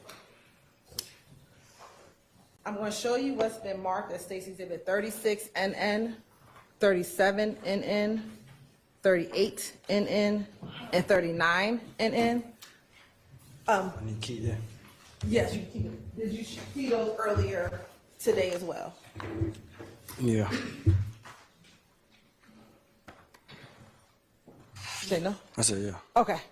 And first looking at 36 NN, do you recognize the people in that photo? Yes. And does that appear to be a fair and accurate depiction of the people who are in that photograph? Yeah, I think so. Now showing you 37 NN. Do you recognize the person that's inside of 37 NN? Yeah. Looking at 38 NN, do you recognize the person in 38 NN? You said, do I recognize who? The person standing next to you in 38 NN. Yeah, I see him. Okay. And does that appear to be a fair and accurate depiction of you and the person standing next to you in 38 NN? Yeah. And 39 NN, do you recognize the individuals in that photograph, 39 NN? Yeah. And how did you recognize, and is that a fair and accurate depiction of the people inside of 39 NN? Can you repeat that? Does that look or appears to be a fair and accurate depiction of the individuals inside of 39 NN? Yeah. All right. Your Honor, this time the state would like to admit 36 through 39 NN. Those are admitted. And I'm going to first show you State's Exhibit 36 NN.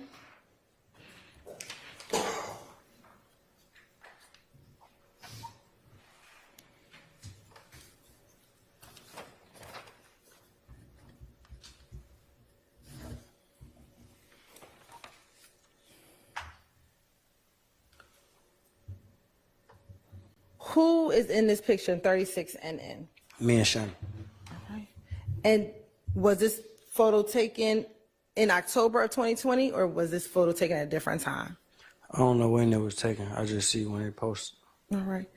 And earlier we talked about Instagram pages. Is this Mr. Stillwell's Instagram page? I think so. All right.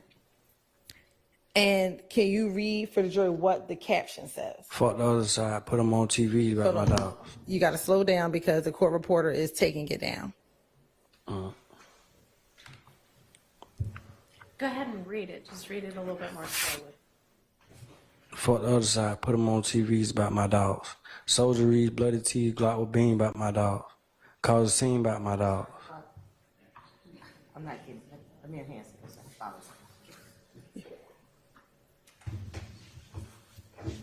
I'm going too fast. Yes. Okay, go ahead. Slow it down. I know Where you want to me rap go to? it, but slow it down. Where you want me to start at? You can start from the beginning. Say it again. F the other side. Put them on TVs about my dogs. Soldieries, bloody tees, Glocks with beams about my dogs. Clear the scene about my dog. If he F with them, you can't F with me. No, he is not my dog.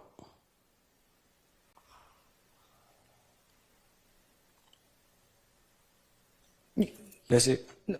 No, keep going. Keep reading the rest of it. The rest of it is not my song.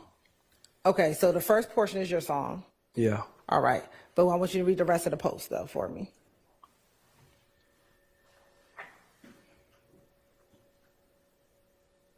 Even if our position ever come down to being back to back, that's just how we're gonna rock out against whoever with you. All right. And are there some hashtags? No slime left behind. All right. And is that an emoji next to that hashtag? It looked like a crazy emoji. I never seen that. Okay. What's the next hashtag? 2 B's. Do you know what that signifies? Big business. All right. And what else does the rest of it say? Many more blessings and riches, I say. And is someone tagged? I don't know who that is. Oh, that's somebody who made some clothes. All right. Real feel. I don't know who that is. Okay. And what else does the rest of the post say for the record? Thank you for this exclusive ass hat and for this crazy ass one of none hoodie. And then someone else tagged. Somebody named Marilyn is totally responsible. Okay. And when was this post posted? 2020. All right. Now, the verse that you quoted, your verse, what song is that from? Dang, I forget about it. For another separate one.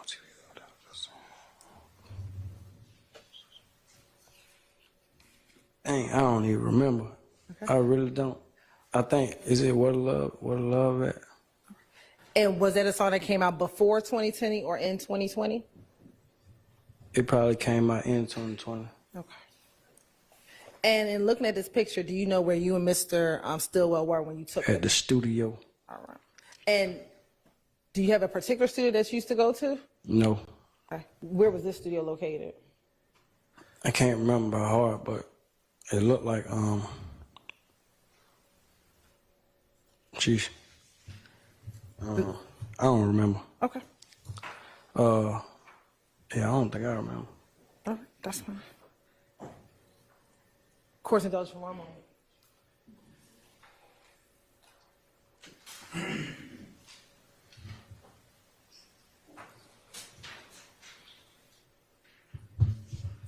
Ms. Westmoreland, do you want to see it?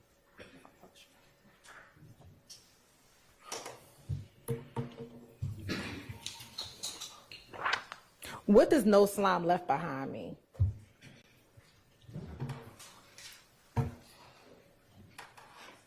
I think that's just what it means. No slime left behind.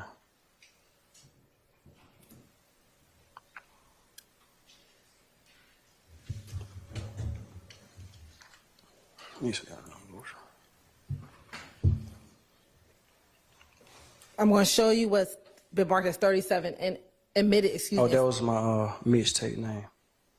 That's why he put the hashtag. He was supporting my mixtape. Your mixtape was No Slime Left Behind. Yes. What made you name your mixtape No Slime Left Behind? Like the No Child Left Behind thing that's in school. Okay. I just named it that. No Slime Left Behind. And when you were talking about slime, who were you referencing anyone particular? No, not nobody in particular. No, I just wanted to be different. I just named it that. We're going to publish 37 NN.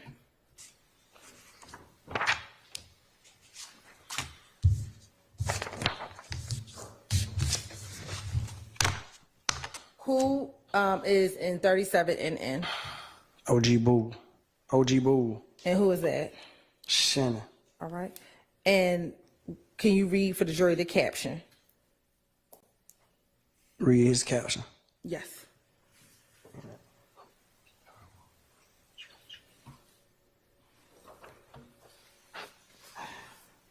Said ain't nothing more compatible than a trench.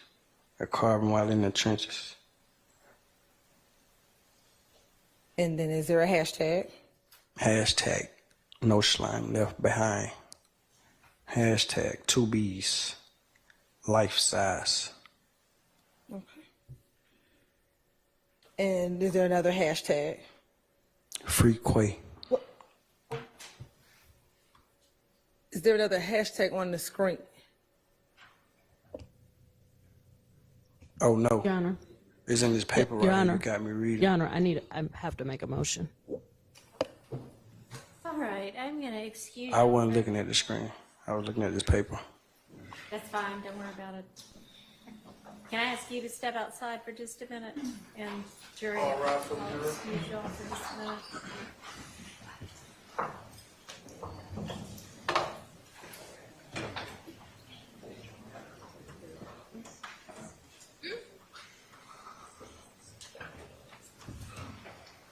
Mr. Lee, can you step outside for a minute for me, please? Thank you.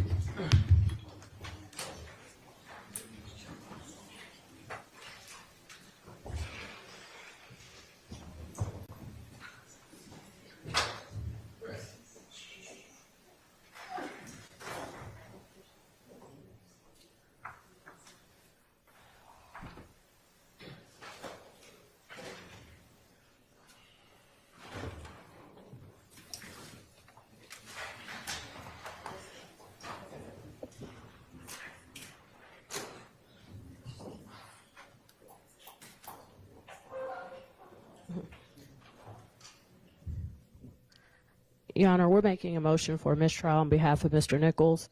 We're not going to be able to unring this bell. Your Honor, this is the exact same issue that while we were at the bench, I brought it up. It was Exhibit 37NN that the hashtag, there was a hashtag on that exhibit that said Free Quay, which would definitely indicate to the jury that Quay, has spent time in jail or in prison. The state agreed. We stipulated that they would redact it, and then the state presented, I guess, to the witness the unredacted version, didn't prep him to not comment on it, and he did. And, Your Honor, before we had the opportunity for you to preside over us, this happened already again. And I made a motion for a mistrial. Now it's happened again. So now the jury has repeatedly heard about Mr. Nichols being in jail, being in prison, and you cannot unring that bell. We would ask for a mistrial. Your Honor, Carter Matthews for Mr. Marquavius Huey. We join in that motion for mistrial.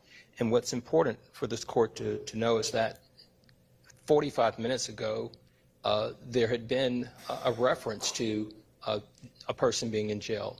Now, this witness has identified Marquavius Huey and has also identified Marquavius Nichols. So all the state had to do was ask this honorable court for an opportunity to have this witness maybe step out of the courtroom and go over with that witness that, we don't need to say anything about someone in jail, what have you. That did not happen before he went on the stand, nor after that first slip up by this witness. There may have even been a document right there on the witness stand that should have been pulled from the state of Georgia from that witness stand so that this could have been avoided. So, Your Honor, we are joining in that motion as well. Oh, hang on. It's all right. You just didn't know, but we'll let you know when to come back in, okay? So we join in that motion, Your Honor. Your Honor, and I just want to briefly add that it is painfully obvious that the state is not prepping their witnesses. You can tell by the way when the witness spoke the first time and he said, oops, am I not supposed to say that? Like, oh, I had no idea, which makes it obvious that the state had not spoke to him, had not prepped them, and this has happened repeatedly. It's happening over and over again, Your Honor, and we're just not going to be able to unring 100 bells. And finally, Your Honor, Mr. Marquavius Huey, it's been established that that his nickname is Quay. Okay, isn't there going to be, we talked today about, isn't there going to be a stipulation that references to Quay, at least at some points, are not either Mr. Nichols or Mr. Huey? We did. Yes, Your Honor, and that's a few things. So one, Your Honor, it was not intentional because we clearly. Okay, but it was sloppy because I presume he's reading from the document that you handed him instead of reading from the screen. And we should have, instructed him to read from the screen, but. Or you when- should have presented him with a document that had that part redacted. issue- It's just sloppy. The issue came while he was on the stand, Your Honor. So the issue did not come prior to. Ms. Westmoreland walked up to me while he was on the stand and said, "I'm going to have an issue with that. Can you redact it?" That is when the state became aware.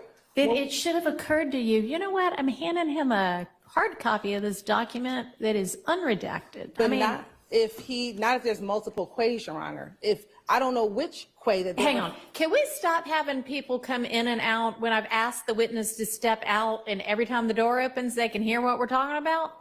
Please, just for a few seconds. I'm not asking anybody who's in here to leave. God have mercy, y'all. Huh? The state is in charge of the witness, and they're supposed to be guiding the witness to the room. Yeah, I mean, there seems to be.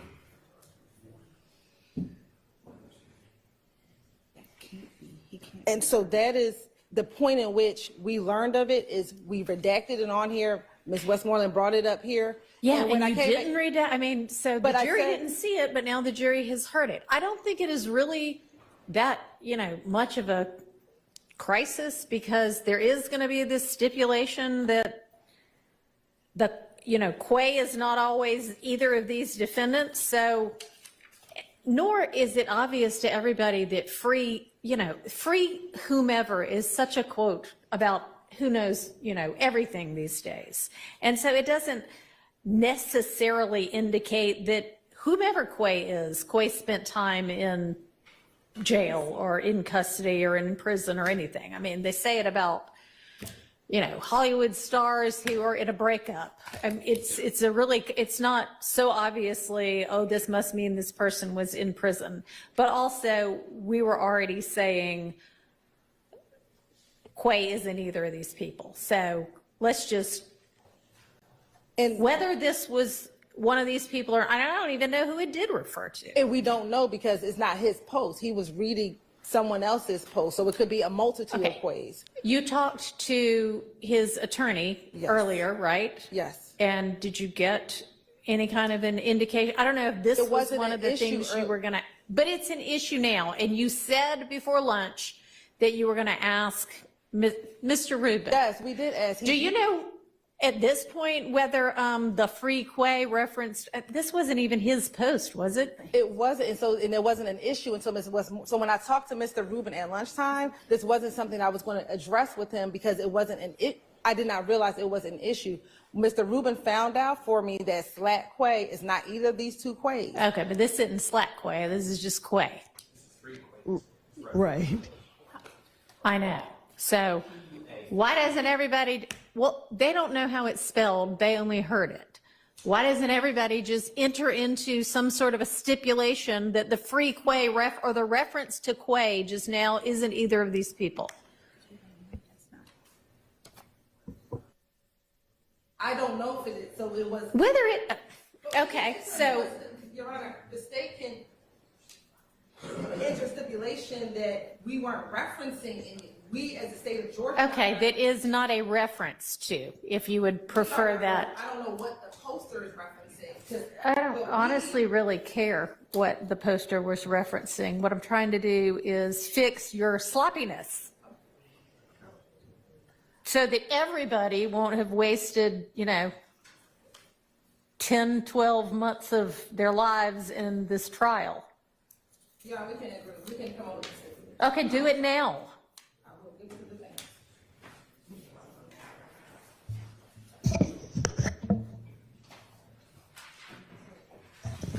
Y'all work on that. I'm going to take 5 minutes.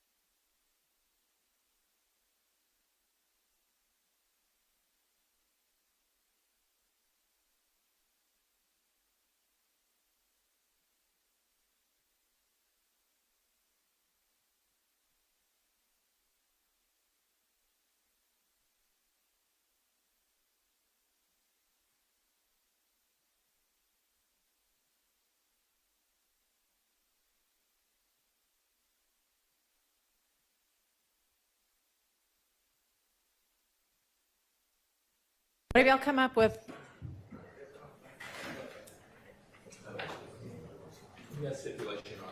All right. Wait, hold on, Matthews. Before you say we have a stipulation, F, Judge, once you rule on our mistrial, Right. on my motion for mistrial. Okay, so are you asking, what kind of a mistrial are you asking for? Your Honor, I believe that we were goaded into the mistrial. Okay, well, I do not believe that, because if you had seen Ms. Hilton's face when that came out of the witness's mouth, she was appalled. And I do not believe that they are purposefully trying to insert error into this trial to make y'all ask for a mistrial so that they can try this case again. I think it is continued, and I am sorry, y'all have, you know, this gigantic, ginormous universe of evidence that maybe if you narrowed down, you would not be making these kinds of mistakes, but I believe that to be a mistake. Your Honor, So I'm going to deny a motion for a mistrial with prejudice. That one, I don't believe that the facts bear out. Would you like a mistrial without prejudice?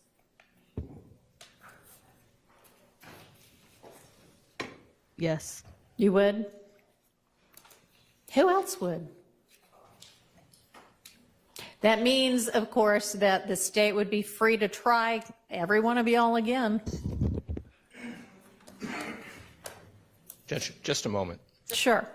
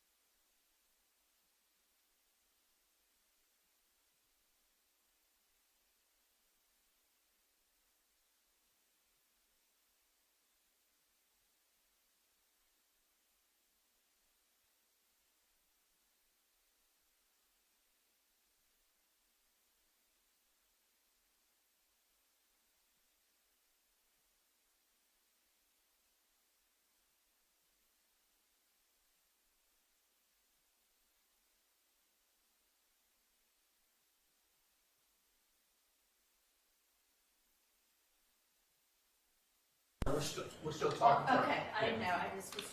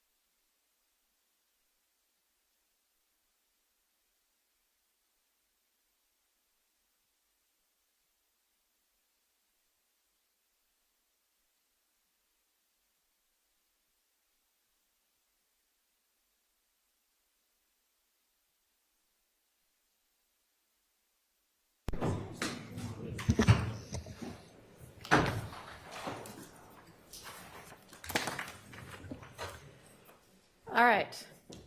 Ms. Westmoreland, Thank you, Your Honor. May we approach? you may.